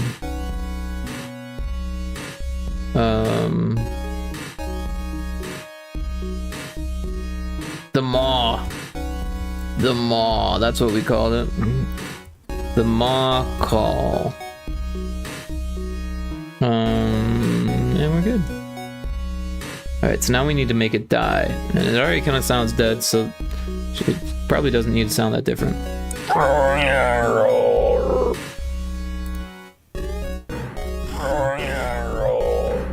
And again, we could probably do without that. And I'm out of water.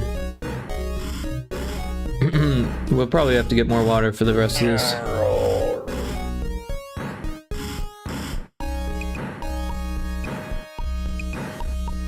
We're gonna compress it again. More of that, more of the same.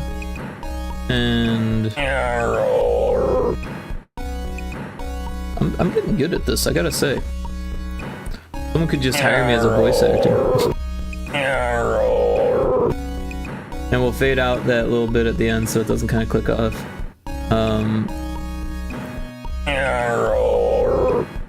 That sounds pretty awesome, I gotta say. Sometimes you just know.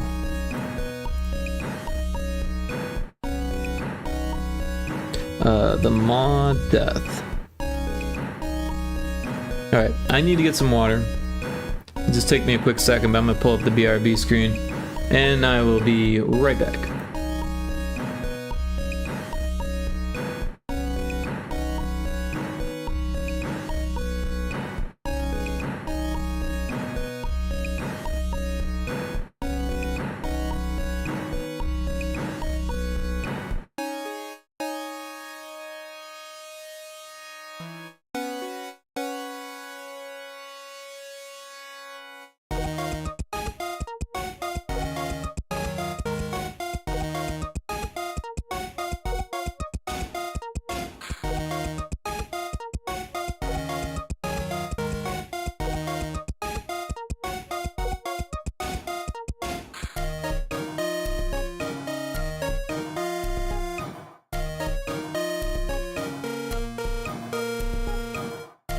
I've returned with my water.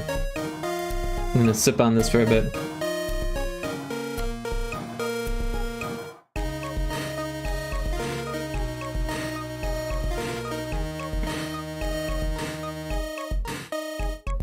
Alright, so we got the maw.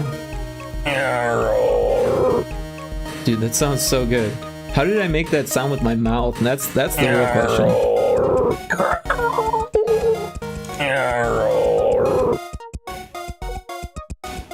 It's just too good.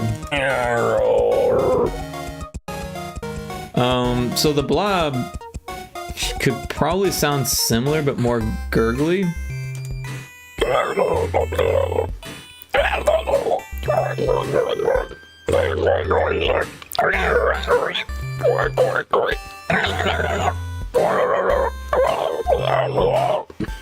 I don't know. I don't know if any of those sounded good. Let's compress all of it so we can actually hear it.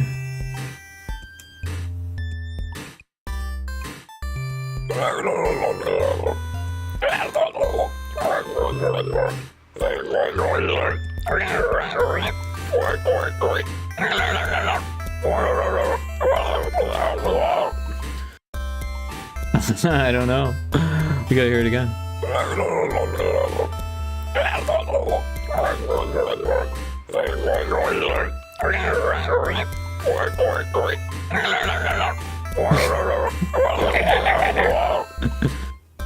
I like the one where it's like it's gnawing on something, but it doesn't have a mouth.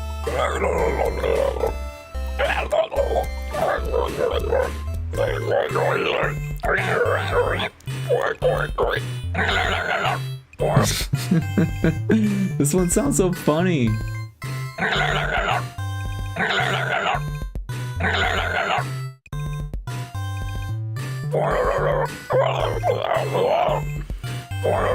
Alright, I don't know. What was this one? What about this one? What about this one?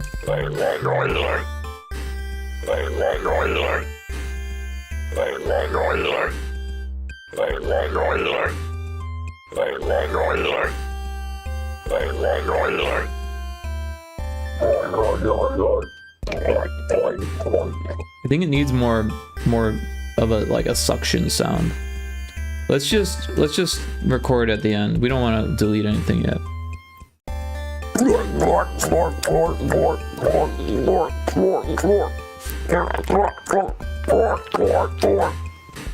It's kind of a gross sound. Sorry for grossing everyone out.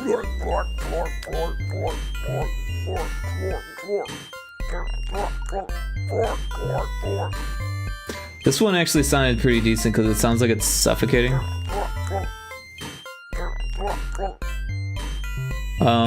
Let's go with that one, actually, strangely. I don't know That might be the death sound though. Maybe we can get the...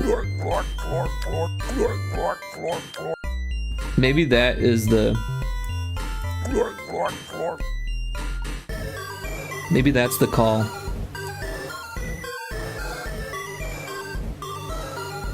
And then this one is the death. So we'll delete these ones, and then we'll cut this for later. And then this, we'll compress it.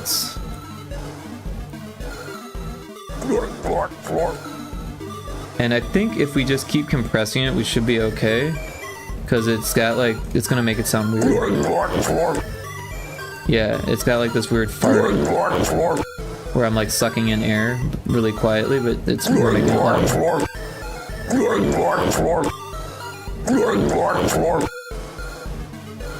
But yeah, let's fade out the end a little bit.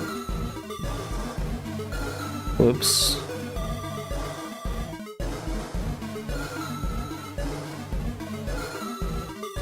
And then we'll cut it from there, and let's just hear what that sounds like. I kind of like it. Let's go with that. We'll export it as a wave. Slimy is the name of this one. Slimy underscore call. And we need it to be 8 bits, so we'll do that. And that was good. And then we'll paste this one.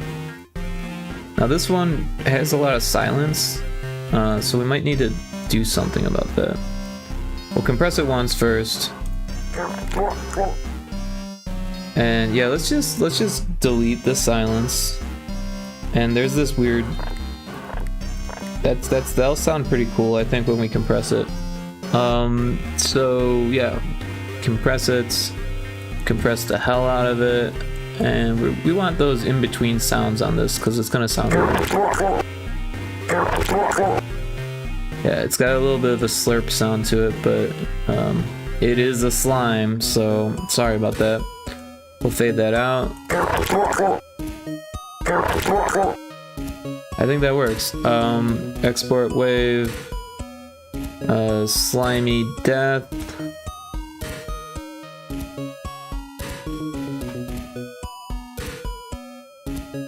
Yeah, slurps kind of gross me out, but they're fun to make.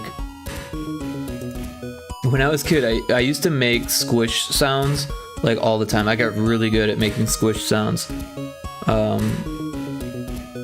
But yeah, they're kind of gross. But like, games always had like squish sounds. Like when you got squished in Doom, and then also in Duke Nukem, you got squished. When you killed a bug in Secret of Evermore, it made this really awesome squish sound, and I would like try to reproduce that with my mouth until I got it.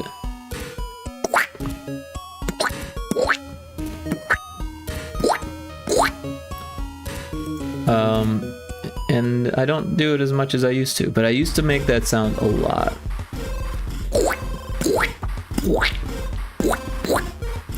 Sounds kind of gross though, so my apologies for the gross squish sounds.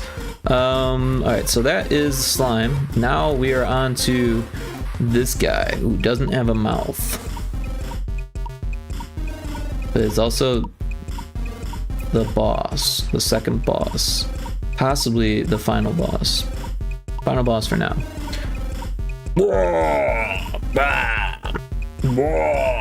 I like that. That sounds so human though. Yeah, it's too human. It sounds like a pirate. Bad pirate actor.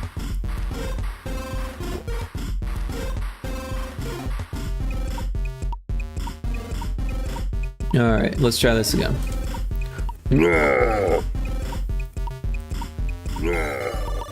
Kind of sounds like the Draugr in Valheim, but I kind of like it.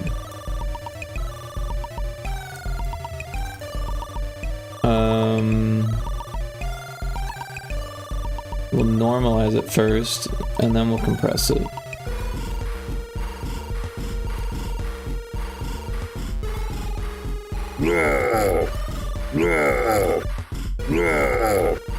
It kind of gets too loud at the end. Let's we'll compress this more.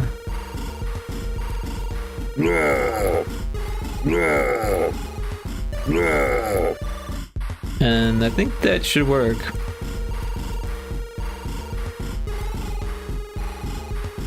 And I don't know. Oh, Underlord.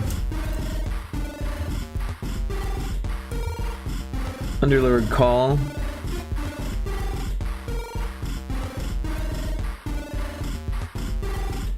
And now we need a death for the Underlord. So it's got to be dramatic.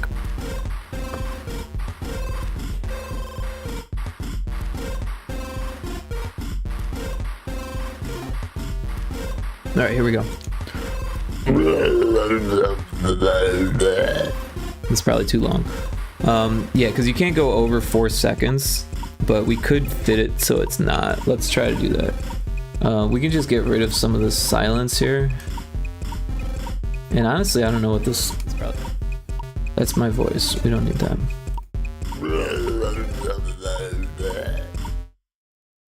Alright, so let's compress that.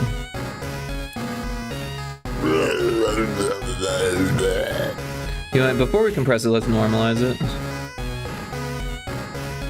Oh, it didn't do anything because it was already at the... It already clipped at some point. But it was only a tiny little clip, and it's okay. Because we're going to compress the hell of it anyways.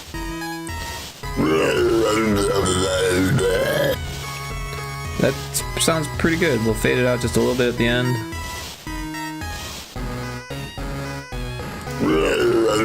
We'll get rid of this at the front.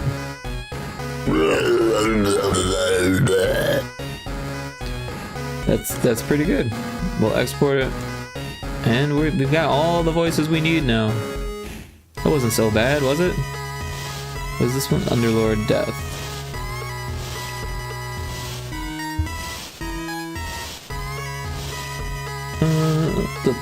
We still got time too. We probably have enough time to fit this into the game. We just gotta replace the frog sounds.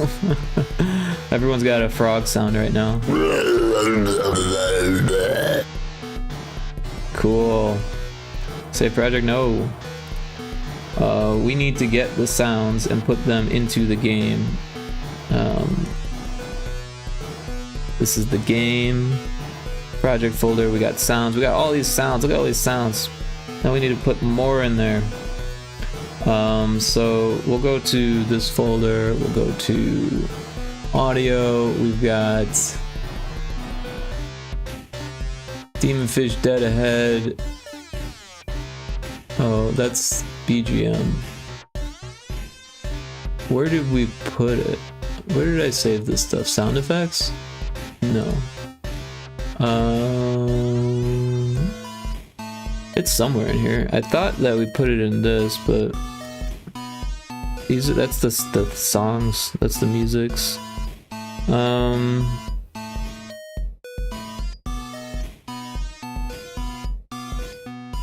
Did I not put it in a thing? Does it have its own folder? No. Audio.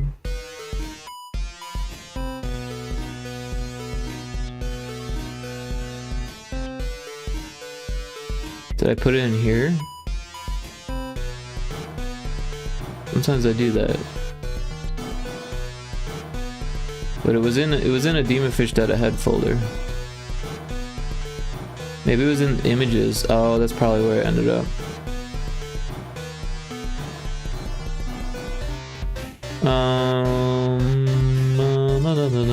Yep, here it is. Alright, so we got all these. We'll copy them. Look how only 1.76 megabytes. Such tiny musics.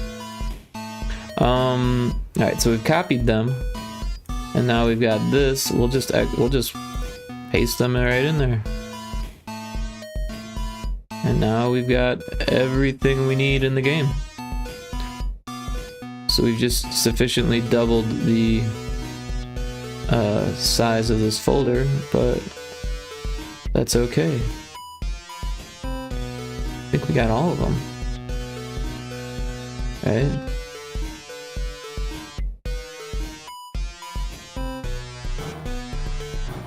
Did we miss any?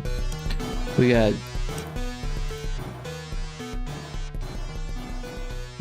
Squidly, right? Squidly's in there. They're all in there. There's Squidly, Slimy, Siffle, the Maw, Underlord, Zebra, Cheeks, Deadeye, Blobnose. We got them all. Alright.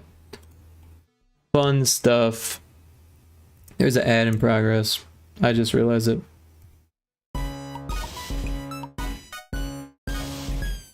Okay, so there is a fish box, and the fish box makes sounds too. So each of these makes a sound when you press a button. So we got the A button and the B button, both make sounds. So I believe the A button is the calls, yep. And the B button is deaths. So what we'll need to do then is basically just copy and paste these and fix them. So this one will be 8. 8 is Deadeye. So if sound effects are not turned off, then we get Deadeye. We get a Deadeye call. We'll go to 9. 9 is Squidly. We get a Squidly call. We'll go to 10. 10 is Blob Nose. We'll get a Blob Nose call. We'll do 10. 11. 11 is Siffle. Alright, we're getting there. We got 12 now. 12 is Cheeks.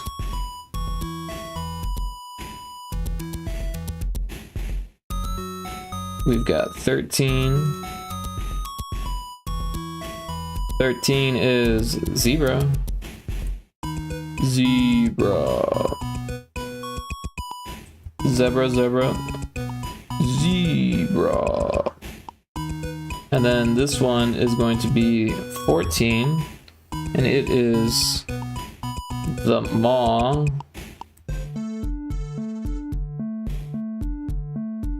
Then we get 15. And 15 is Slimy. Slimy call. Alright, so that does it for the calls. Now we need the deaths. So we'll add this one to be 8. And we've got our Deadeye Death. We'll go to 9. This one's gonna be Squidly Death.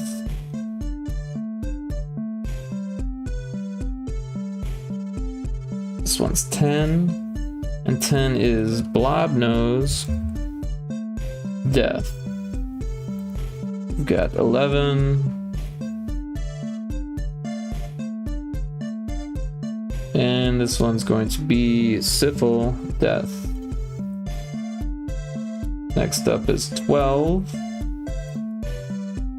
And 12 is Cheeks Death.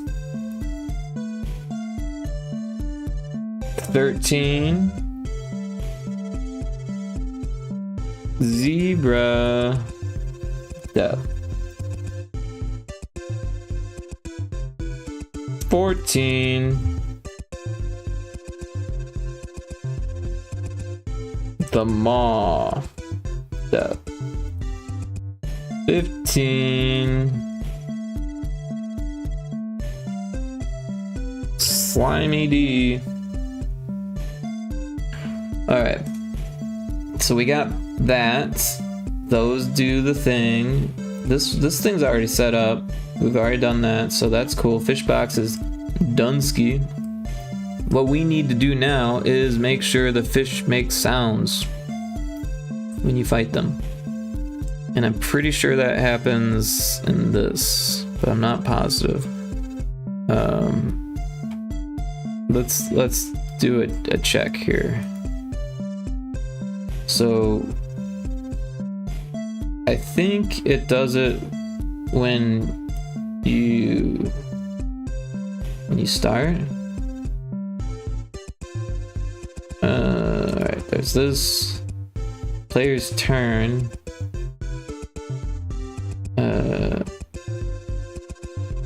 Does it do it when you attack? It does. Look at this. Sound effect. Oh, that's a critical sound effect. All script health.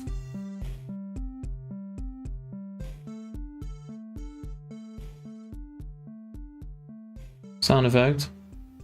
Enemy attack. So it doesn't do it when they attack. It does it when it loads the scene, maybe on the init.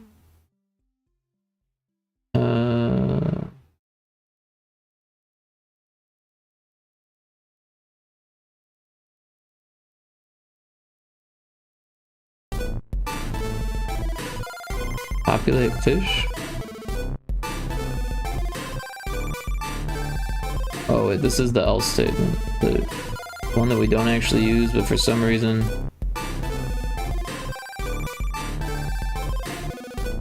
Oh, I think it happens in this script, the enemy names. I think the enemy names has sounds. That would make sense. Here we go. Yep, those they're calls. Oh, but then there's also deaths. Alright, let's do the calls first. So, enemy 2 type groups, enemy 1 type groups. Alright, so enemy 1 type group names. Beard, Spike, Ely, Big Eye, Floppy, Stagfish, Toothy, Froggy, Deadeye. Alright, so this one gets Deadeye Call. That's easy enough. Squidly. Squidly gets Squidly Call. Blob Nose. Blob Nose gets Blob Nose Call. Which one's this? Siffle. Siffle Call. Next up is Cheeks. Cheeks Call. Cheeks L Call. Zebra. Oh, that's not it. Zebra Call.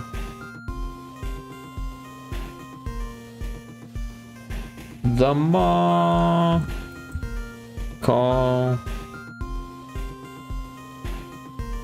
The Maw Call wants its maw back. Slimy. Slimy. Not Slimmy, but Slimy. Alright, so that's 1. Now we got 2.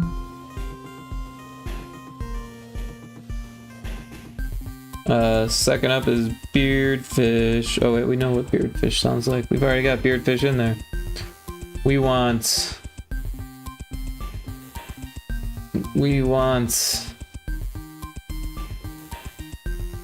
after Froggy we get Deadeye. Deadeye. After Deadeye we got Squidly.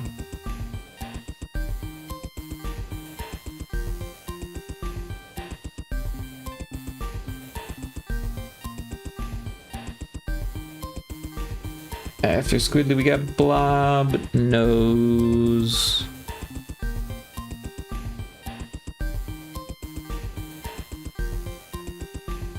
Then we got Siffle.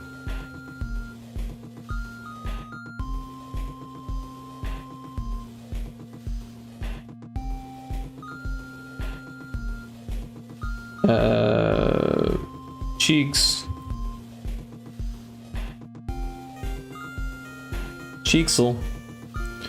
And then we got Zebra. Zebra. The Maw. Oops. The Maw.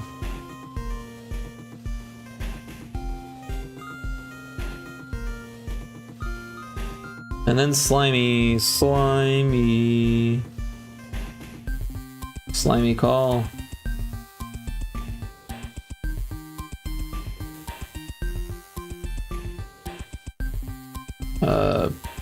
Beard. Oh wait, we've got Beard. We don't need Beard. Beard. Beard. Beard was a character in Forsaken. But not Beardfish. Beardfish has no relation to Beard from Forsaken. Alright, so Deadeye gets a Deadeye Call. A Deadeye Call. Things are getting slow. Let's save. Squidly gets a Squidly Call.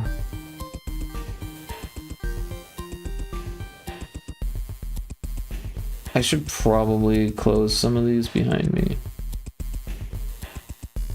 Because that's why it's getting funky.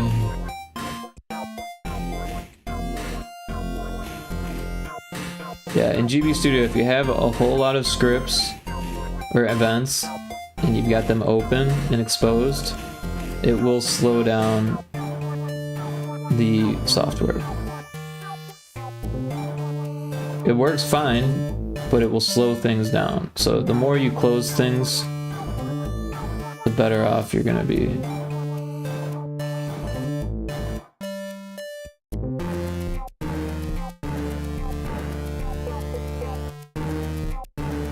Oh, I need to go to the top of this. There we go.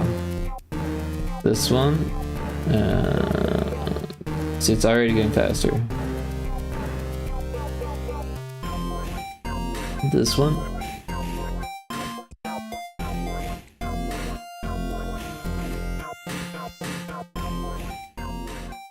This one. Oh, no. This one.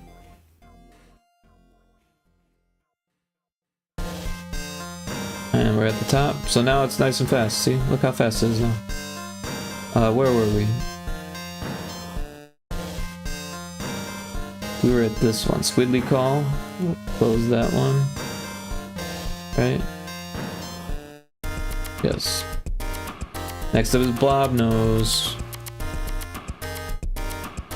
Blob Nose Call. Close that. Siffle. Siffle Call. Close that. Next up is Cheeks. Cheeksel.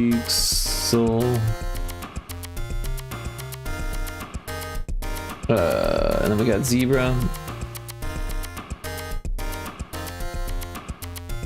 Zebra.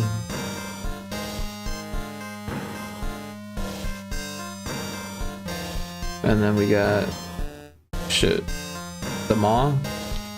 The Maw.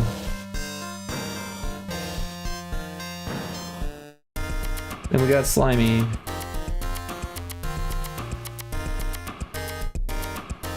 And now we've got enemies are more than 3.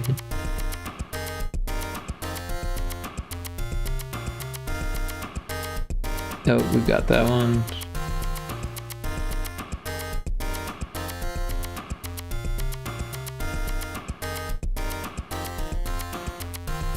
We got Deadeye. Deadeye Call.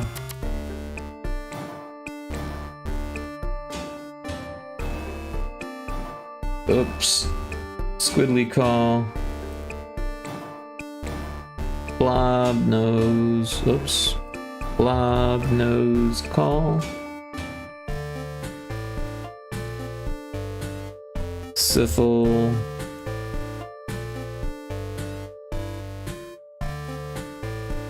Cheeks.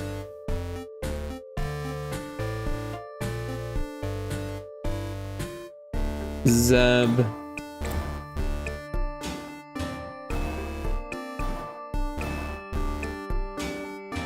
The Maw. And last but not least, certainly not least, we got the Slimy Call. And that does it for all of those enemy names calls. However, things still need to die.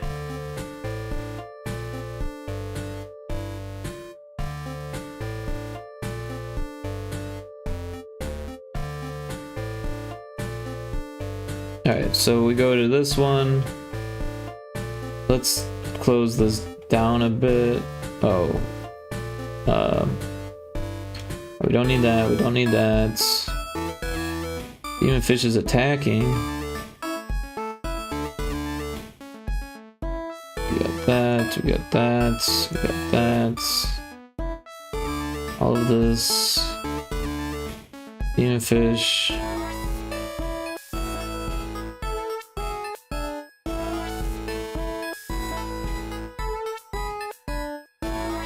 Somewhere in here.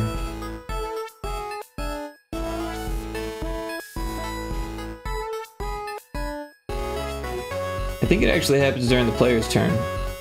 I think we're barking up the wrong thread. Alright, so if we go to player's turn,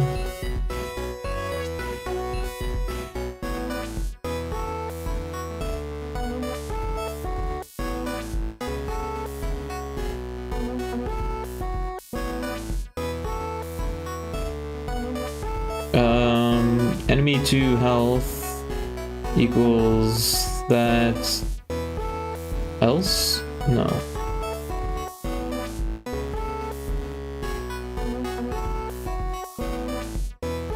Check death. Display fish is caught. Ah, we've got a call script add fish quant.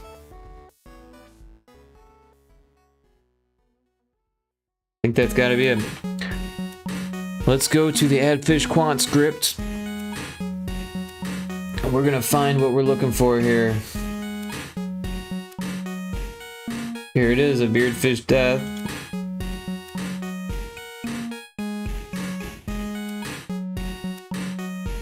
Sound effects. A froggy death. That's not what we want. We want a deadeye death. Deadeye death. Let's close these behind us. Oh, we've got a deadeye death. We've got a squiddly death.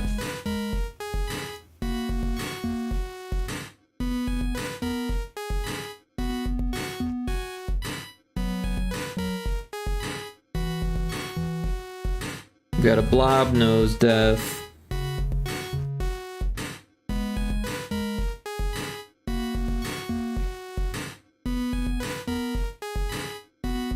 After blob nose, we got a syphil death.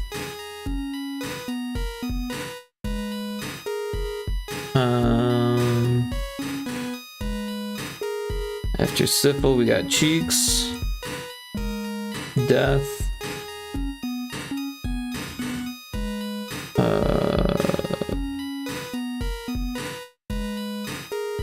And then after syphil, after cheeks, we got zebra death.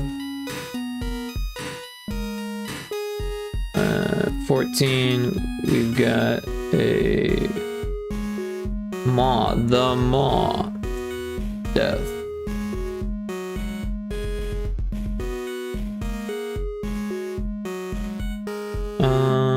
After the maw, we've got slimy death, a slimy death. Let's close these down. Alright, then we got more here.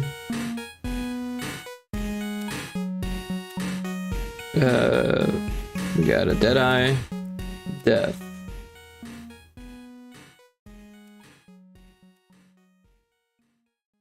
Oh man, there's a lot here.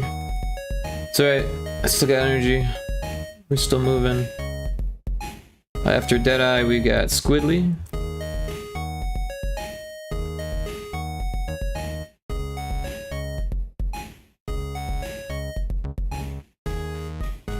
After Squidly, we've got Blob Nose.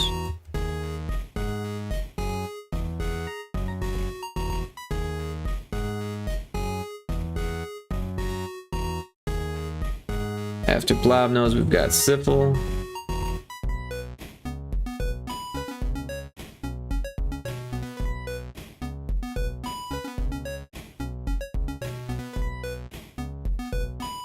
After Syphil, we've got Cheeks.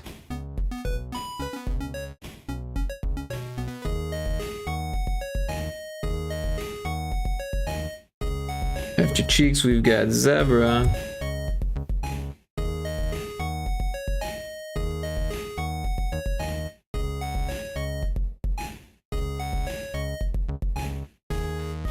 Oops. After Zebra, we've got the Maw.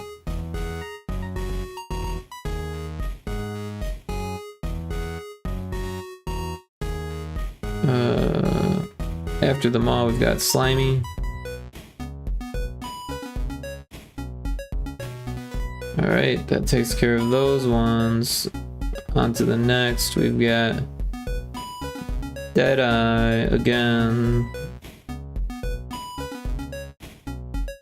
Deadeye Death.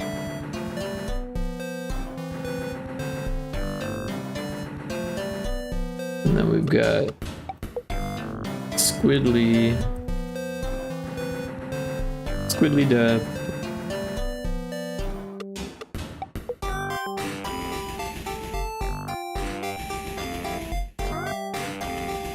After Squidly, we've got Blob Nose.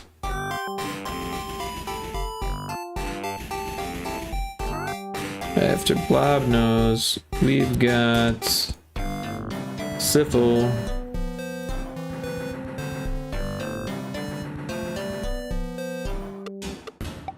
After Syphil, we've got Cheeks.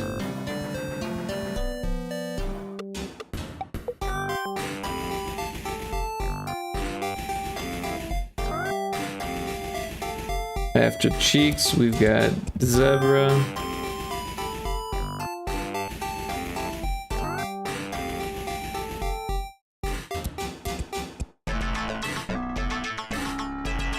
After Zebra, we got the Maw.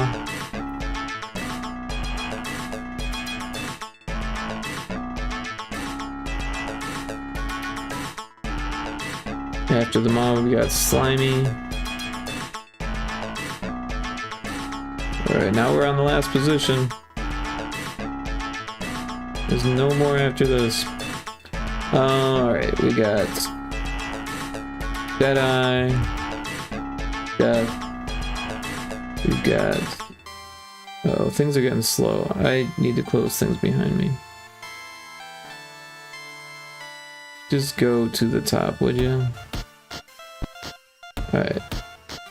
Position 1 is open. Position 2 is open. Position 3 is open. And now we're at position 4. Right where we need to be. Got Deadeye.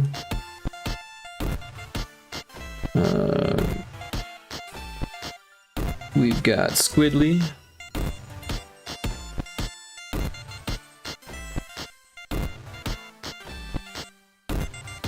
We've got Blob Nose.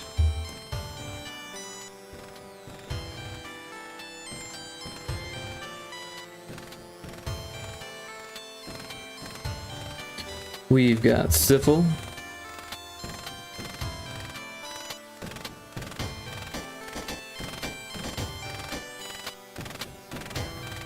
We've got Cheeks. We've got Zebra.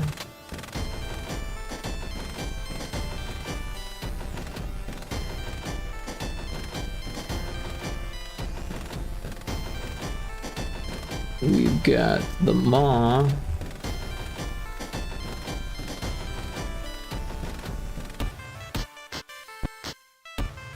And we've got Slimy D. Okay, those are all the death sounds. However, the boss doesn't have any sounds in it yet, so we need to take care of that. The boss is a special thing, so I don't remember how it's taken care of, but it's taken care of. Not being sussed.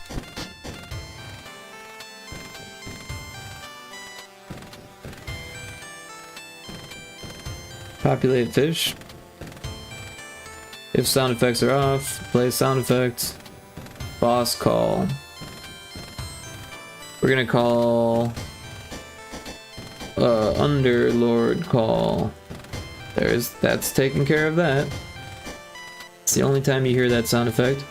And then when it dies,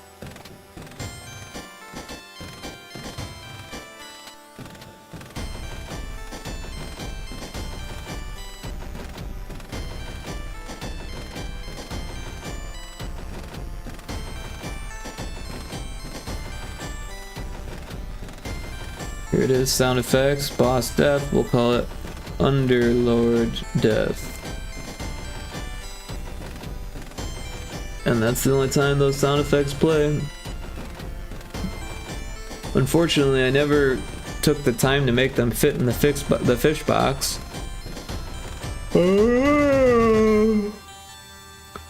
But yeah, let's save this. That should be all the sound effects. I'm very pleased with myself. We are going to test it, and then we're going to find someone to raid because it is almost 2 a.m. See what this person's up to.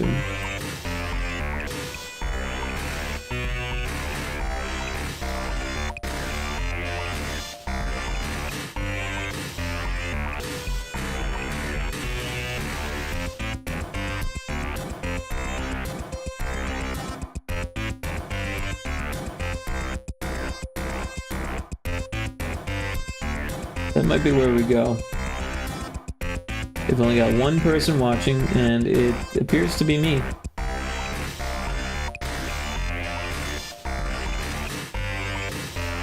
We've got someone else lurking, but they don't appear to be watching.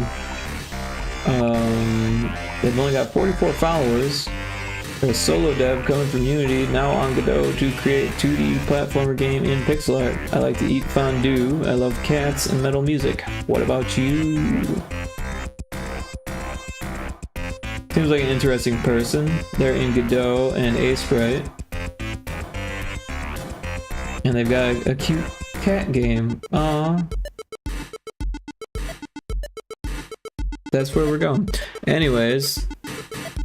Yeah, they've only been up for 20 minutes, so we'll bless them with a raid of lurkers. 11 lurkers. Hey, we got some lurkers. Alright, let's stop the music so we aren't doubling up here. Sorry for putting everyone to sleep with my long sound effects thing, but things are moving. Things are good. This might actually be done for the update. Like, as far as I know, we got like so much done. Like,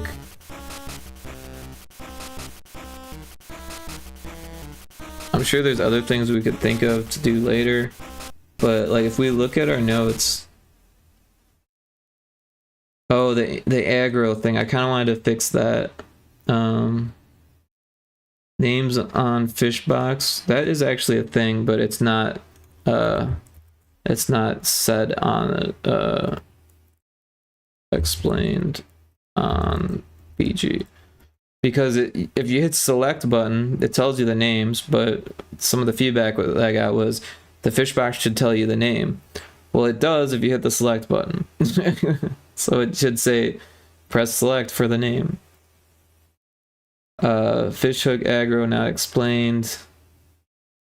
Yeah, so that could be done with the aggro scene. Yeah, it says right there, fish hooks aggro screen. Brace depleted by crit not explained. That's something we could easily add. First up is Big Eye, first up is Spike. I think I fixed this. Player, I'll put a question mark because I'm not positive. I'm pretty sure I fixed it. Player attacked for 3 should be player is attacked for 3. Oh, put is in there. That's not a bad idea.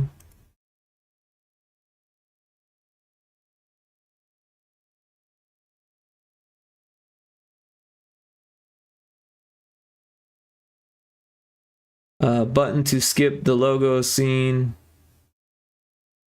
I'm pretty sure it already is that way.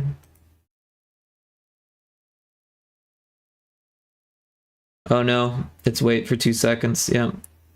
So that's something we could do. Yeah, so there's still things we could do. Still things we could do. But let's go ahead and test this out. Alright.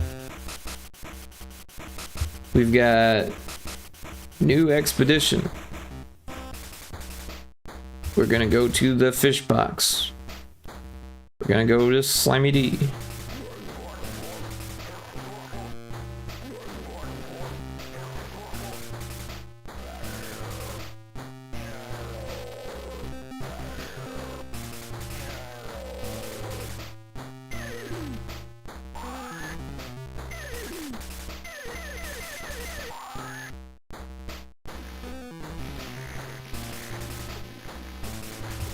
Cryptic, welcome in. Rick, how you doing, Cryptic? We just made all these sound effects. Hold on, we can make this easier to hear. Let's go to options, and we're gonna turn off the background music. Now we're gonna go to caught.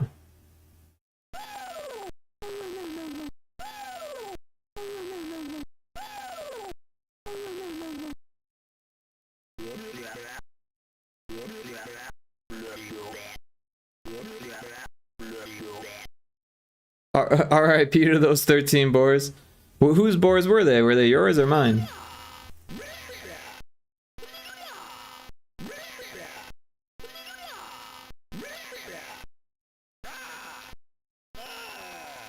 Yours. That figures.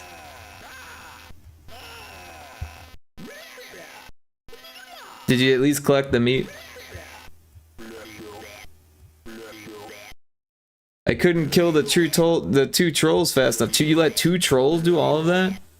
All you gotta do is use your shield. That's all you gotta do against the trolls. Then they get staggered, and then they're like 3 hits. But no worries. The trolls killed 3 of my wolves. Oh no. You gotta learn how to one-on-one the trolls, man. I mean, I'm not blaming you. I don't mind. The boars were gonna get eaten anyways. We were gonna get the meat anyways. But what I'm saying is, they're really easy. The trolls are really easy to kill. You just gotta use your shield, parry their attack. They get staggered, and then you attack them.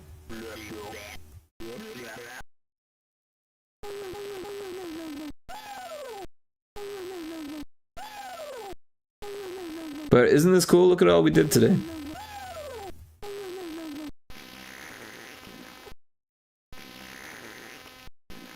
That buzzing is only there because it's the emulator.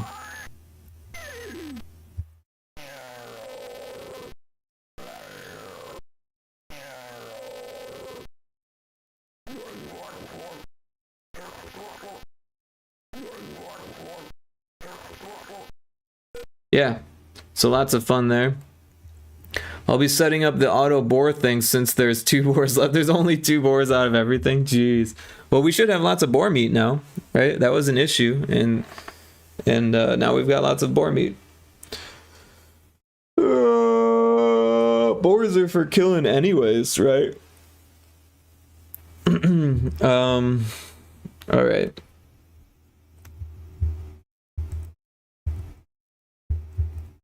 What are we doing here? We're gonna put the music back on.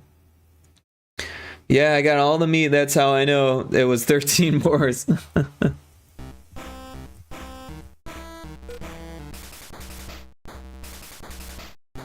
Alright, so we're gonna cheat. Because it takes like 2 or 3 hours to beat, or like probably more like 2 hours to beat. Oh, I'm doing the wrong thing. Probably about 2 hours to beat the first level, so probably even more time to beat the second level, I would imagine. But I think we're at level 50 now. Yep.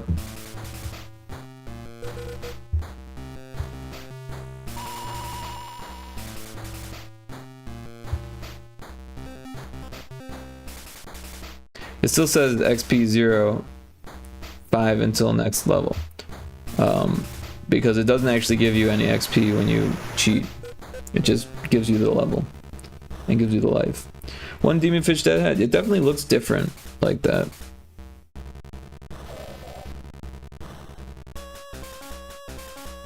You're up. What'll it be?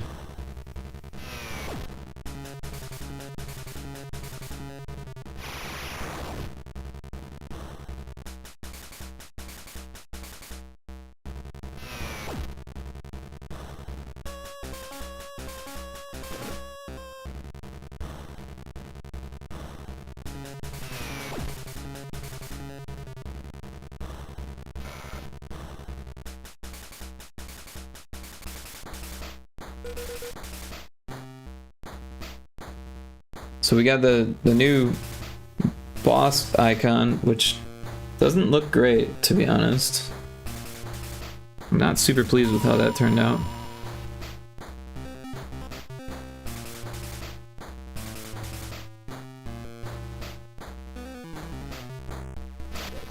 Maybe it needs to be animated. The sound effects make the game feel right. Thank you, I appreciate that. These are actually sound effects that have already been in the game. We're cheating to get to the second level.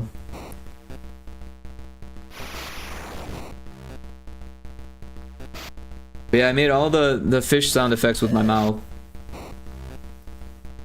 I cut things and faded things a little bit and compressed things, but other than that, I didn't use any effects.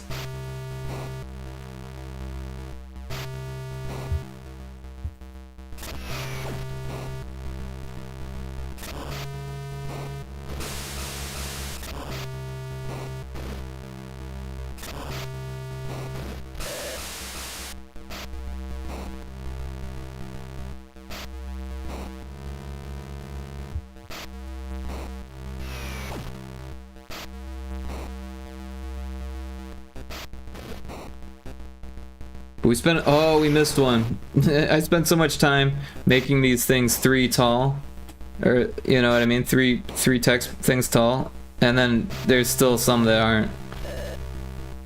So I gotta make a note of that.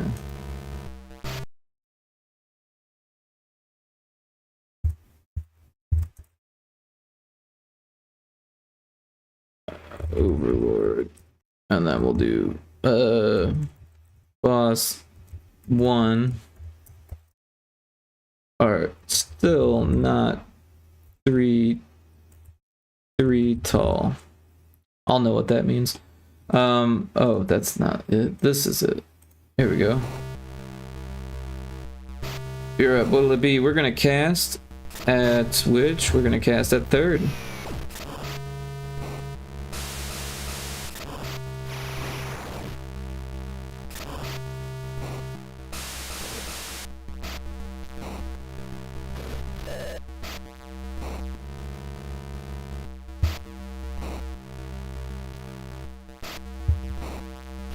I should make a note of what they are so they're easier to find. Overlord attacking and Tentacle R attacking. I think it was R. But L looked fine. But Cryptic, are you at work? How's work going?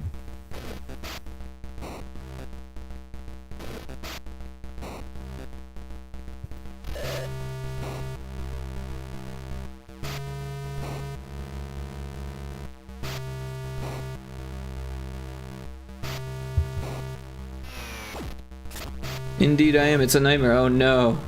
Sorry to hear that. Hope it gets better.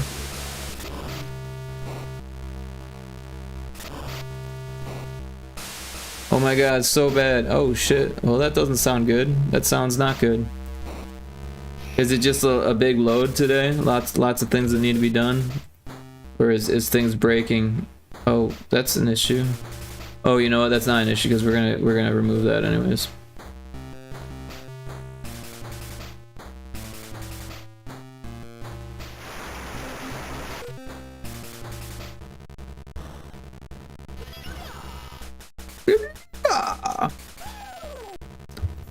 Yeah, the sound effects. Oh, we missed one there too. So bad that I was late to work, texted my boss, she told me, "You sure you want to come in?" Jeez.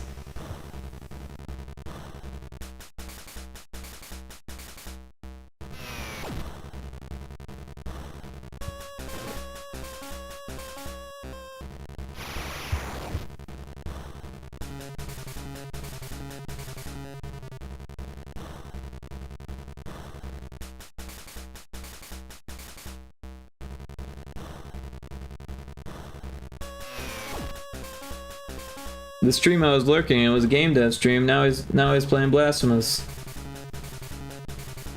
That was quick. He game deved for 20 minutes and then started playing Blasphemous. Also, Blasphemous is fucking hard. I never did beat that game.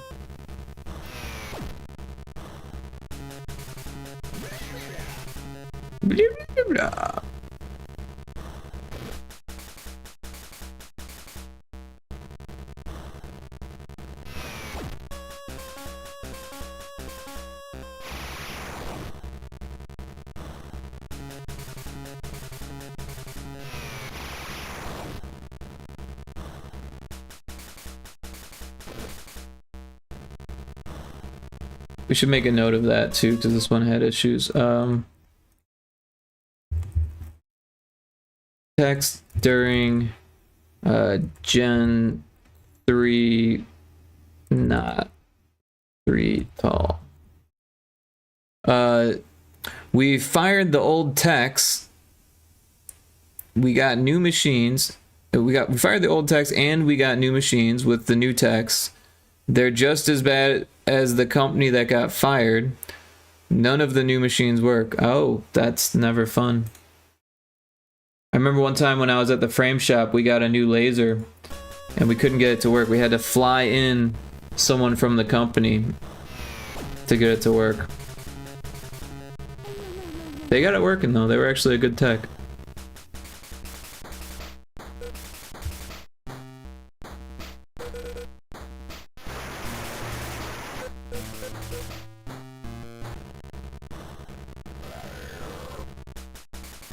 Oh, Demonfish take initiative.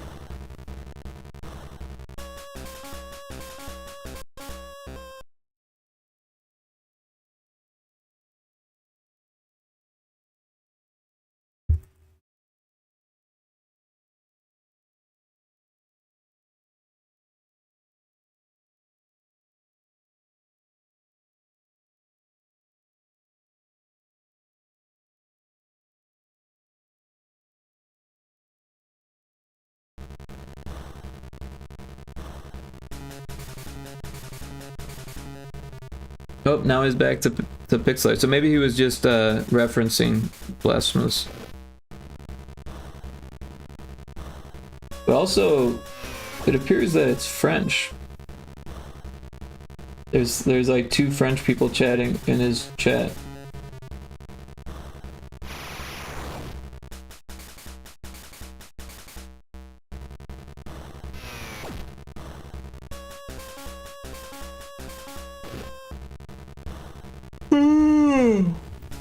Man, it's already 2.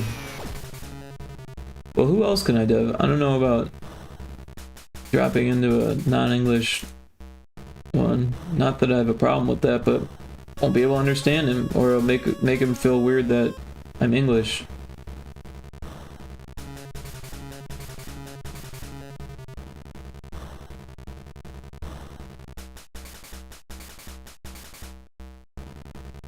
There is one other dev, but I don't really like rating them because I got a real weird vibe from rating them. Like I rated them, I gave them a follow, and they were just like, "Oh, thanks for the raid," and that was it. That was all I got.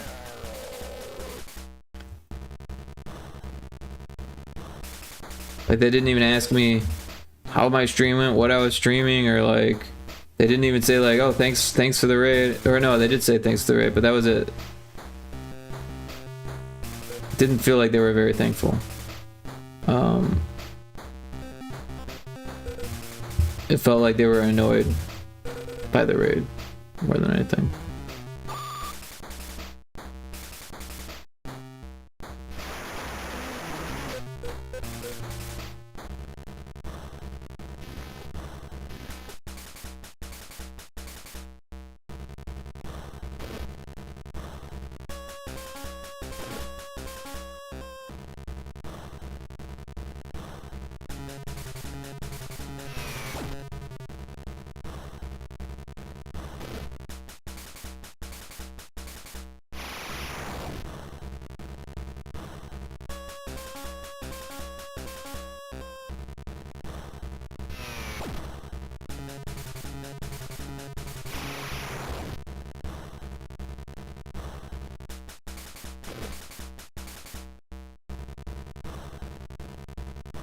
Oof, that's rude. It's not hard to say thanks for it. Yeah, yeah. Well, no, they did say thanks, but that's all they said. That's all they said. It was like that was it, and then on to whatever they were doing. Like they didn't seem excited at all. They were just like, thanks for the raid. Move down. Not that I need like shout outs and like all that when I'm just gonna go to bed anyways, but it didn't make me want to raid them back or raid them again, you know what I mean? And I followed them. Yeah, I raided and followed and like thanks for the raid. I don't know. Not that I like need a lot, but like it just didn't make me want to go back. Oh, I leveled up. Sweet. Let's get that Pyrotoad.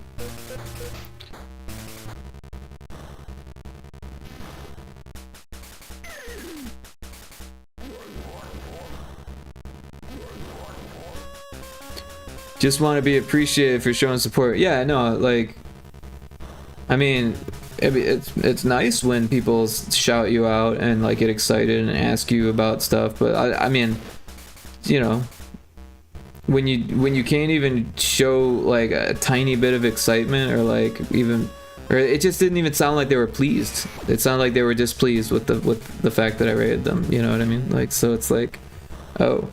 Whenever I get rated, I want to know the people who are rating me. I want to like, you know, explain who I am, what I'm doing, you know, figure out what they were doing. You know, if they're a game dev, I like want to see what they're working on. You know, if they're artists, I want to see that, you know. It's not like etiquette to do that, but it does feel good when people do that. So like, I try to do that too, you know. I want to be what I want to see, you know? That makes sense. The golden rule, right? Treat others how you want to be treated.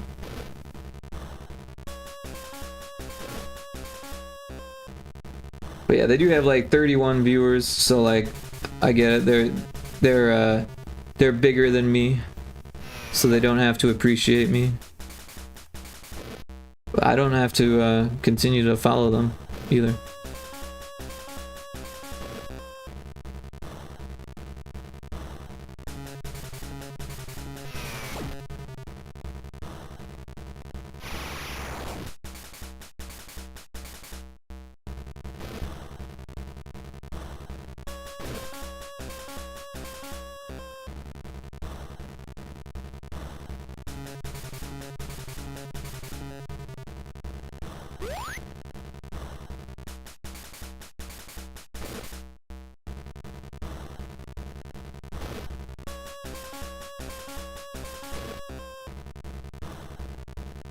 But it looks like Rhubarb is on.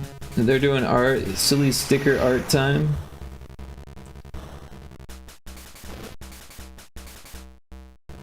They've got a cat cam.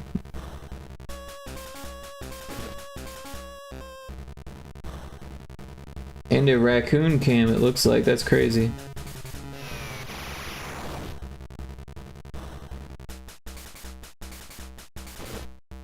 Are we gonna survive this battle?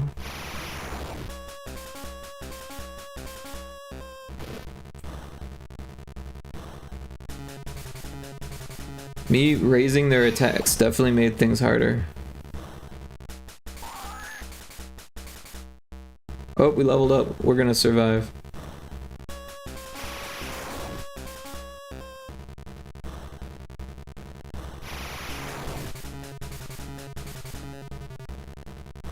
I don't know who that is.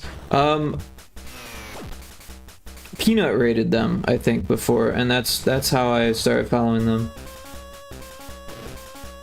But I've been gifted subs to their stream before. They've got cute emotes.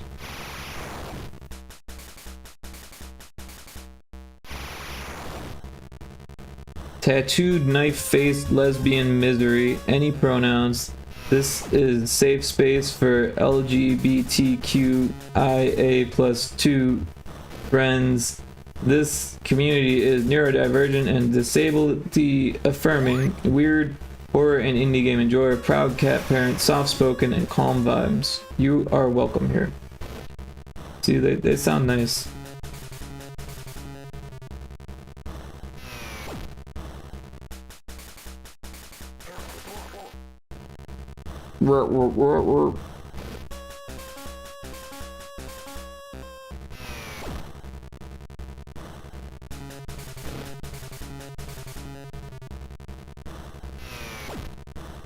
They do have 57 viewers, but I'm pretty sure that they're like nice regardless of the fact that they're large or that they're getting big. As one should be.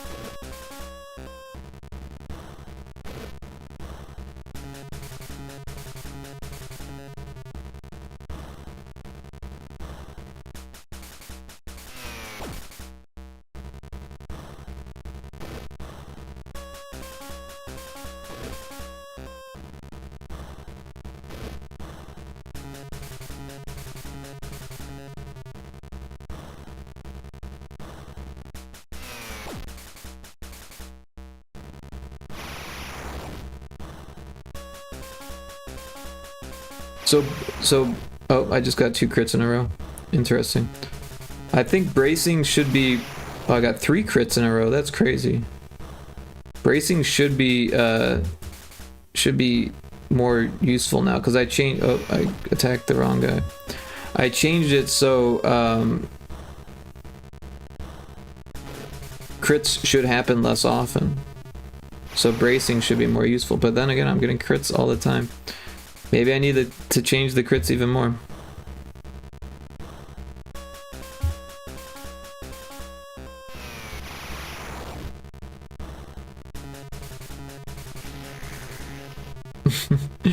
Oh, I level up again.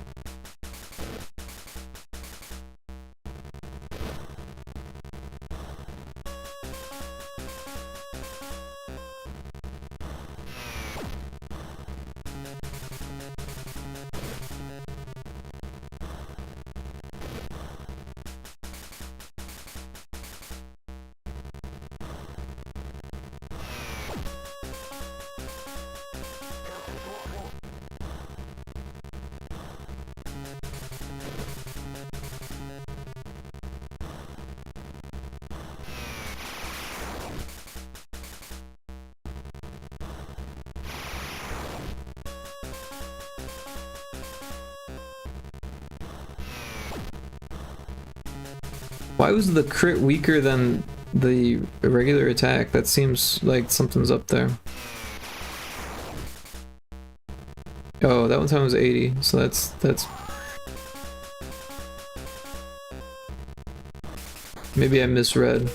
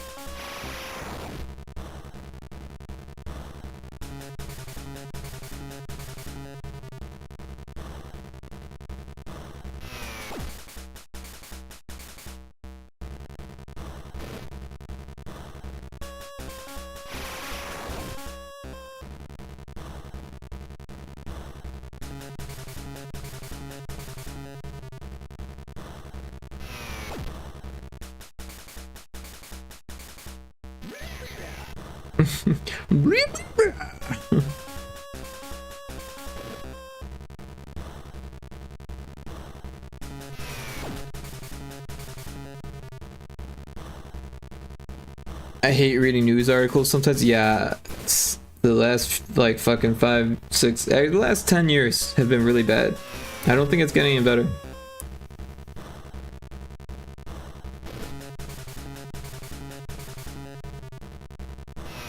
Yeah, about 10 years ago it started to get real bad.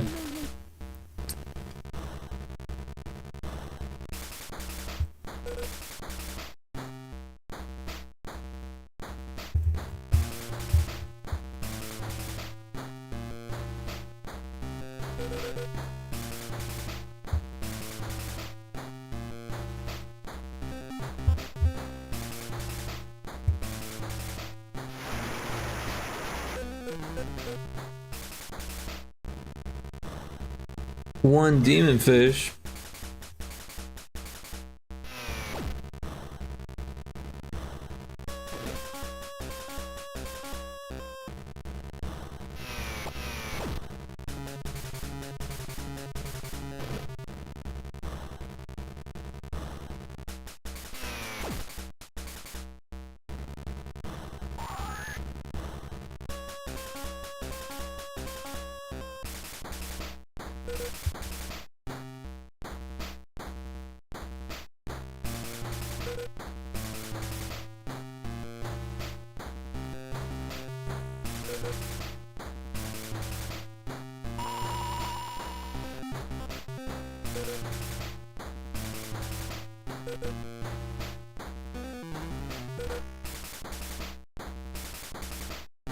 There is this weird row of pixels. I don't know why that happens.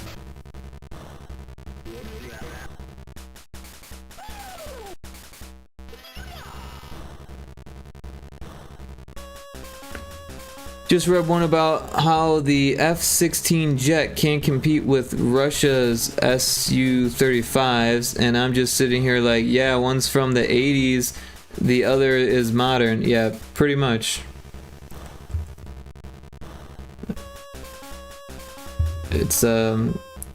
It's written in a inflammatory way, right? Like, Russia's jets are better than the US's, when really it's like, new jets are better than old jets. Yeah, it's pretty dumb. But we probably still use F-16s, right? Probably not for a lot, but we probably still use them. Or maybe like a modernized version. I don't know much about jets. The F-16s, those were like Top Gun, right?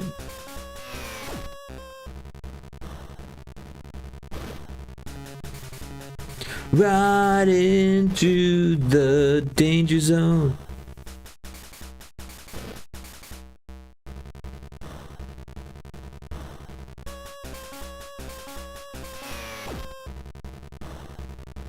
Catch you later, blobfish. Blob nose.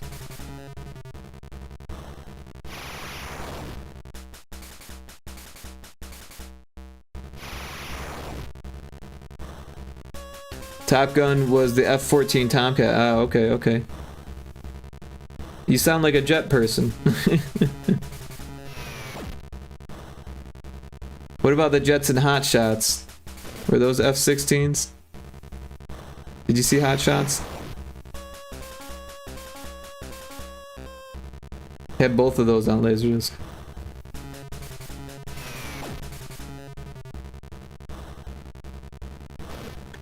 I remember we were watching Top Gun, and my grandparents had their fifth wheel, you know, like a camper, in the driveway, and my dad had the you know, the windows open because it was summer, and he had this surround sound system, and he'd crank it in the middle of the night, and fucking we were watching Top Gun. And the next day, my grandparents were like, we thought there were jets flying over the house.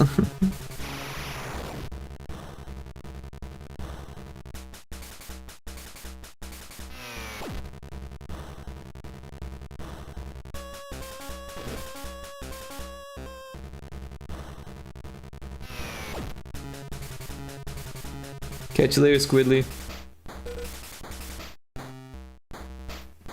Did that not fish box it? Alright, that was a Squidly battle with 3.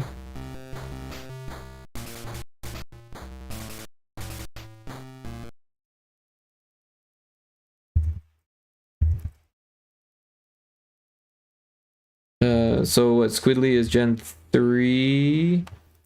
Gen 3 battle of 3 fish didn't go to fish box. Want. Squidly made no death sound.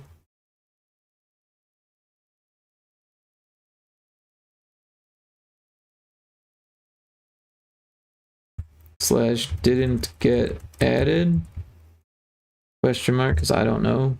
I'm not keeping track of the fish box. That would take a lot of work.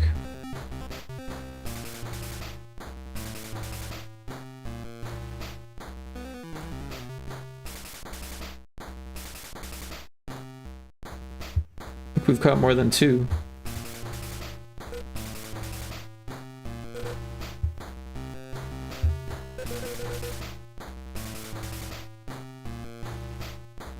Hot Shots the parody? Yeah, Hot Shots the parody. What, you don't know the movie? It's fucking fantastic.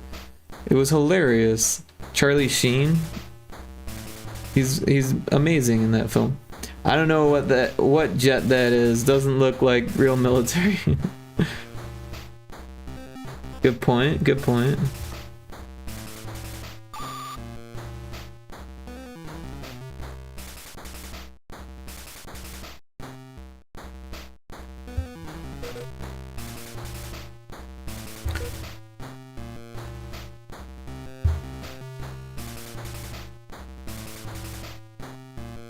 What was that stealth spy jet?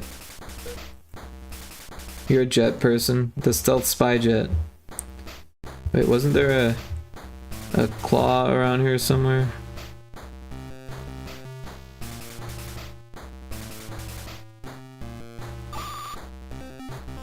I've never watched it. Should I? If you like to laugh, it's hilarious. Did you watch Top Gun? Because if you didn't watch Top Gun, you won't get half the jokes. But if you watch Top Gun, or It's like a 90s thing. So like they make fun of like Dances with Wolves. They make fun of Top Gun. I'm sure there's other ones, but mostly it's Top Gun.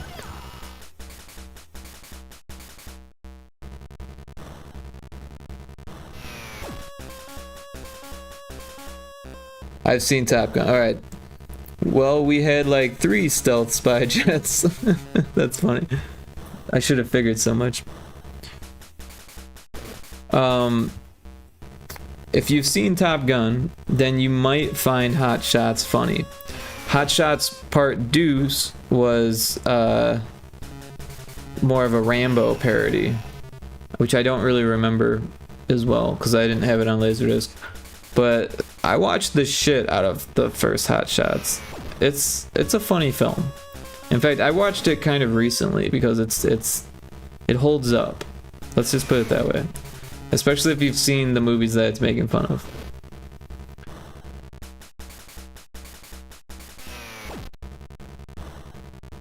But mostly it makes fun of Top Gun.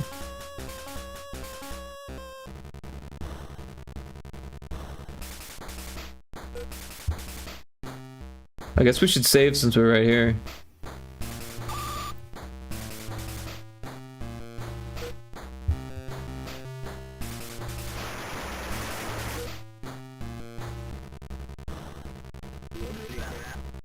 Blah blah blah blah.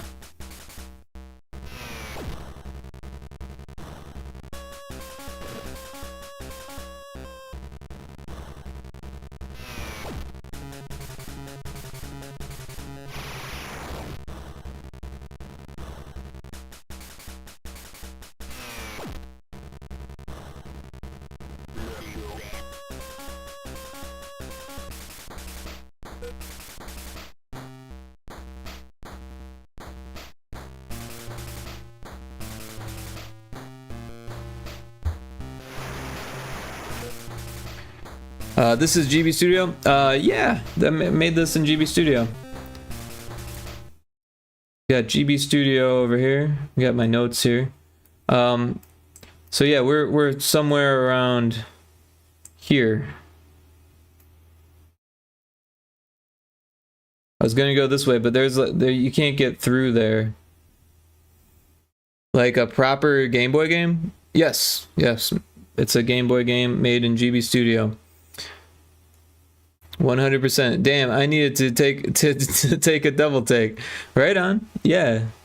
Well, I appreciate you being here. Welcome in, by the way. We are a Game Boy dev. I'm a Game Boy dev. I'm working on a few different projects right now. I've got Pyrotoad with Johnny Manjiro. He's the designer for that.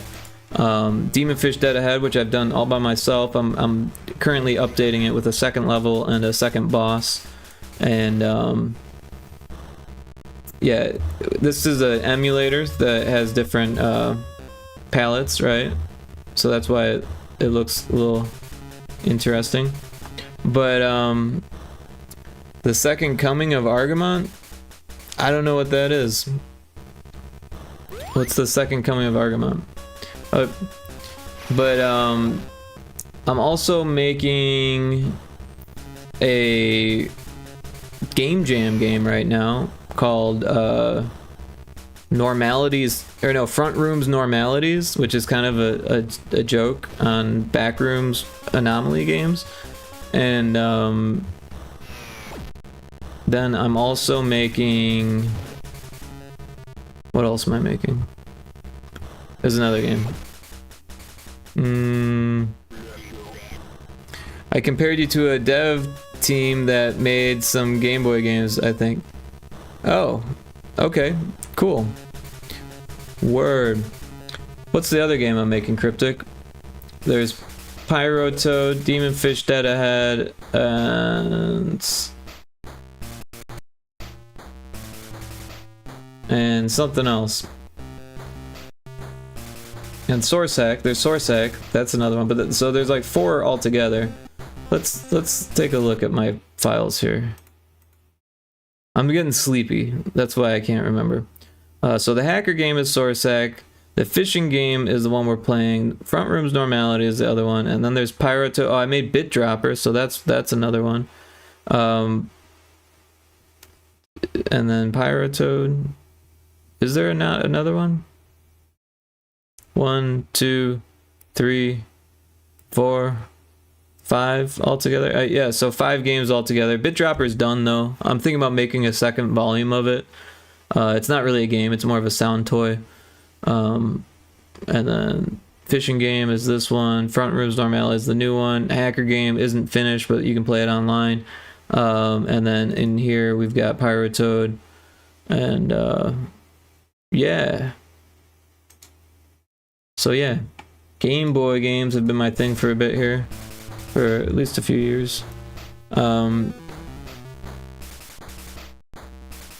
I don't know if they made more than one, but they're really good. Made Star Fox 2. Sorry for the rambling. Oh, right on. Retro Spaceball or Blast Orb. Oh yeah, so I also make games that aren't Game Boy games. So Retro Spaceball is a non-Game Boy game.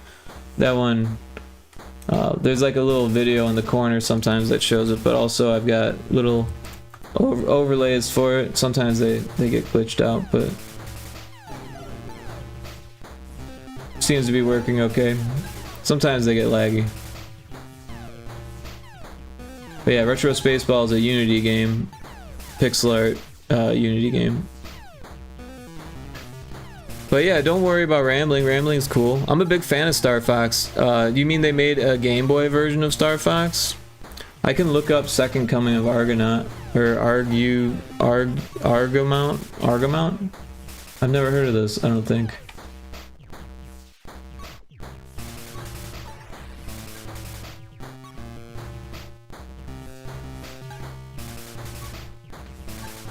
Want long or short story about Star Fox? Whatever you want.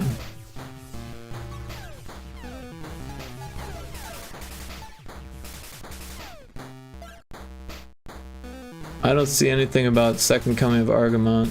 Maybe it's spelled differently. Argamount.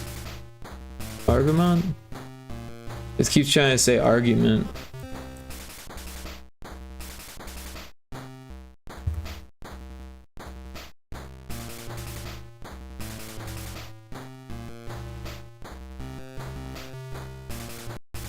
Yeah, I'm not seeing it. Seen a lot about the Second Coming of Christ, which is not a game.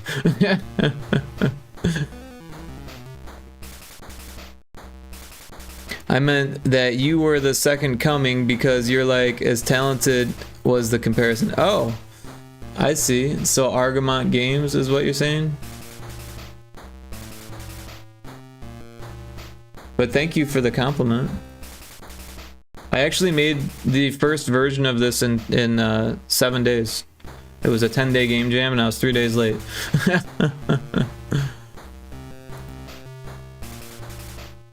I don't see Argamont though. Maybe it's spelled different. I'm seeing argument.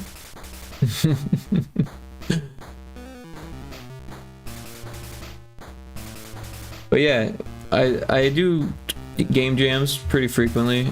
Source Hack was a game jam, but that was a three-month game jam. I'm in a 3-month game jam right now. This game has nothing to do with that, but that's what Frontrooms Normalities is, and it's not finished. But yeah, I've got a few different projects that I'm switching between right now, and then Source Hack's kind of on the back burner. Retro Spaceball's kind of on the back burner. I worked on a game. I actually managed a team for a Unity game called Little Screamies, which is on Steam. It's you know, it's kind of a kids game, but that's what we were hired to make, so we made that, and it turned out okay. It got, I think it has 26 or 27 reviews, only 2 negative. Someone thought it was too much like Poppy's Playtime, and then the other one, oh, I went the wrong way. This wasn't supposed to be that way, but it's like that. I think I need to fix that. I should put that in my bug list. Then the other review was like So I think someone on Steam is like using some type of Steam DB or something like that to find games that had low concurrent users when they shipped, and then having AI write a bad review about them, because it was all talking about how like low poly art style isn't appreciated, and like our game is kind of low poly, but it's not like low poly. It's not like we're low poly. It just has some low poly elements to it.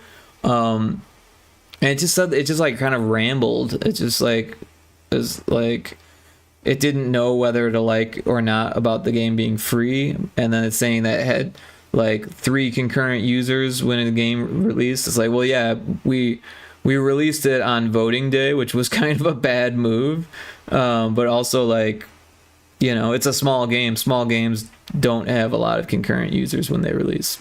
That's just the way it is. So yeah, I think it was an AI review. But yeah, let me write real quick that the map has a dead end. Map has inadvertent dead end, because that is a pain in the butt. Let's get the music back on. Okay, let's read what you wrote here. Basically, they didn't have a dev kit for the Game Boy, so they reverse engineered it and made a vector-based 3D game for Game Boy.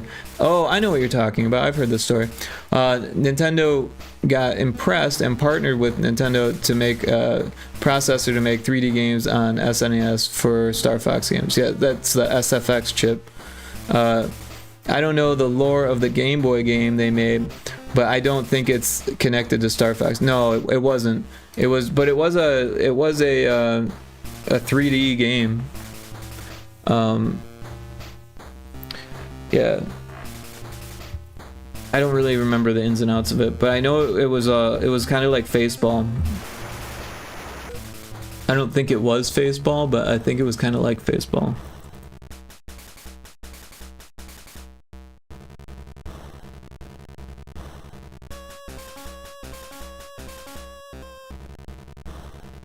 Let's see if we can find it. Well, here's a video of Faceball. Oh.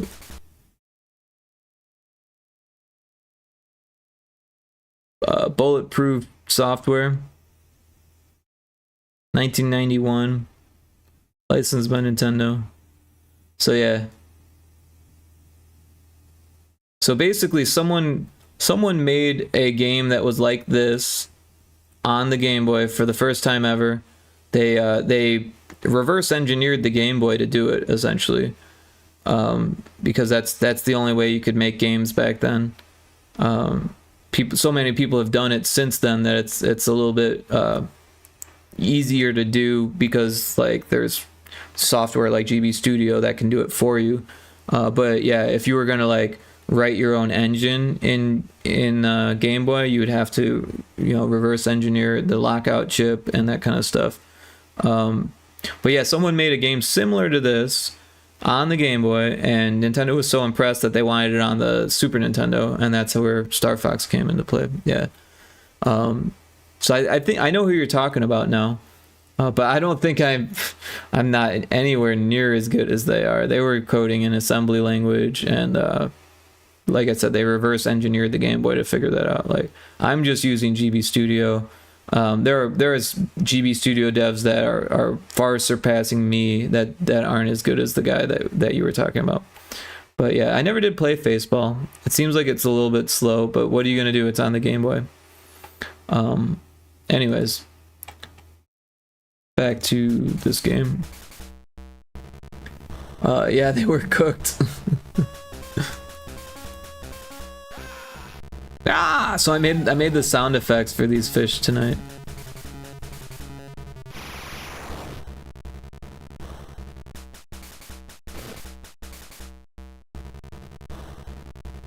It looks like a Backrooms level. There you go. The account had like 12,000 reviews. Oh yeah, the bot account, yeah.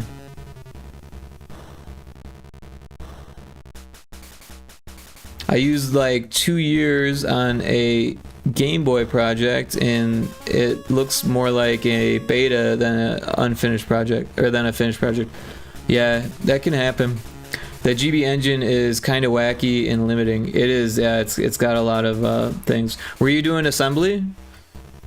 Were you doing like, was it Z80 assembly? Like went low key crazy. Yeah, I like went low key crazy. I hear ya. I hear ya. Nah, I use GB Studio. Oh, GB Studio. Okay, so GB Studio's actually gotten a whole lot of updates, and it's like getting way easier. Like way easier.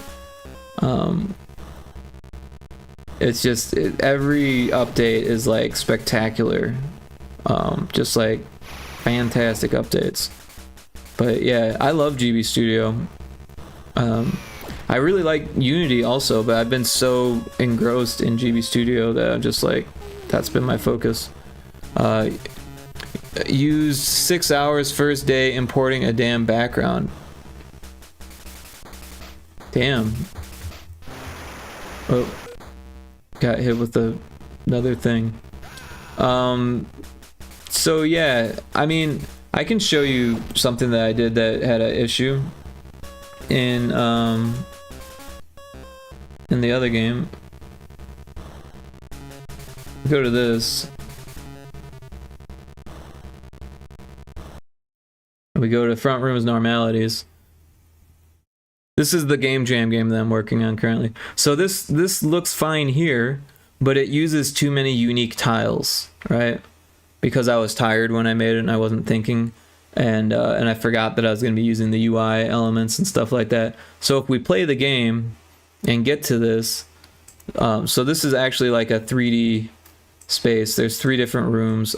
So right now I've stacked these so that way we can see which room you're in, because all the rooms look the same except for these first 2 walls. But yeah, it takes a second to build here. But yeah, I made this in a few hours, 2 or 3 hours on stream. Yeah, here's the.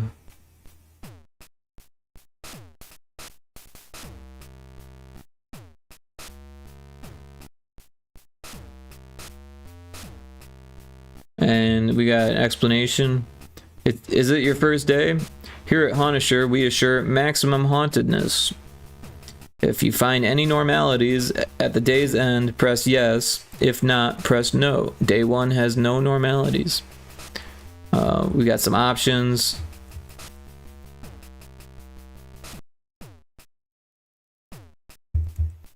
And then we can start the game. And yeah, so this is the first room. And if we go this way to look at the picture, all the background tiles at the bottom are garbled because all of this dithering and stuff took up way too many tiles. It ran out of tiles, and it's got some garbage tiles here, and then it started reusing tiles here. And so I'm gonna have to go through and fix those, but it shouldn't be much of an issue. Just haven't gotten to it yet. Can't go backwards, but you can go forwards. The next room, same thing. And then once you get to the end, then you decide, was there anything normal? So what I'm going to do is I'm going to swap out rooms with ones that have one thing that's not an abnormality, right? And not an anomaly. So if you hit no, you can go to the next room. And here we are. In the next room, we got 1 right out of 10. If you keep going through, things are going to change, and then it'll ask you again. If you say yes right now, that's the wrong answer. Then it resets it back to 0.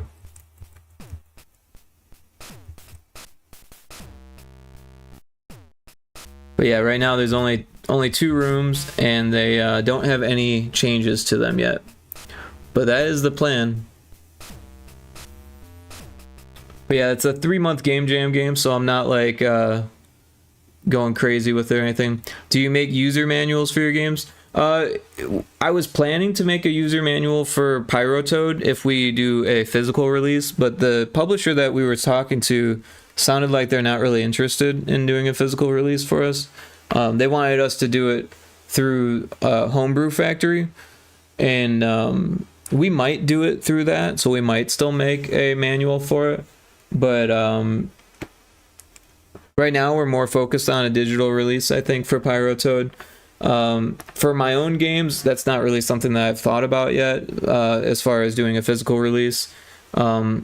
I probably could do a manual for like itch, or even have it like on Steam, but I'm actually still planning to put stuff on Steam. I haven't actually put any of my own games up on Steam yet. I have a Steam page for Retro Spaceball where you can wishlist it, but yeah, I will always make manuals, even if only digital.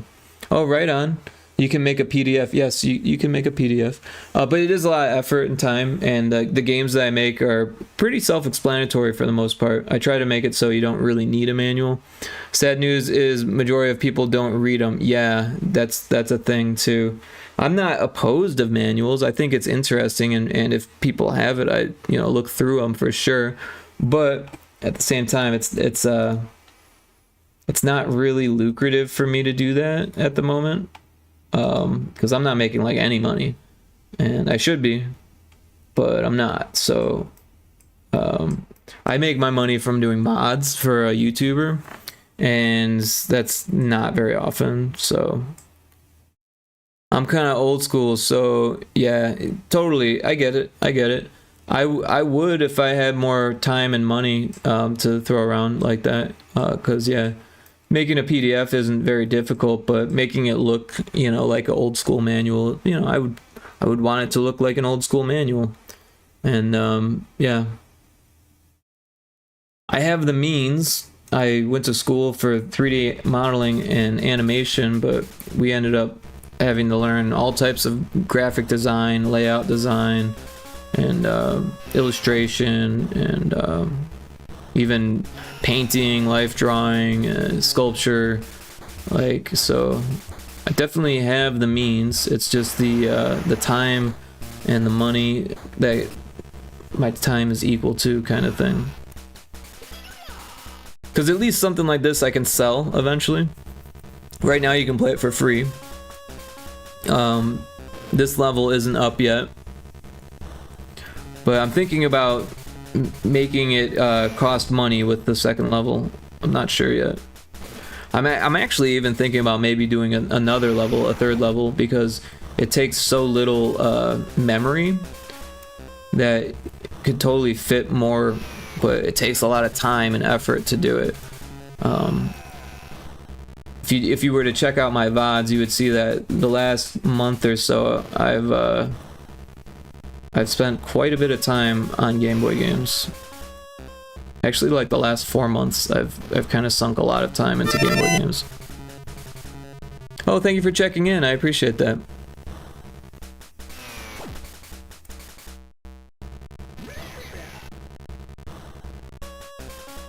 Oh, we got ad in progress.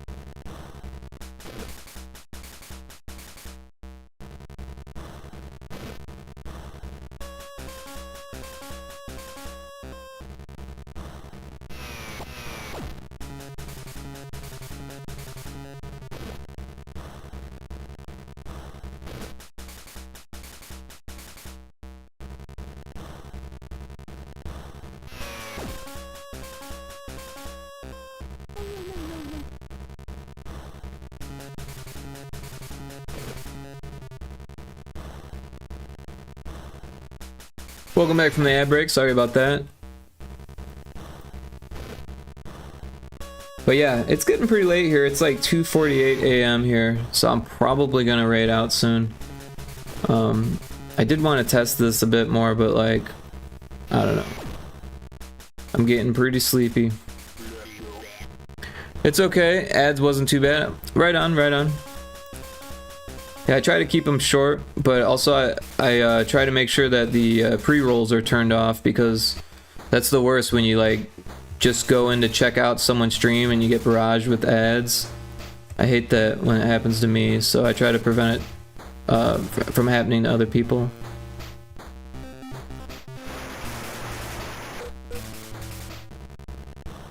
This level is a bit of a maze. Yeah, I usually skip those streams. Yeah, that's like the worst, when you're just like, you don't even know if you want to watch the stream yet, and then you've got like ads. Or again, the same situation, you're in someone's stream and they don't have the pre-rolls turned off, so when you refresh the stream, or like you click on a link or something and accidentally or whatever, then you have to watch the ads again, and it's like so annoying.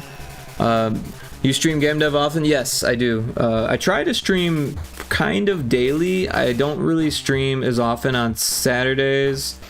But yeah, if I do on Saturdays, it's later. And then yeah, I don't really stream too much games.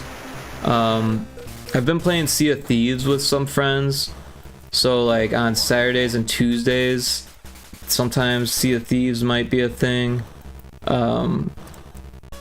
Yeah, I do play games from time to time, but it's mostly game dev. That's kind of my jam. Also pixel art, lots of pixel art. I'll see if I'll do a game dev over the weekend if I get time. Oh, cool. Yeah, so Sundays I try to go pretty much all day. I think last Sunday we did like a 12-hour stream.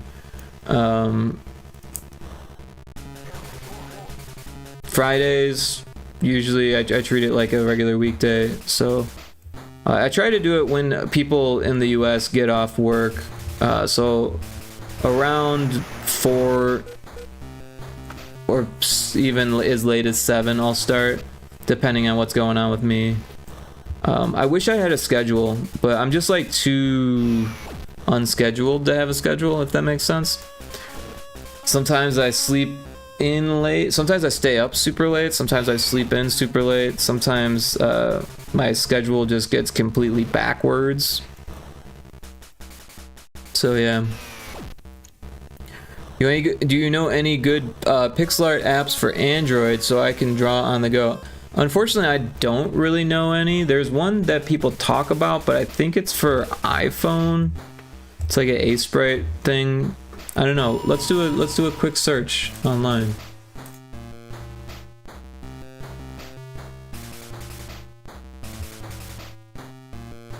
I don't really use my phone for pixel art too much. Oh, Resprite. So Resprite has an Android one, and it is a lot like A-Sprite. So yeah, I would check out Resprite. Resprite. I've heard about this before.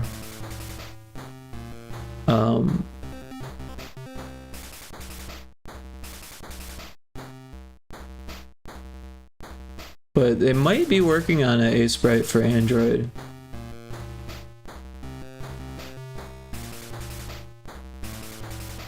Someone's working on an iOS port, but it seems like a lot of work.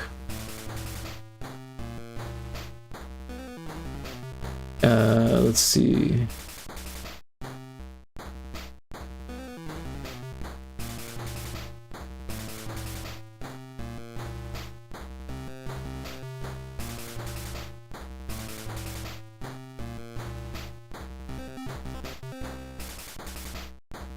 So it looks like A-Sprite is trying to do Android and iOS, but it's not working out terribly great for them.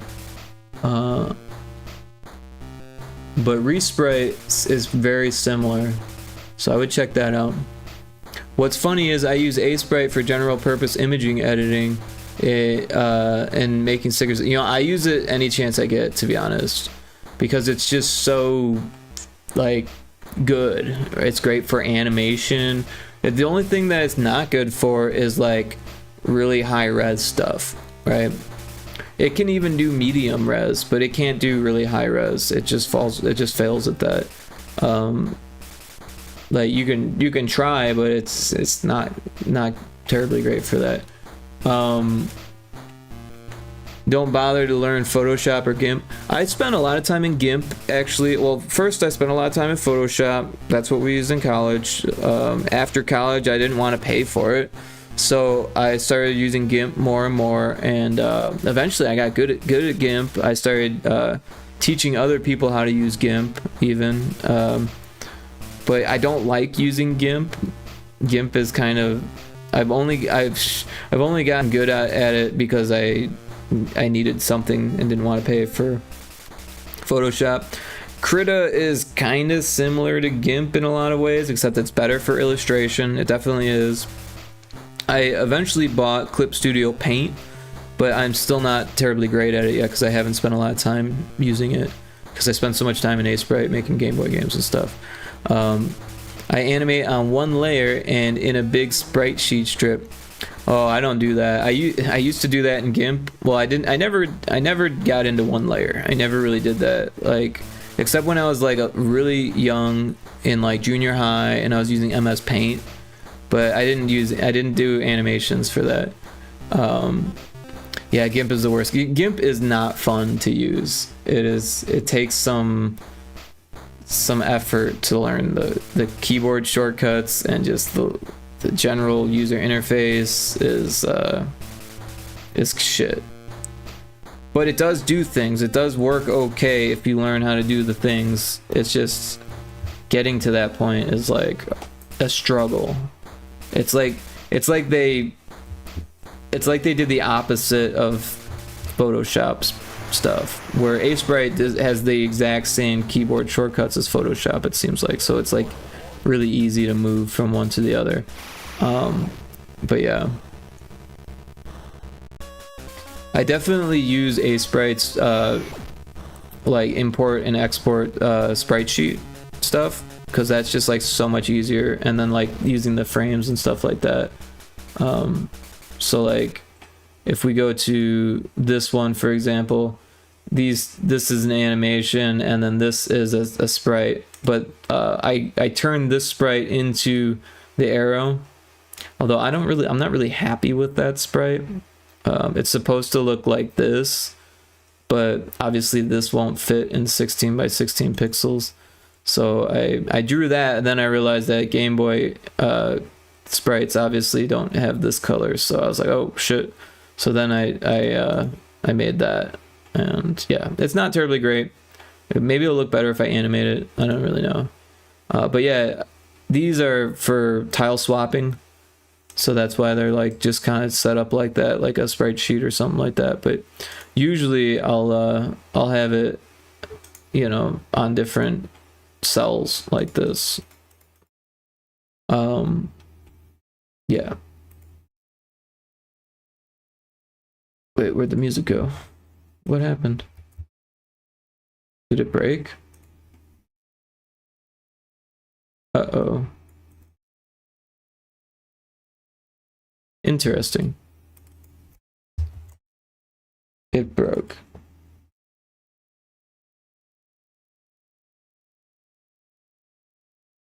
Oh, cancel. I somehow enabled color mode. Hit the color mode button. Anyways.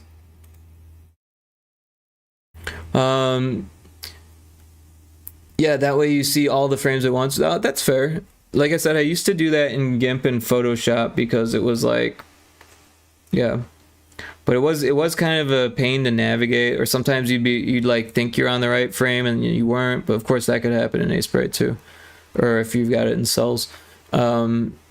Yeah, GIMP was difficult to learn. Yeah, I know, it was very difficult to learn.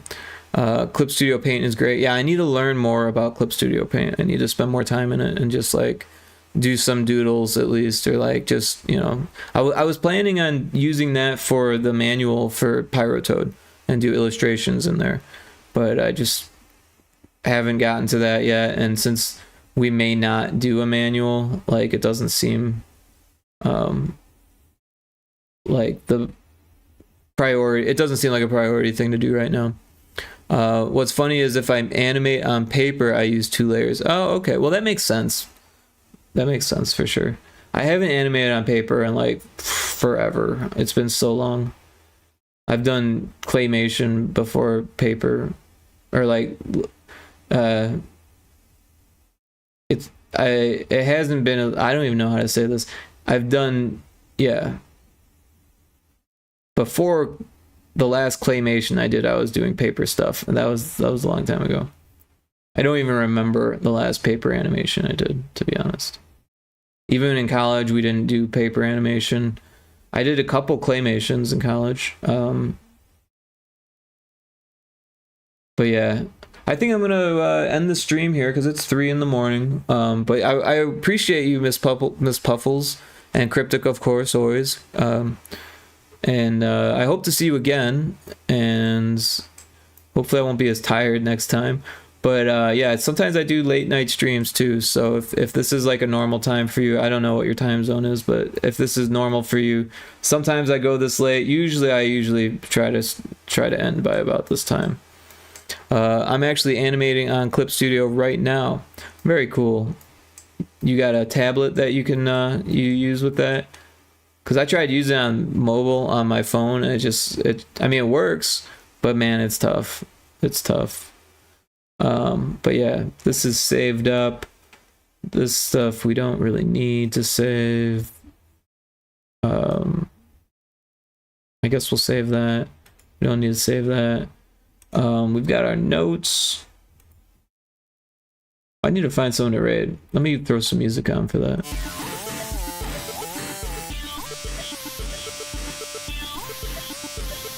I'm glad I caught the stream. Yeah, Tablet. Yeah, I'm glad you caught the stream too, Cryptic. Always appreciate you hanging out, lurking and stuff. I'm sorry to hear that your stuff at work is freaking out. You got craziness at work. But yeah, where is some? Oh, I think we're gonna raid Rhubarb. I don't know how late they're going. They're already 5.5 hours, but I'm at 6:23. But they're cool. They're an artist. I don't really know them too well, but there's not a whole lot of people I know right now that are on.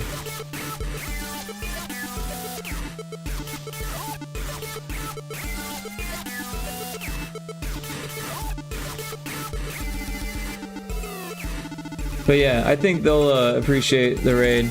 So let's go ahead and raid Rhubarb. I do have a raid message that Cryptic wrote.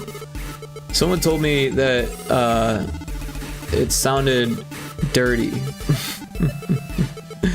Seagoat said that it sounded dirty. But yeah.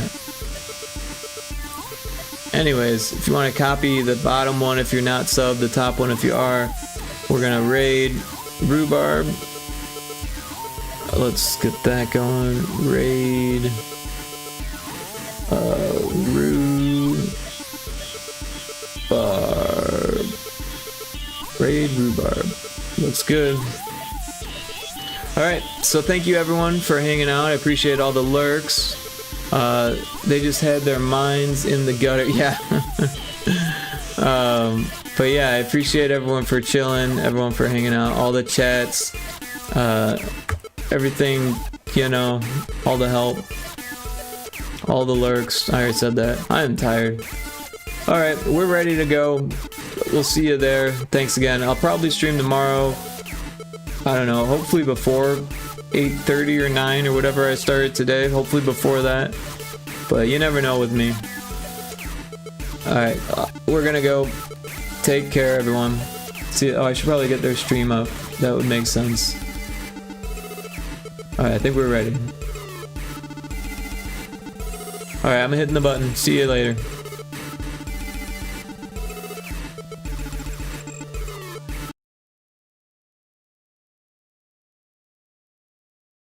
Literally same, Snow.